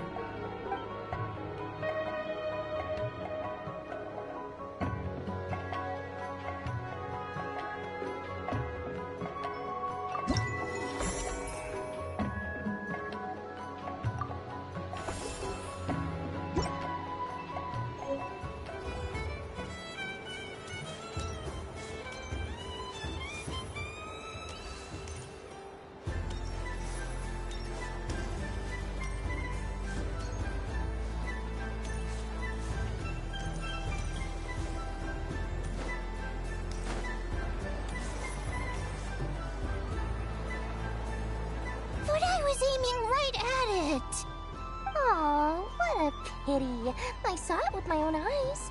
You were so close. So very close. That's not true. It dodged out of the way right as I was about to snag it. I'm sorry? You heard me. This paper frog can move. I swear. Dear, oh dear, what are you saying? How could a paper frog move? Unless you believe there really is magic in this world. But even if I, the mere humble merchant that I am, knew such magic, Surely I would not use it on a paper frog. I'd sooner give Mora legs, so it could walk right into my purse. My dear, dear customer, why not have one more try? This time I'll give you 12% off, a very generous discount for one of my most regular customers. Just think about how much experience you have under your belt now. You're sure to win the next one. Darn, I used up all my coins. I'll be right back. Just gonna fetch some more from my house. Take your time, but don't take too long. This event is Moon Prayer Night only. Miss it, and you'll have to wait a whole year before I'm back. Next customer, please. Welcome.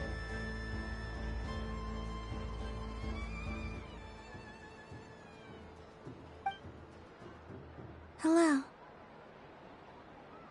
Whoa! What's this big one doing over here?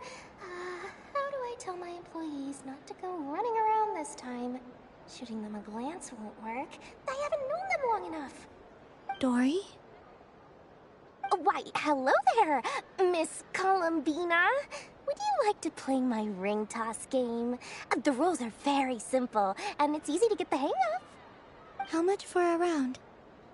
Oh, first time's free. Not a single Mora. After that, well, we can cross that bridge if and when we come to it.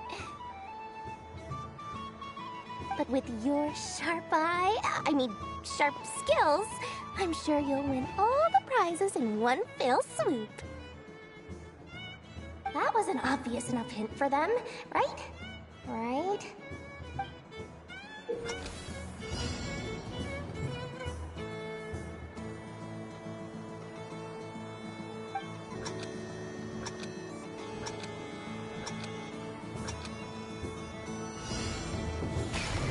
Here comes the ring! Oh, peanuts.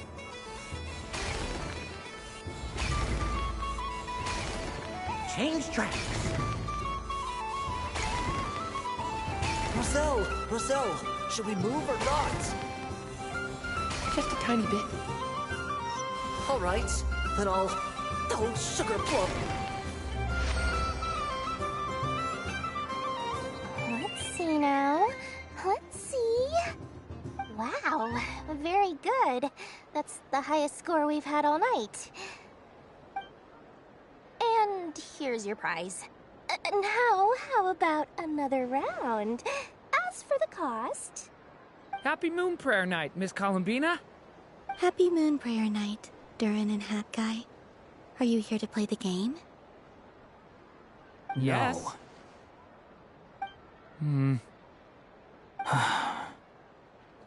You said we were just coming here to say hello.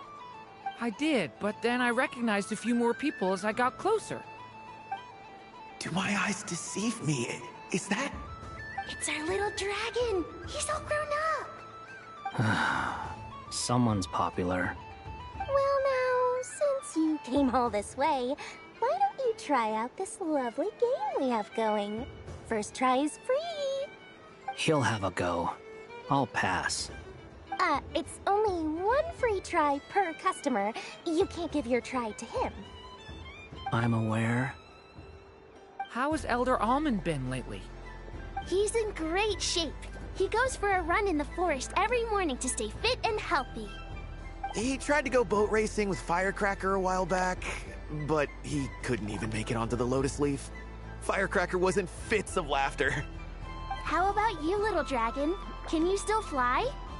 Yes, I can. But you've become less chatty. Has growing up been tough on you? We call that maturity. You know, the thing people sing about. The knight wields a sword of stone to defend those hearts that are made of gold. Stone is very heavy. That's what keeps him from talking too much. That's awesome! I want to be a knight when I grow up too. Ring, here I come!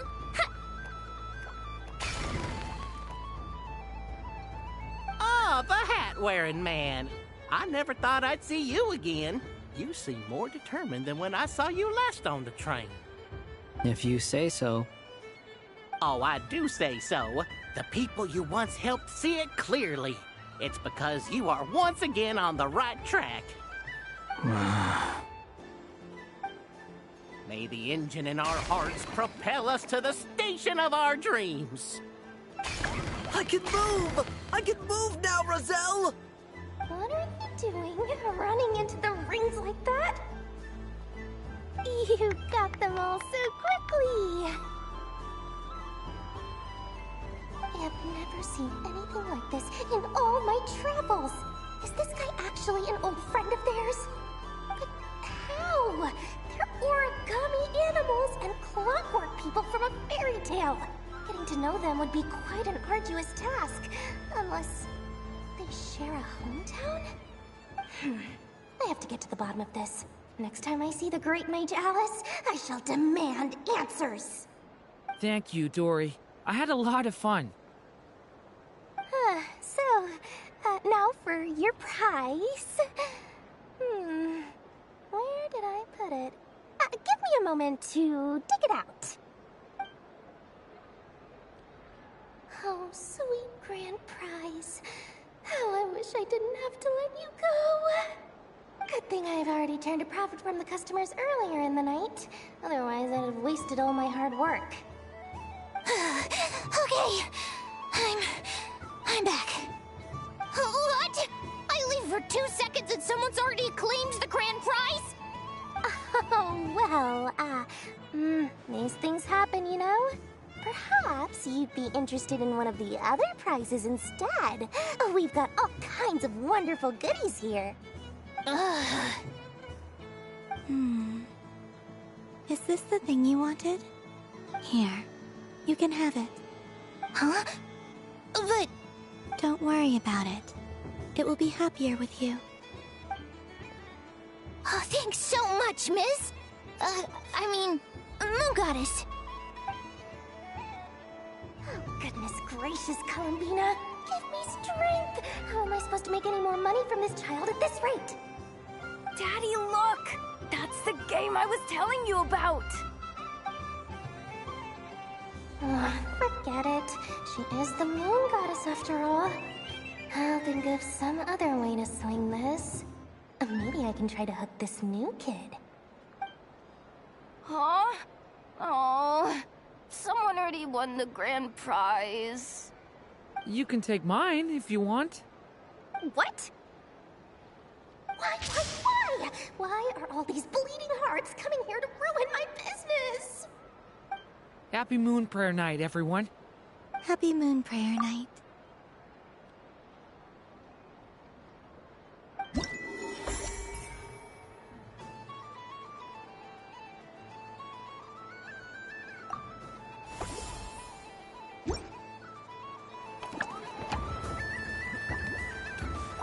If all the prizes are gone, I might as well close up shop for the day.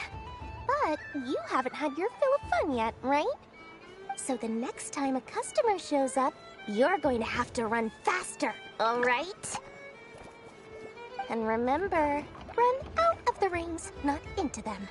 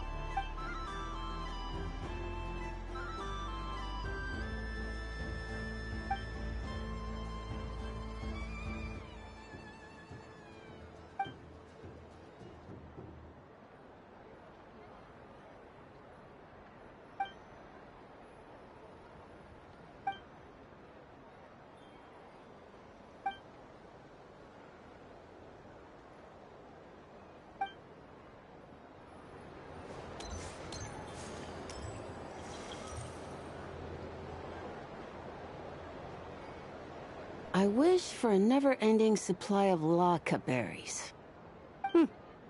What a humble wish. Probably written by a child.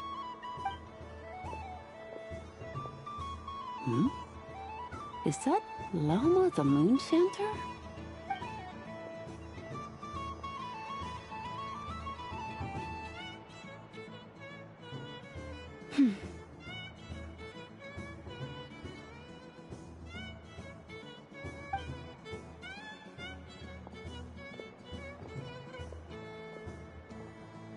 I wish that the long plume ibises would stop biting me. Oh dear, poor Lauma. All right, I'll write that one down for you. I got it. While everyone else is celebrating Moon Prayer Night, you're as busy as ever. I don't mind. It's rewarding work. A good kind of busy. My antlers are at their heaviest tonight, and the Kuvaki waves are especially strong. But as I help these dear friends hang their wishes up, I feel a great peace within myself that is hard to describe.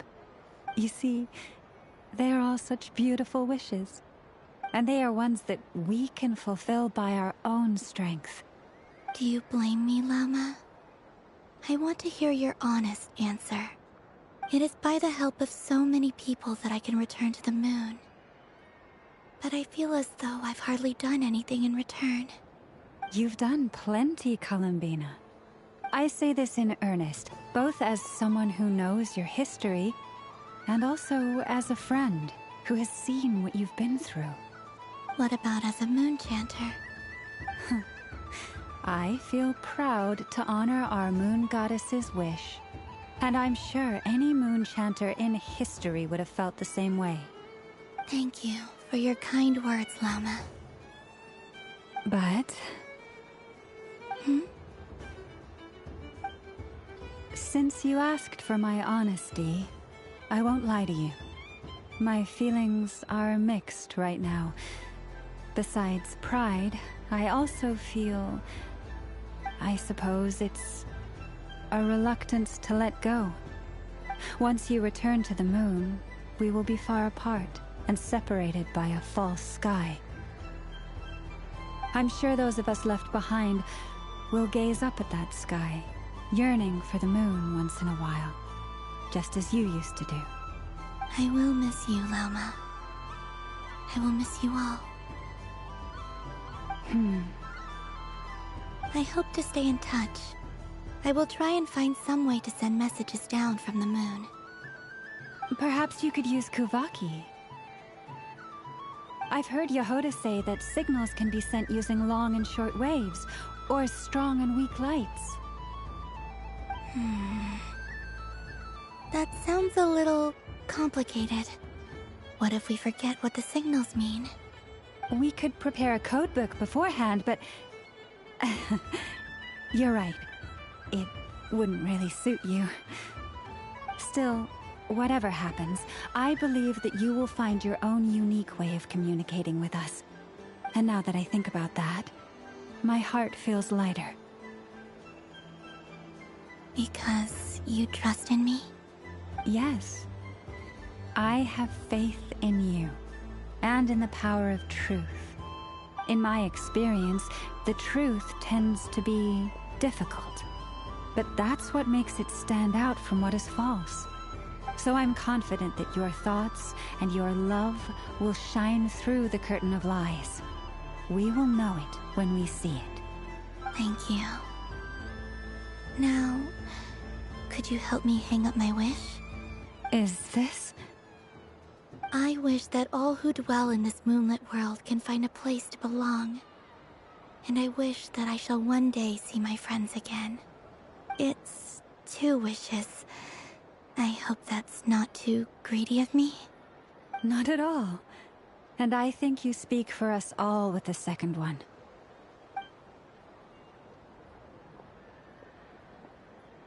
I shall continue to pray until the day that all of these wishes come true.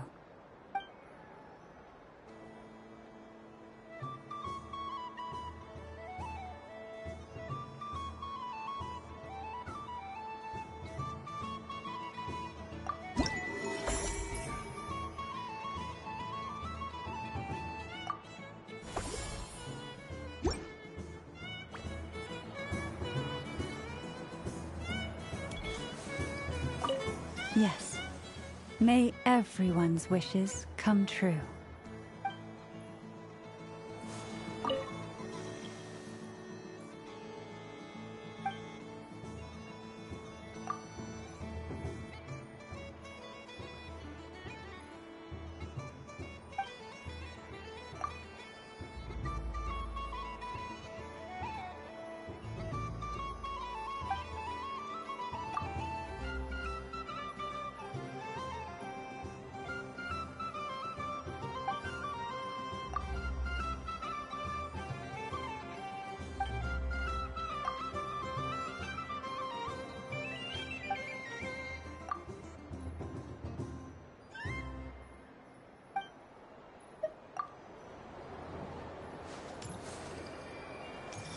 What's this? Should I give it a try? That was fun. It's a shame Ashru doesn't like playing with water, or I'd have roped him in as well.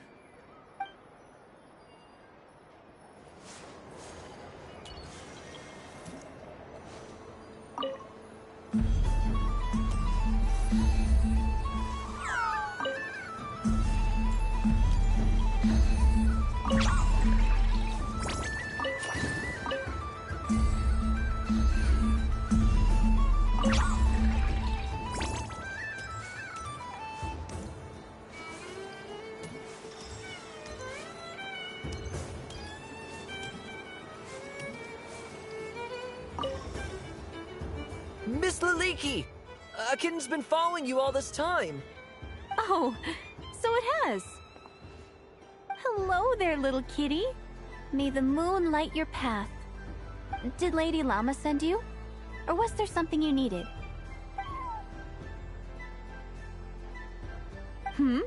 You'd like some moon prayer candies? No?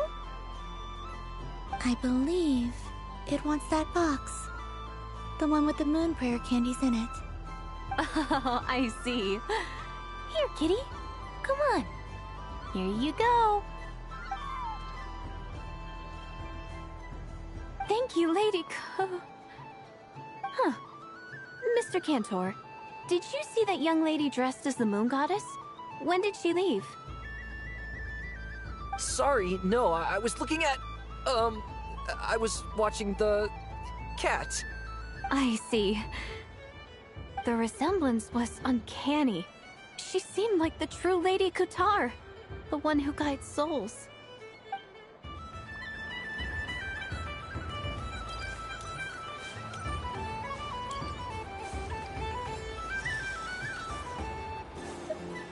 Something about festive lighting always has a way of putting the warmest smiles on people's faces.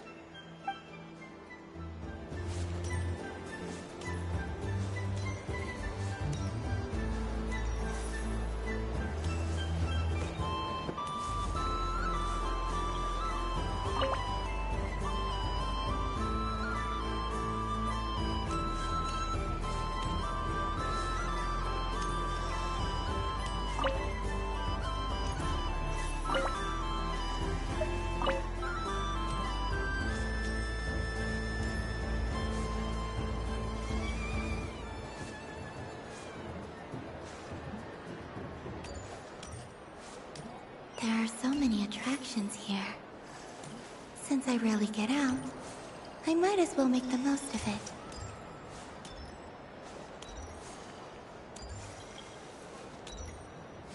What's this? Should I give it a try?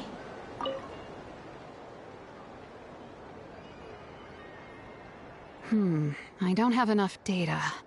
Need more samples. But who should I ask for help? Is this one of the amusements? Or is it a research project? Bit of column A, bit of column B. I'm currently running some synchronization tests on these bots. Basically, you need to press the button to help them successfully obtain the treasure. But you've got to time it right. I'll record your data, which will be used to improve the robot's accuracy. But, ma'am, I mean, Moon Goddess, don't you think you should take your eye mask off first? There's no need. I will be all right. Okay then. Whatever you're comfortable with. Great. Then let's begin.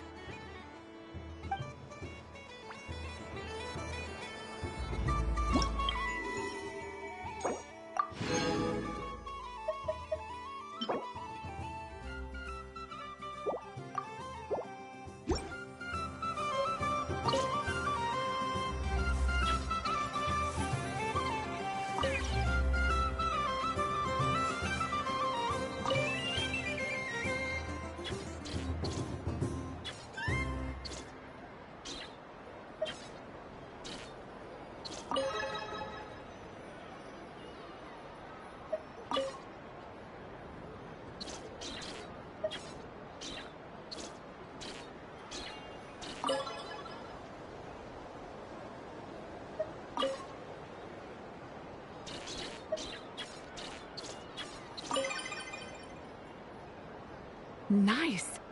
Data collection complete.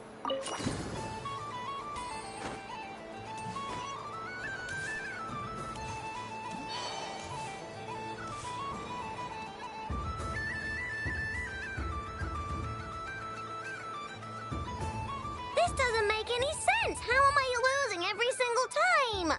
Wait, Inefa, you're cheating, aren't you? Yeah, that must be it. I am not cheating, Aino. Uh-oh, sounds like Inefa's turning into a big baloney bot. I think it's time for some serious maintenance. Moon Goddess, help me. Miss Columbina, Aino is attempting to cheat. What the? I'm not the cheater. You're the cheater. How dare you throw it back at me?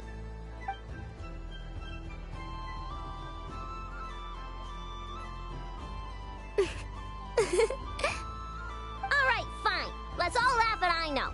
Just you wait till I get home, because I'm gonna make a game bot that can win 100% of the time. Let's see you laugh when I come back and beat your butts. You'll all have your heads covered in stickers when I'm through with you. We came to check everything was okay after all that yelling, but,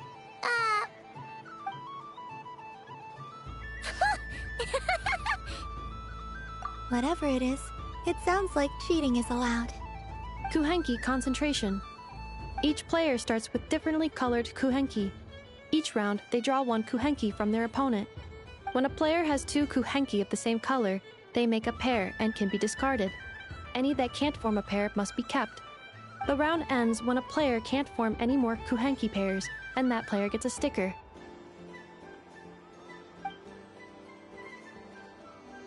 ooh, can 4 people play as well? That is fine, so long as the turn order is fixed beforehand. Alrighty then. In that case, the 2 of us will join as one team. Okay, but if you lose, you're both getting stickered. I don't want to hear any excuses. Sure. And if we win? If you win, only one of you gets to sticker someone else. I have taken to calling this. I know logic. Hey, lay off me, alright?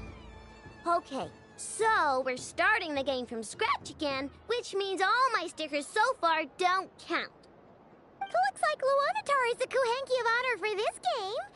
Anyway, let's go clockwise, starting from Inefa.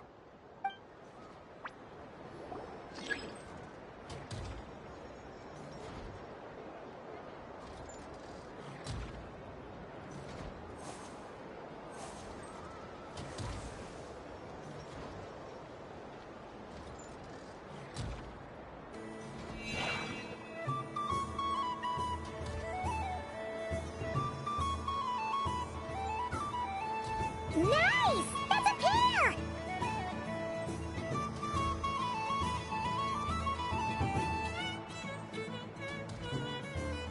Go, go, fly!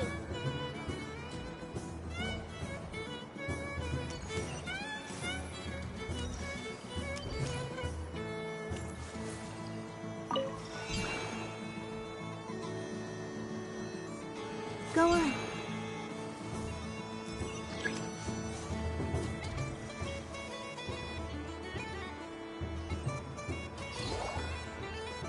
I have a pair.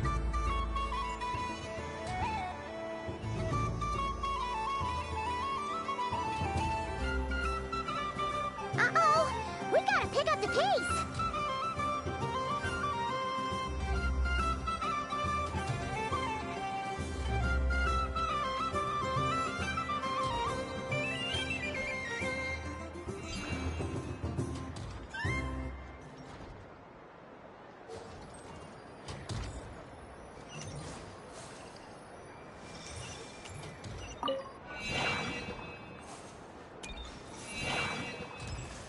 I win.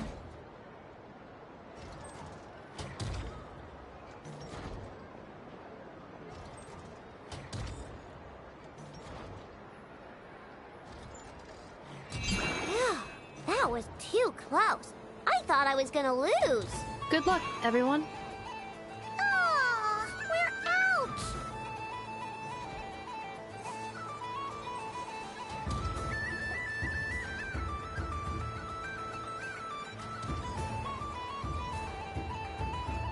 Let me pick a good one.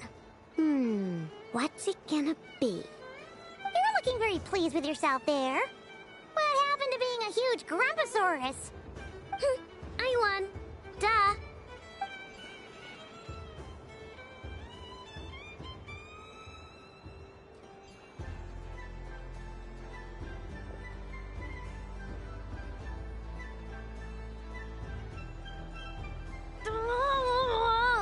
Me again? Don't fidget too much, Ino, or the sticker's going to fall off. I don't care. If it falls off, it falls off. If a pair of Kuhenki get discarded, why not a pair of stickers? Huh? Huh?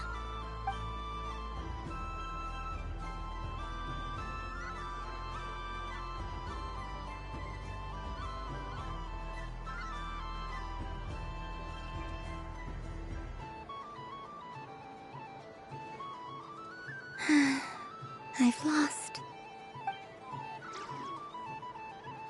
Sticker, sticker, sticker!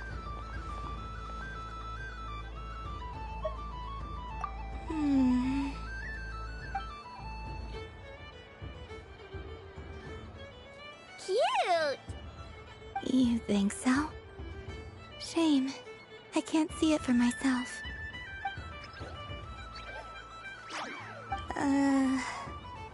What did Luanatar say? She said it looks so cute that she wants me to lose a few more rounds.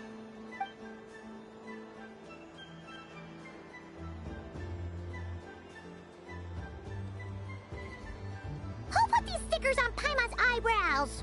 Ugh, she can barely see! Alright, now, I think we got enough evidence to prove that there's a serious problem here.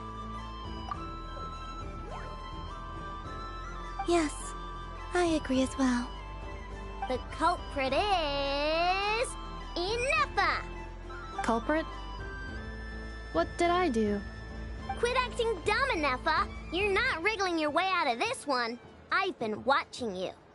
Not only did you remember whose side Luanatar started at, but every time someone drew a Kuhenki, you were logging it and calculating every last possibility. Which Kuhenki pairs were gone, who had what color Kuhenki in their hand, even our facial expressions. You were keeping track of it the entire time. Exactly! What Ino said! Putting aside the fact that running calculations is not against the game rules, do you have any evidence to support your allegations? But that's not against the rules either. So she admits it. She certainly does. Alright, everyone grab a sticker. It's time to get Ineffa back. But... Take that!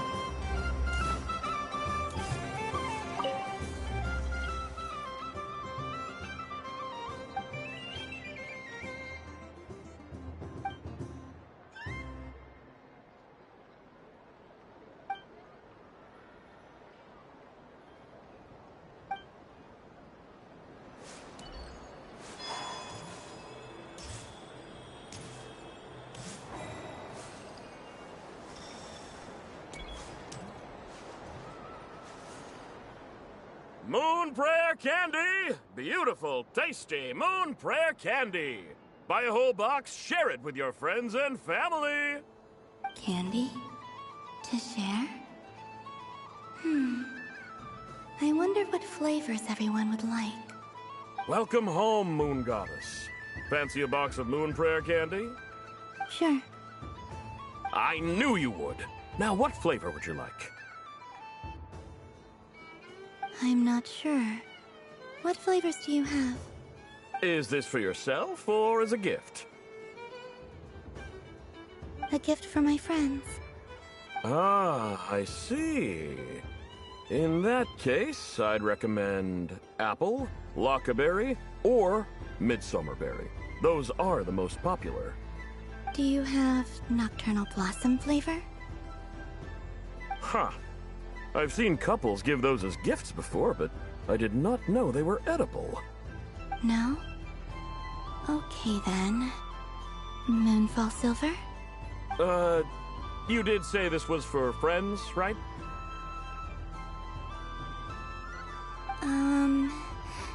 Maybe smetana then. Hey, now that's a creative idea! I've never tried it before, but if you're happy to wait, I can see about whipping up a batch on the spot. While we're at it, you got any other ideas?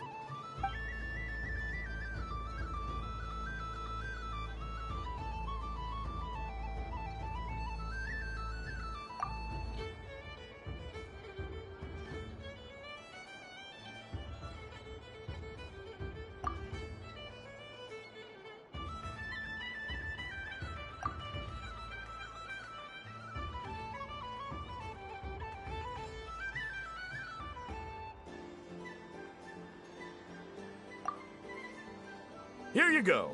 Every flavor you asked for is in there. Thank you. I should be the one thanking you! You brought me a whole bunch of new business. It's like a genuine blessing from the Moon Goddess. I hope you and your friends have a lovely night.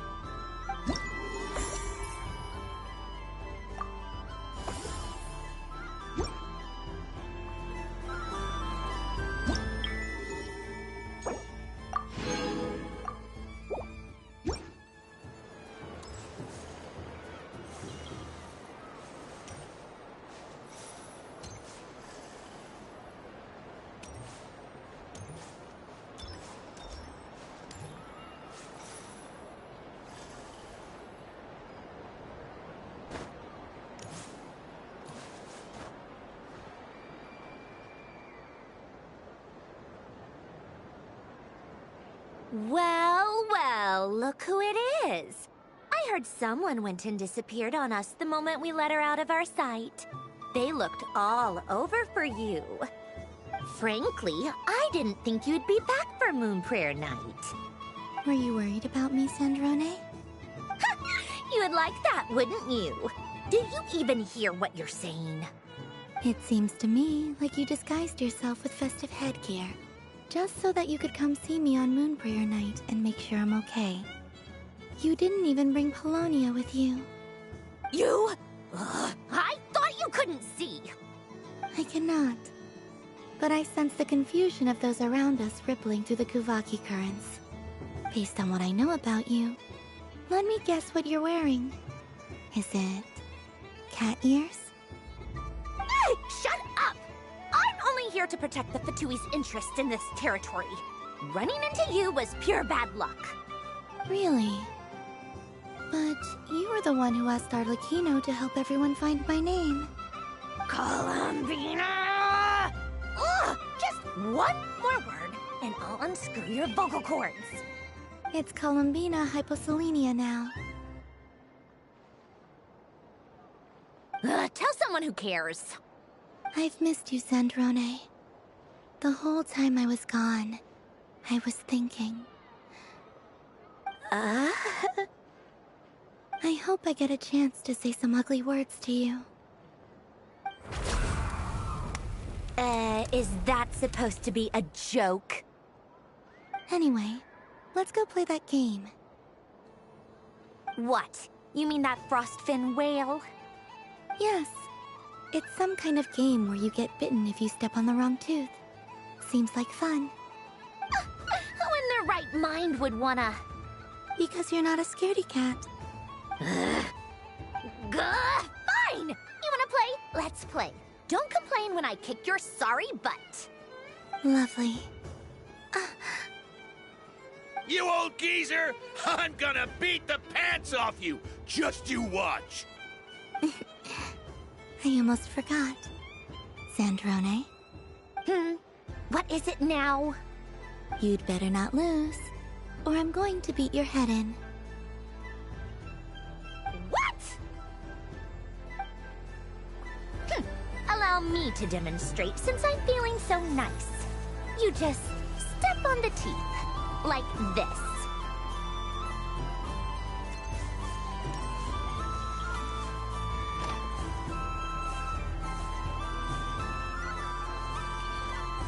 Which should I pick? Your turn, Sandrone.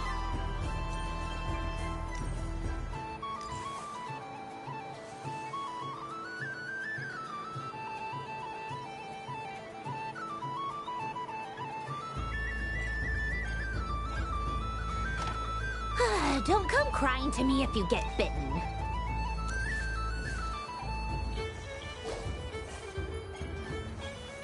There are less and less teeth remaining.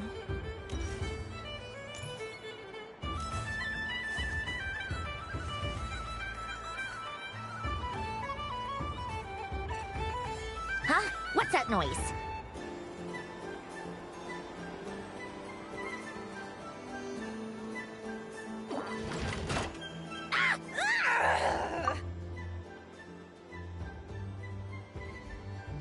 I think you might have picked a bad tooth, Sandrone.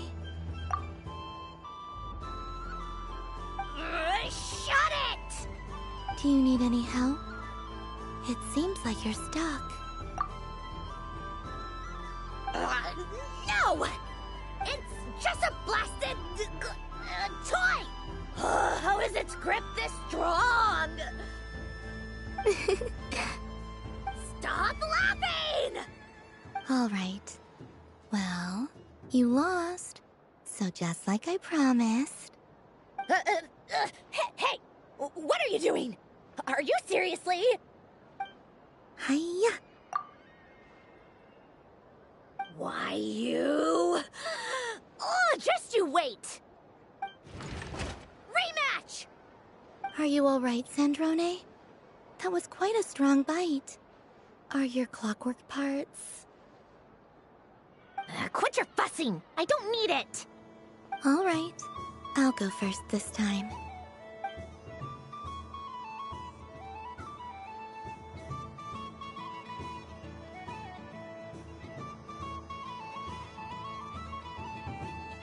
I see it now.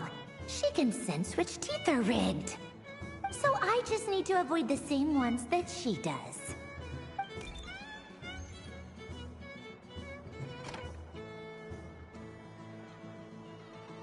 This one... Seems fine. She avoided that one then? Now I've got you. All right, my turn.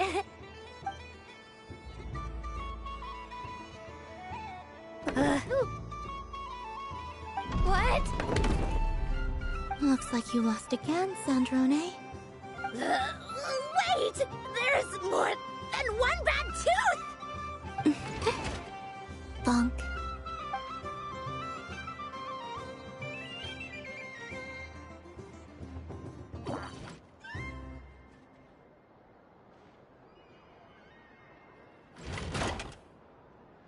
Stupid game! What idiot came up with this? Are you all right, Sandrone?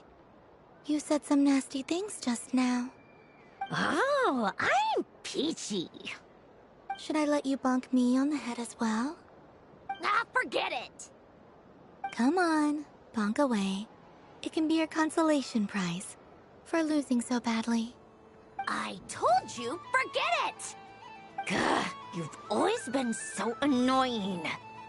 Singing right outside my door and biting yourself to my tea parties, going AWOL. And now you're off to the moon or something.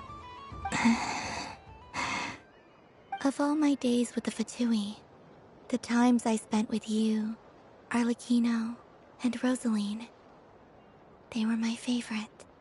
I will not forget them. Just as I shall not forget this moment. We'll always be friends, no matter where we are, right? Who would want to be your...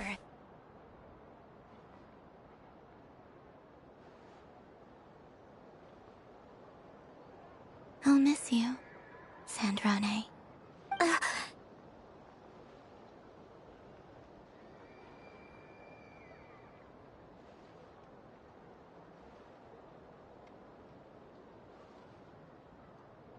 Goodbye, Sandrone.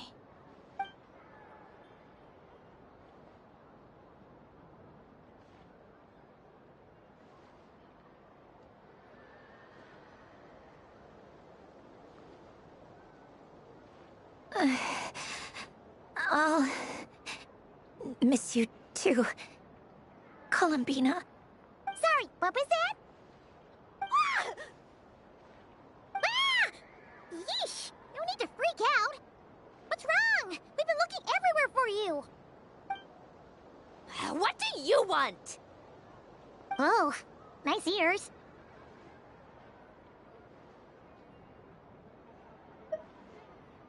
What do you want? This. Huh? It's your turn to draw something.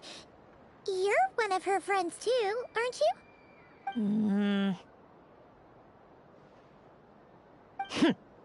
Doesn't know how lucky she is. Sorry? Nothing. I'm done. Take it. Oh, that was fast. Oh, and one more thing. Last time we spoke, you mentioned you were interested in the Narcissan Kreuz Ordo's research, remember? There were too many people when we last met, so we didn't get the chance to do this. What are you talking about?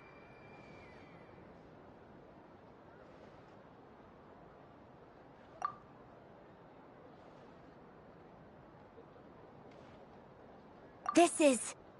Oh. Alain, Renee, and Marianne. Huh. The Holy Blade. A savior's plaything. It's not about whether I approve or not. These people, they would sacrifice themselves for the sake of the world. Especially Alain Guillotin and Renee. That is something I would never choose to do. Still, I didn't know they had any pictures left from that time.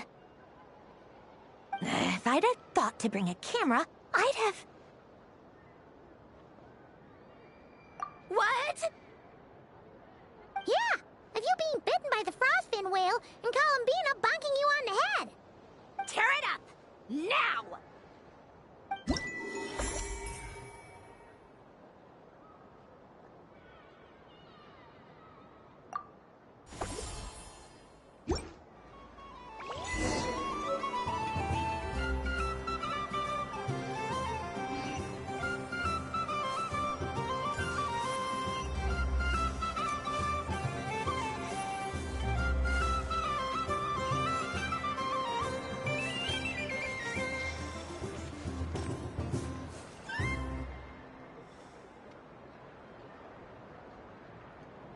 What is going on over here? It looks like fun. Hold it right there! You can't run away from me, Moon Goddess. Hmm? Are you talking to me? Of course. Do you see anyone else here dressed up as the Moon Goddess besides me and you? Hey, come on. Call me by my title. Happy Moon Prayer Night, Moon Goddess. And the same to you. Anyway, there's no time to waste. Get ready for the duel of a lifetime. Duel? Meet my partner, Stacco. Come on out, Stacco. don't just stand there. Let's see your partner. Partner?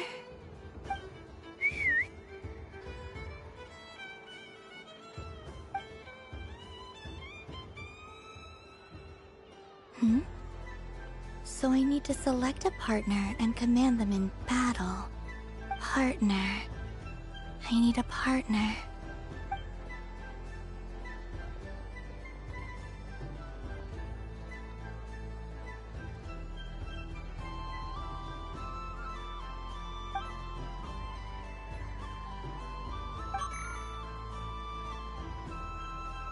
Whoa! Am I seeing things? Where'd you get a Kuhenki? They're super rare. That's great. But you can only bring one partner to battle against me and Stacko. No ganging up allowed. They all look so eager to be picked. Which one should I choose?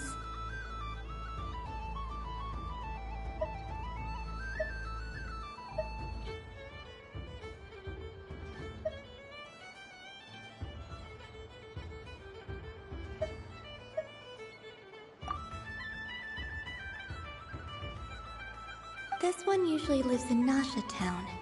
She likes falling asleep to the sound of striking hammers. And I bet she's quite familiar with robots' weak spots. They all look so eager to be picked. This deer came to celebrate the festival with the Frost Moon Scions. It wants to help me with its antlers. They are its pride and joy. They all look so eager to be picked. I'm not sure what this bot is trying to say, but it seems very happy. That bow. Does it want to dress up as the moon goddess too? They all look so eager to be picked. Which one should I choose? This deer came to celebrate the festival with the Frost Moon Scions. It wants to help. They all look so eager to be picked. This one usually lives in Nasha Town. Testing! Testing! Oh, this is an emergency broadcast! An exciting battle is about to take place right here at the Nasha Town Special Arena! In this corner, we have the Moon Goddess and her robot partner. And in the other, we have the Moon Goddess and her Kuhenki partner. Only one Moon Goddess can be victorious in this ultimate battle of destiny! But who will it be? There's only one way to find out! Now, without further ado, let the Battle of the Moons begin! I don't care who we're up against. Stacko and I ain't gonna lose! Let's strike first! Stacko, formation shift! Ho-ho-ho! The robot has kicked things off with a change of formation. But how will this affect the battle? Nobody knows! The other party chooses to attack! Let's see how their partner performs!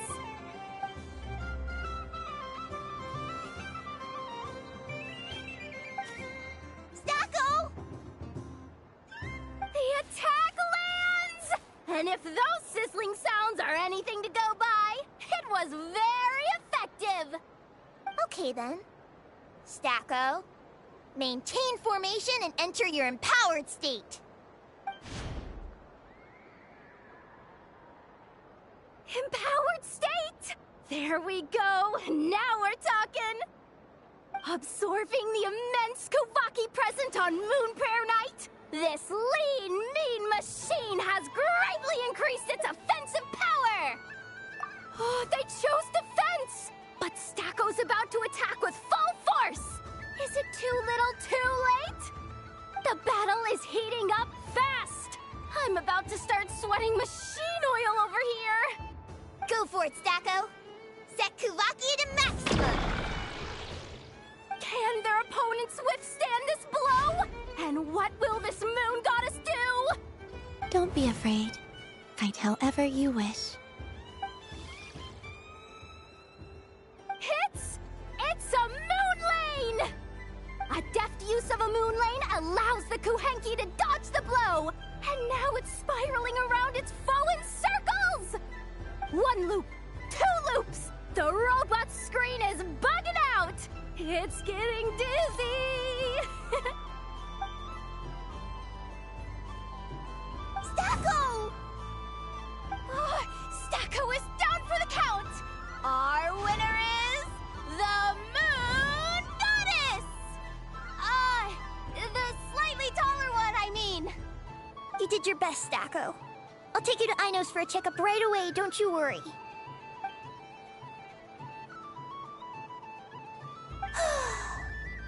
Well, you beat me fair and square, I guess.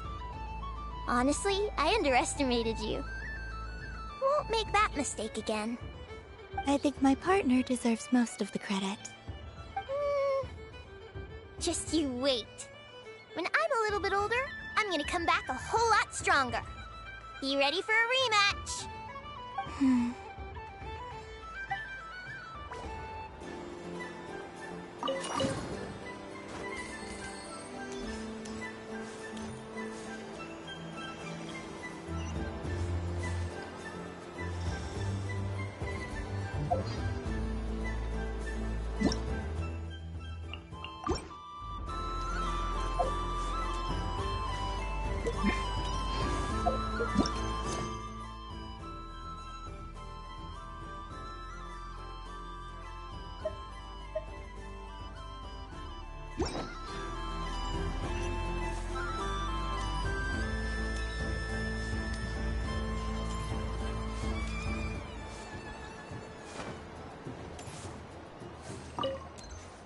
Done being a do-gooder yet?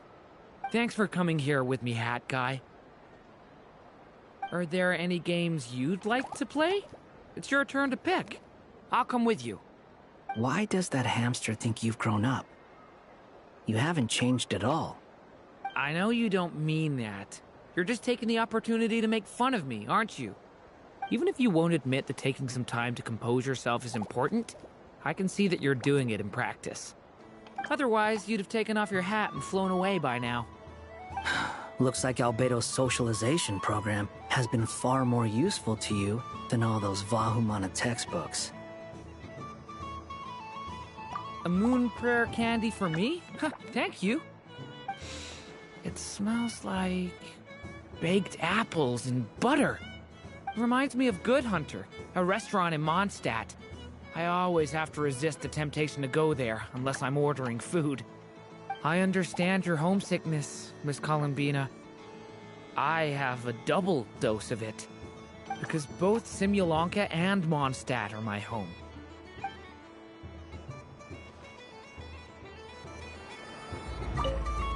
Done being a... Thanks for coming here with me. Are there any games you... Why does that hamster... I know you don't mean... Even if you won't admit that taking some time... Otherwise, you'd have taken off your... Looks like Albedo's socialization program has been far more useful to you than all those Vahumana textbooks. I thought you'd actually spend your precious time doing something more worthwhile. Everyone has to take one? Well, fine. I'll take mine.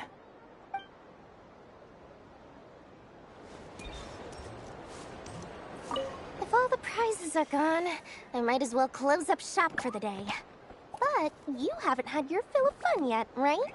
So the next time a customer shows up, you're going to have to run faster, all right? And remember, run out of the rings, not into... Oh, a gift for me? Lord Sangama Bay really is going up in the world. Wow, candy from the Moon Goddess herself. If I back this up... No, what am I saying? Box this up in exquisite gift boxes? Yes, I can make a fortune! Maybe I don't even need to go to all that trouble. Any old boxes will do. I just need to tell my customers that this candy is blessed by the Moon Goddess. Yeah, that ought to do it. Sounds like a plan. Time to have Irwa earn his keep when I get back.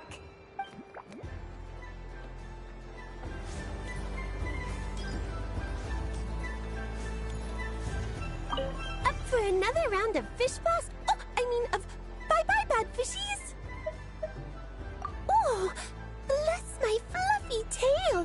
Dodoko has never seen candy shaped quite like this before. Why, it shines like a lovely crystal. Let the feasting begin. Oh, sweet as a tomato bathed in sunlight. Thank you very much. You truly are a friend to the Dodoko. Please share the rest with other people. I am sure everyone will fall in love with the taste of pure joy.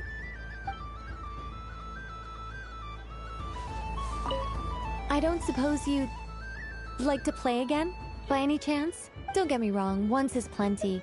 You're under no obligation to indulge me any further. And besides, I don't have any other prizes for you. Oh, I love the color of this wrapping paper. But the bow on that one is just so perfect. Oh, this is a tough choice. I know the wrapping paper doesn't affect the flavor, but it does set the first impression, which can influence your mood as you eat it. And actually, that does affect the flavor. I have to listen to my heart and pick the one that I can really build a bond with. It's the only way to eat candy. Oh, but look at the shape of this one, how lovely! Ah, this choice is getting harder and harder.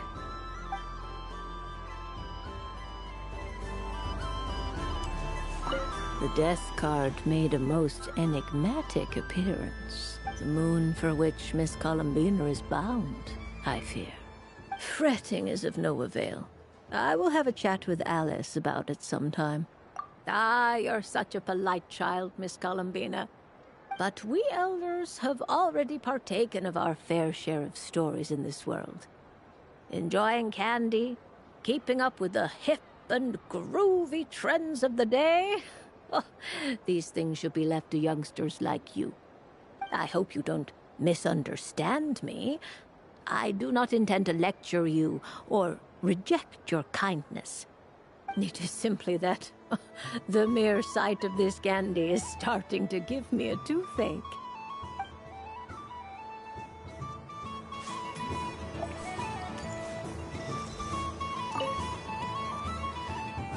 It'd be rude to just leave without... Huh? Albedo? This sketch is for you. Oh, a gift for me. Thanks. The north wind left in the lurch. Thank you.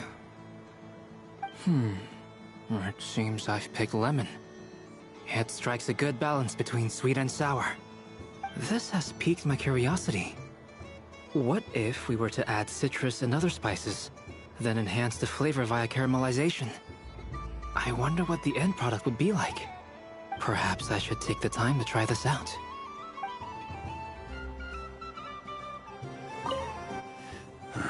Huh? Albedo? This sketch is for you. Oh, a gift? The north wind left in the lurch. Ooh, I get one too? Nice, thanks. What is that? Oh, it's so familiar. Don't tell me. Oh, I got it. It's like the candy jar dropped into a vat of today's boon. Seems I'm a proud recipient of today's Feast of the Moon, huh?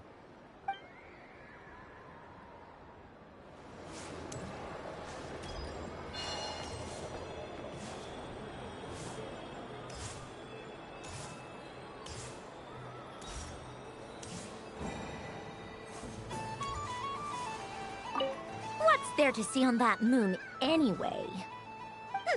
Let her go up there and cry alone. See if I care. You're giving me candy? That isn't like you. This had better not be some weird prank. Coffee flavor? I thought you hated coffee. It's extra strong too. You didn't do all this just for me, did you? Hey! Don't take it away! I never said I didn't want it. I mean, you can't unmake the candy now.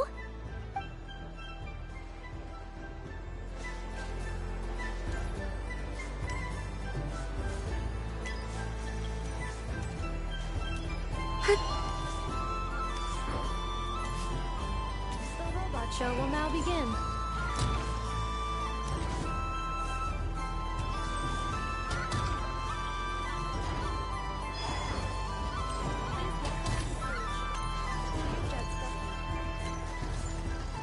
Combining precision, engineering.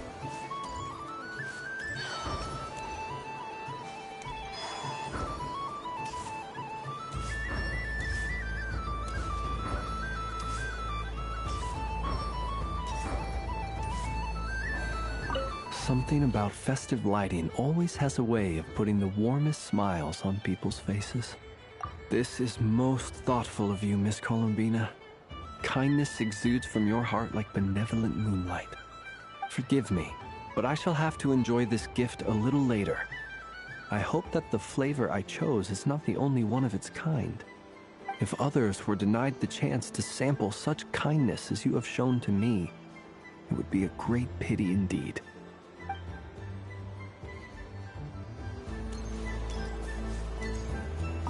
Yes. May everyone's wishes come true. Why, thank you. Don't mind if I do. Oh, my. It's so sweet. I'm so accustomed to plain, simple meals that this sweet treat is quite a shock to the senses. But I savor this moment in its entirety because it tastes like true friendship.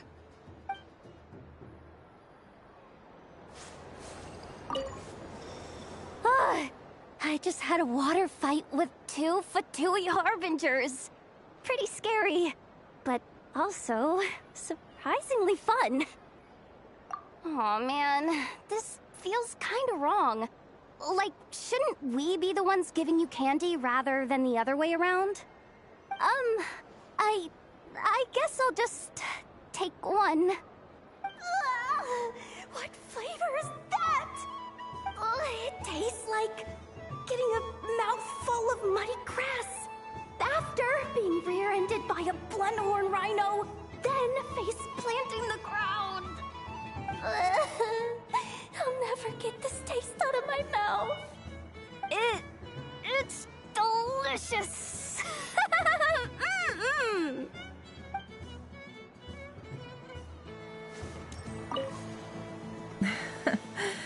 That was fun. It's a shame Ashru doesn't like playing with water, or I'd have roped him in as well. Oh, a gift? You shouldn't have, Miss Columbina. Very nice indeed. Candy is one of many luxuries that the desert folk could never afford. How I yearned for candy when I could not have it. Yet, now that it is readily available to me, I never seem to crave it. May your moon prayer night be one free from regrets.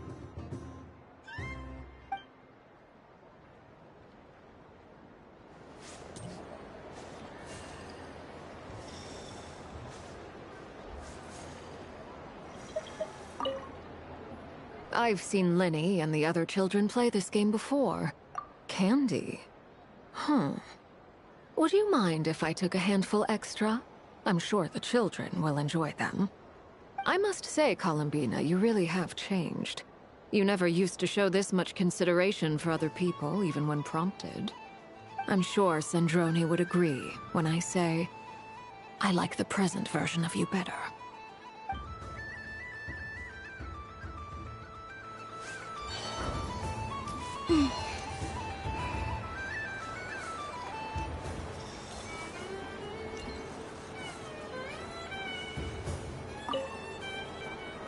Traveler. Hey there, Columbina! Are you done checking out the festive amusements already? Are you sure you don't want to look around some more? You might not get another opportunity like this for a while.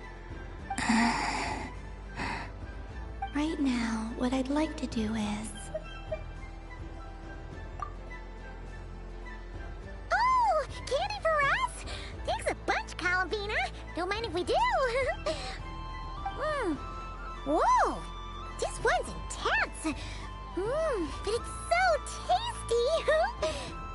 What about you, Traveler? How does yours taste? good. Paimon's drooling now. Are there any more Smetana candies in the box? Yes, I believe so. Okay, gotcha. Let's see.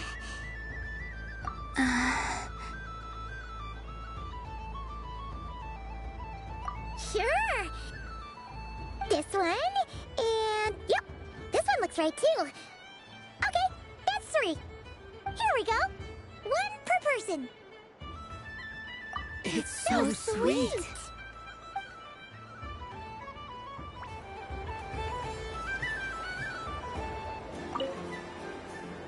Traveler, Paimon. Columbina! Finished with the festival already?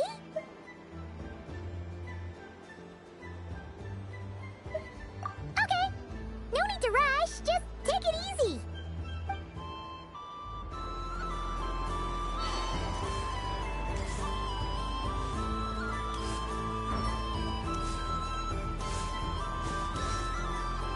Robot show will now begin.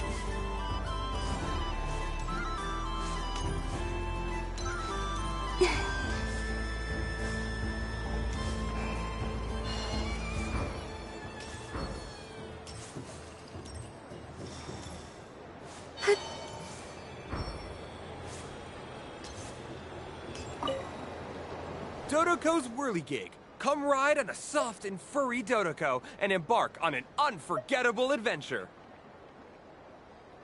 Of course, Moon Goddess. This way, please.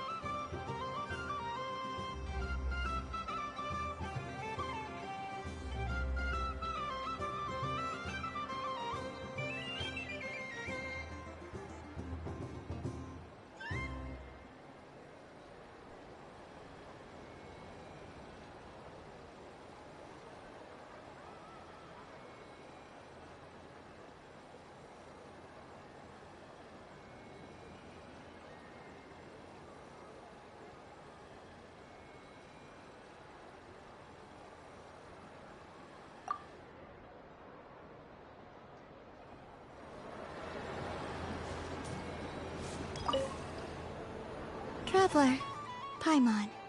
Columbina! Finished with the festival already? Really? You're sure you don't want to have a little more fun out there? Final answer. Maybe I should think about this more carefully.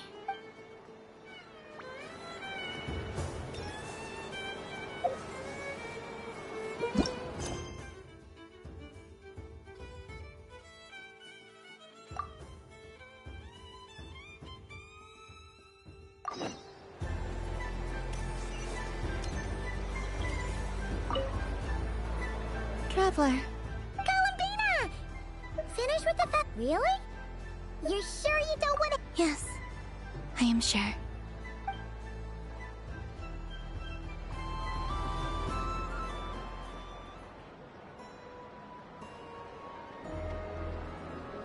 This was the most fun I've ever had on a moon prayer night. Everywhere I went, people were saying, "Welcome home," and there were friends at every turn. I only wish it could last longer than one night. Oh. Yes, you're right. The moon prayer blossoms. Ooh, look! Look! Moon prayer night has come.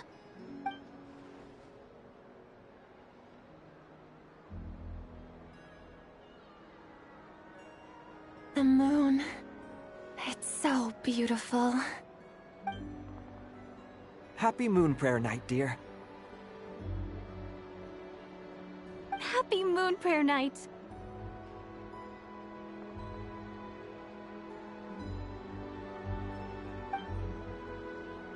Happy Moon Prayer Night.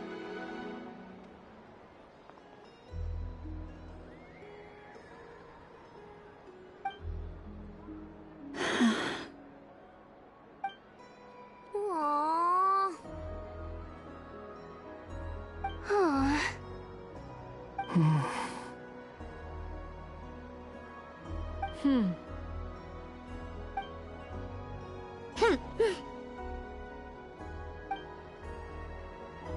Time flies when you're having fun.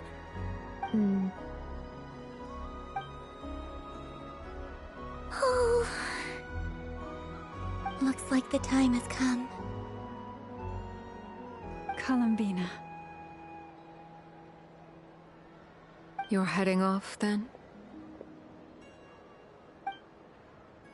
Yes, to the ruins you mentioned. And from there, back home to the moon. Wait! I know? At least... Take one of our craft shop's crumb cookies up to the moon with you. You know, for a snack. Sure. Why not? The Curatorium of Secrets believes in proper farewells. No story should be left without a satisfactory endnote. Never. Farewells are an important affair for the Ratniki, too. We never know when we might meet again. Haha! And here I thought grand farewells wouldn't suit tonight's mood. But I suppose friendly passion is not to be stopped, eh?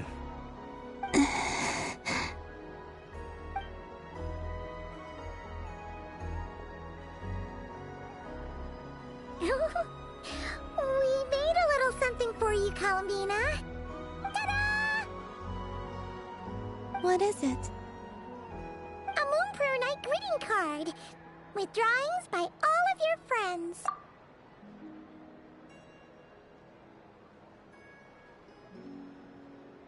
You did mention that you'd like a portrait done, so I took the liberty of creating one for you. I, meanwhile, did the portrait of Mr. Albedo, and Mr. Varka did the same for me. I mean, I think my work was pretty true to life, don't you think? The picture of Ashru was my doing. The two of you seem to get along rather well. Wait, was I the only one who did a full-body picture? That's so embarrassing. I did pictures of me and Anefa. I did my own portrait and one for Hat Guy. Plus, there's the two mages, Arlecchino and Sindrune. So, if you ever miss us, just flip the card open and we'll all be right there with you. I don't know what to say. Thank you so much, everyone. This whole Moon Prayer Night was more than I could have ever asked for. It is the greatest gift I have ever received. Lauma, I figured it out. Figured what out? Remember how the Frost Moon Scions used to use milk as invisible ink to write hidden messages? That was a very long time ago. Oh, are you saying? Yes. When I miss you all, I shall use moonlight in the same way, to write words that only you can see upon the moon itself. Wow, that sounds lovely. Quite. But how will we see them? Simply open your windows on nights when the moon shines bright. and the moonlight will naturally flow towards the words I have written. That sounds most fitting indeed. Very true to form. I'll try to write them in places that won't disturb your sleep. I, for one, would sleep all the better for having read one of your messages before settling down for the night. Exactly! So don't worry about disturbing anyone's sleep. Just promise you'll write to let us know you're okay, alright? All right. I promise.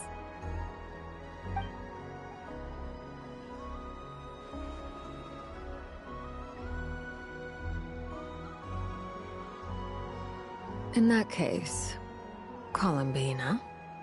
I'm ready.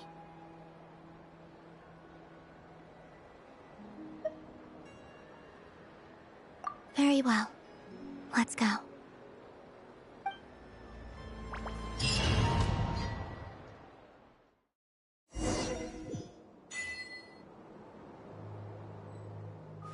In just a few moments, I will be gone. I still don't know what to expect on the moon. Will I really be able to send messages to my friends? The Kuhenki, the animals of Krai. I'll never get to see them again. I wonder where I'll be when the next moon prayer night comes.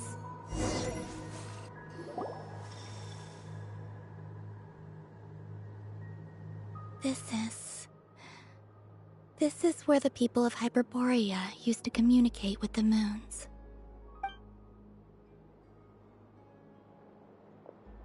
Eternal moon, frost moon, iridescent moon.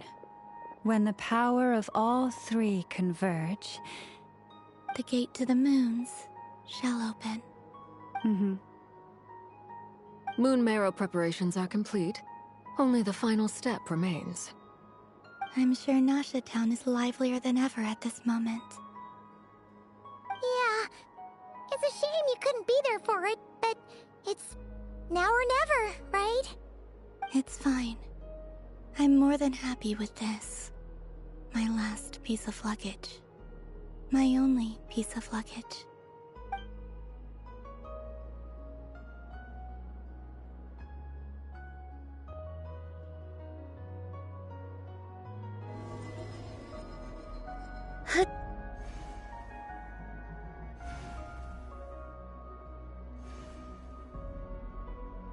I can already feel the moon calling to me.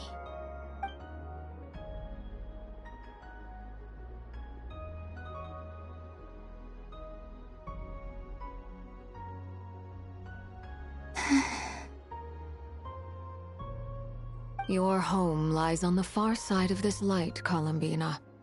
From now on, we will at last have a reason to pray to the true moon. Columbina. Yes? I'm listening. Be sure to come back and see us when you get the chance.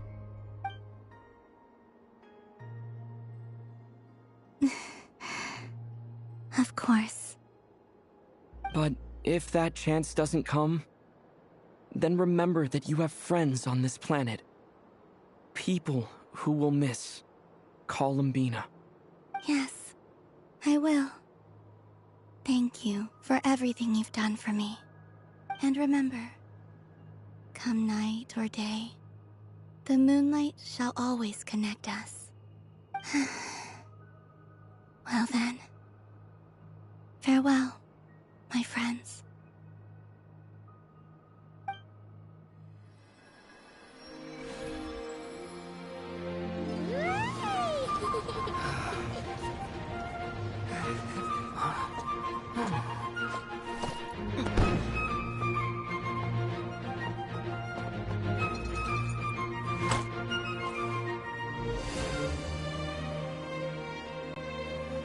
Thank you. This was my happiest night in Tevat.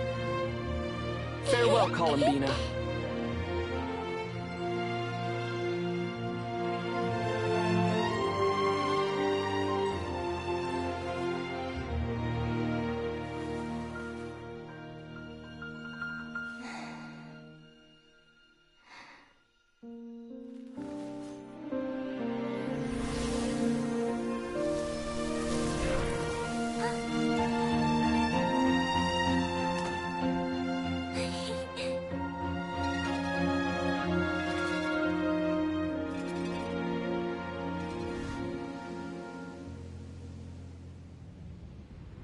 The moon really is closer than ever tonight.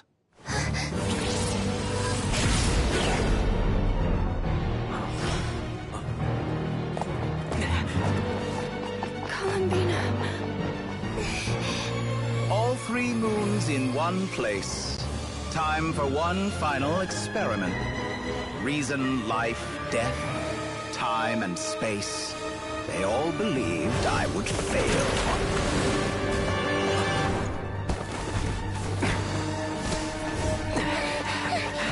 How could this happen? But Tevat's primordial power never did belong to the throne of heaven. And now, they are mine.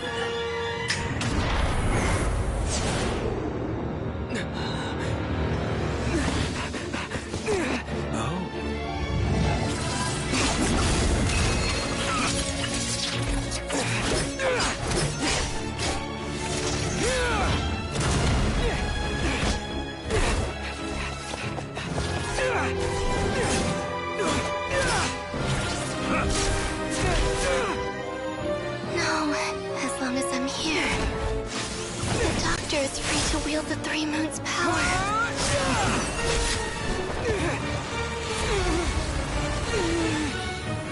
It's the only way.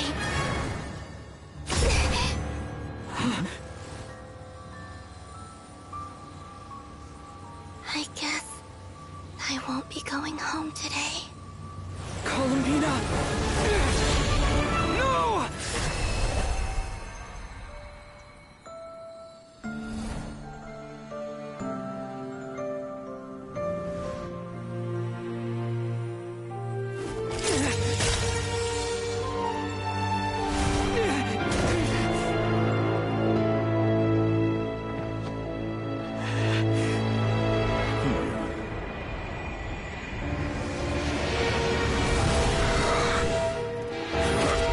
Stubborn world, do not try to control me.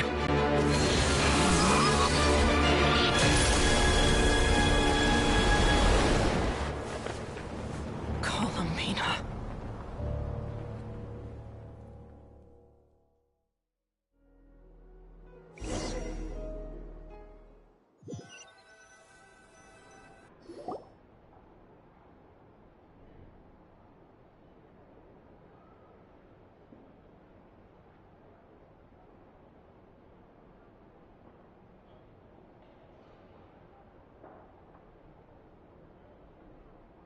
Are you all right?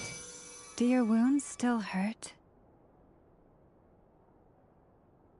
I had someone prepare a little medicine that could prove effective. Take it if you need to. In that case, let me relate the contents of the call we made to Alice after the incident occurred.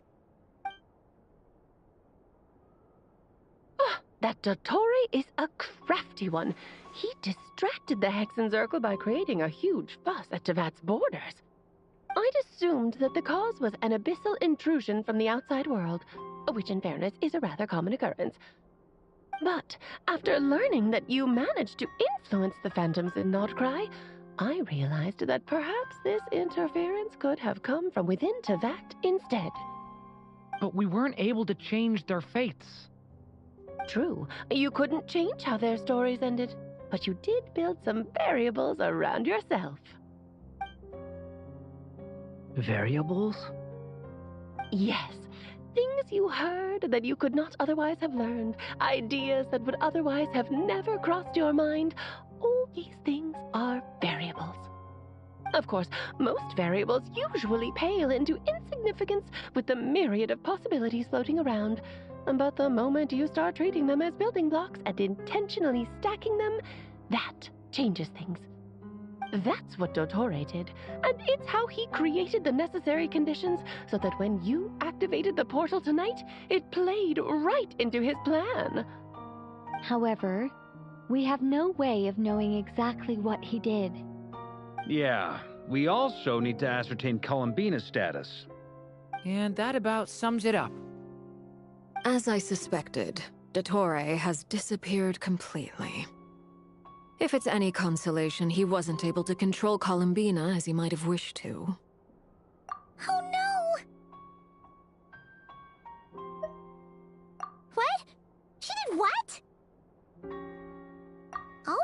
was, Dotori appeared and used some kind of power. The next thing we knew, he and Columbina were gone, and you were falling into the sea.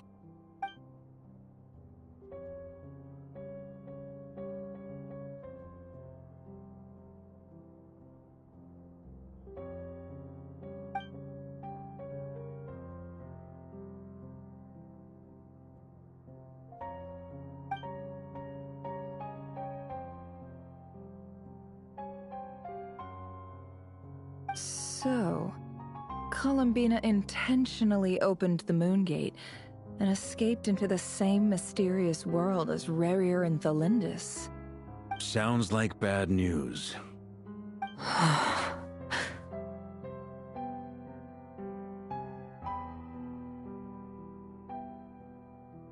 Seen in that way, the trilunar syzygy and Rerir's emergence, Dotori might have been pulling the strings in both cases.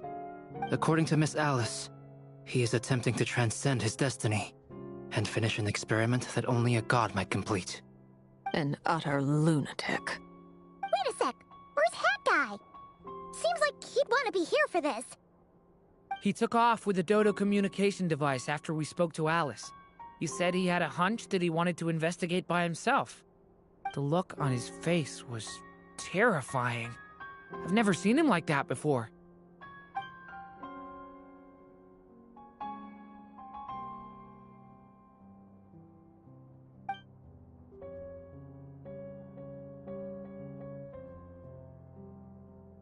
I'm back. Hat Guy! I went to look for the Hyperborean phantoms again. I think I've gotten to the bottom of it. I got them to talk to Nicole on the other end of the communications line. Turns out, the history they describe is different from how Nicole remembers it. Really? But how? Surely Nicole can't have been wrong. Because the phantoms are the ones who are deceived. They speak of a savior who appeared in their history. One who never should have existed. This savior promised to create a new moon within the false sky, and even bring back their moon goddesses.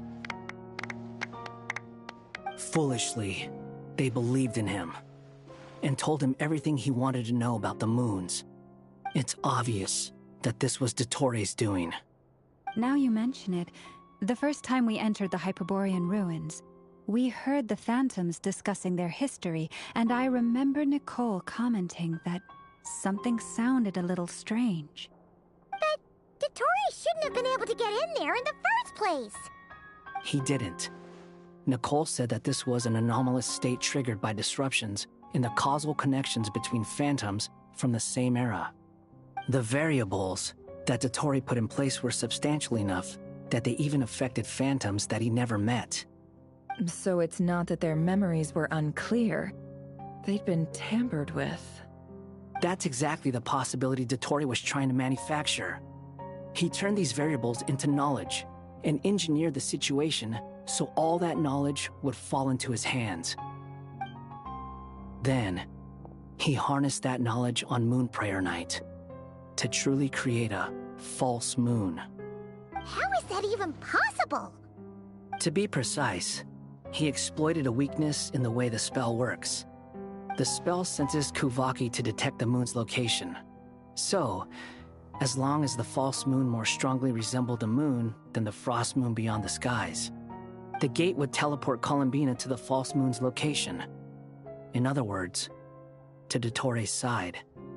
Once he had her under control, the teleportation spell remained active, and he manipulated her power to seize both moon marrows. At that moment, the moon marrows disappeared right before our eyes. It was already too late, even as we were leaving the ruins. By then, Dotori had already amassed the power of all 3 moons. So, where does that leave us? What do we do now? I'd certainly like to know what Her Majesty thinks, now that the concerns I expressed to her have come to pass. But we cannot simply sit and wait for her to decide the matter. And in any case, it is not the Fatui Harbinger Damselette who sees us as her friends, but rather Columbina Hyposelenia. If Even in such extreme circumstances, Her Majesty will not lift the prohibition on harbingers drawing steel against one another. Then I will do as my heart demands. I will fight as Peruware instead. Oh, Arlecchino! Time is short, so I'll make the first move.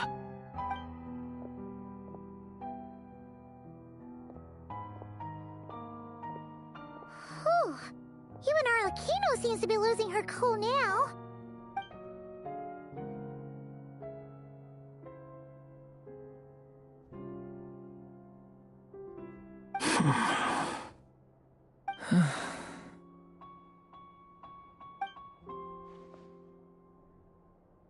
All right.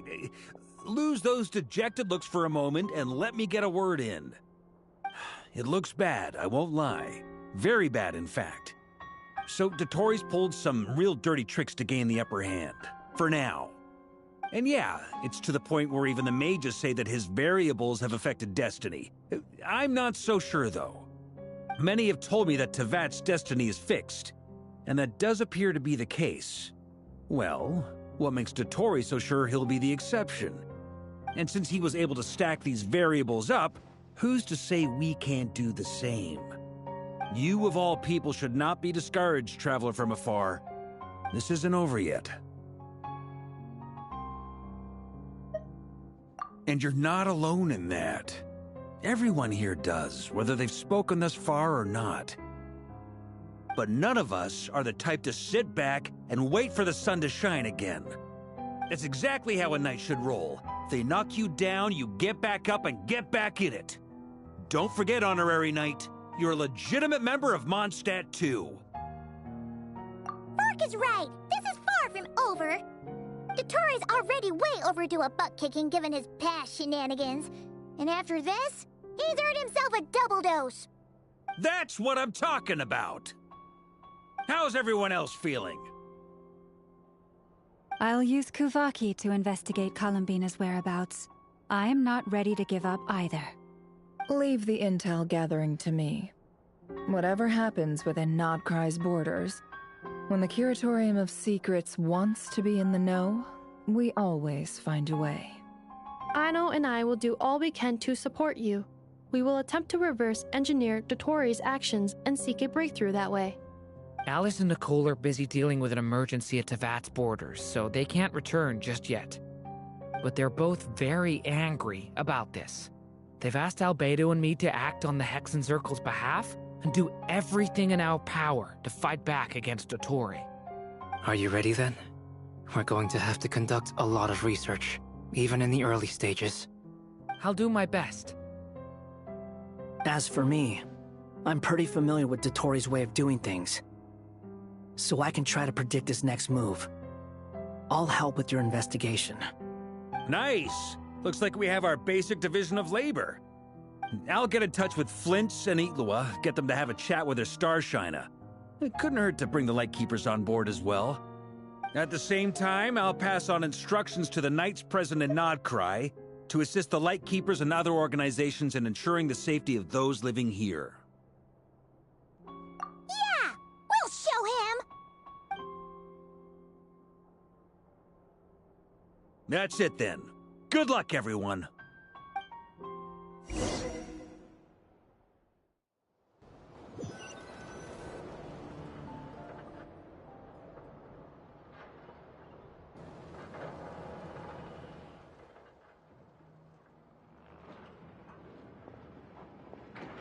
I never thought that Columbina would become my real name. It went from being a Fatui code name to something my friends call me. And remember, come night or day, the moonlight shall always connect us.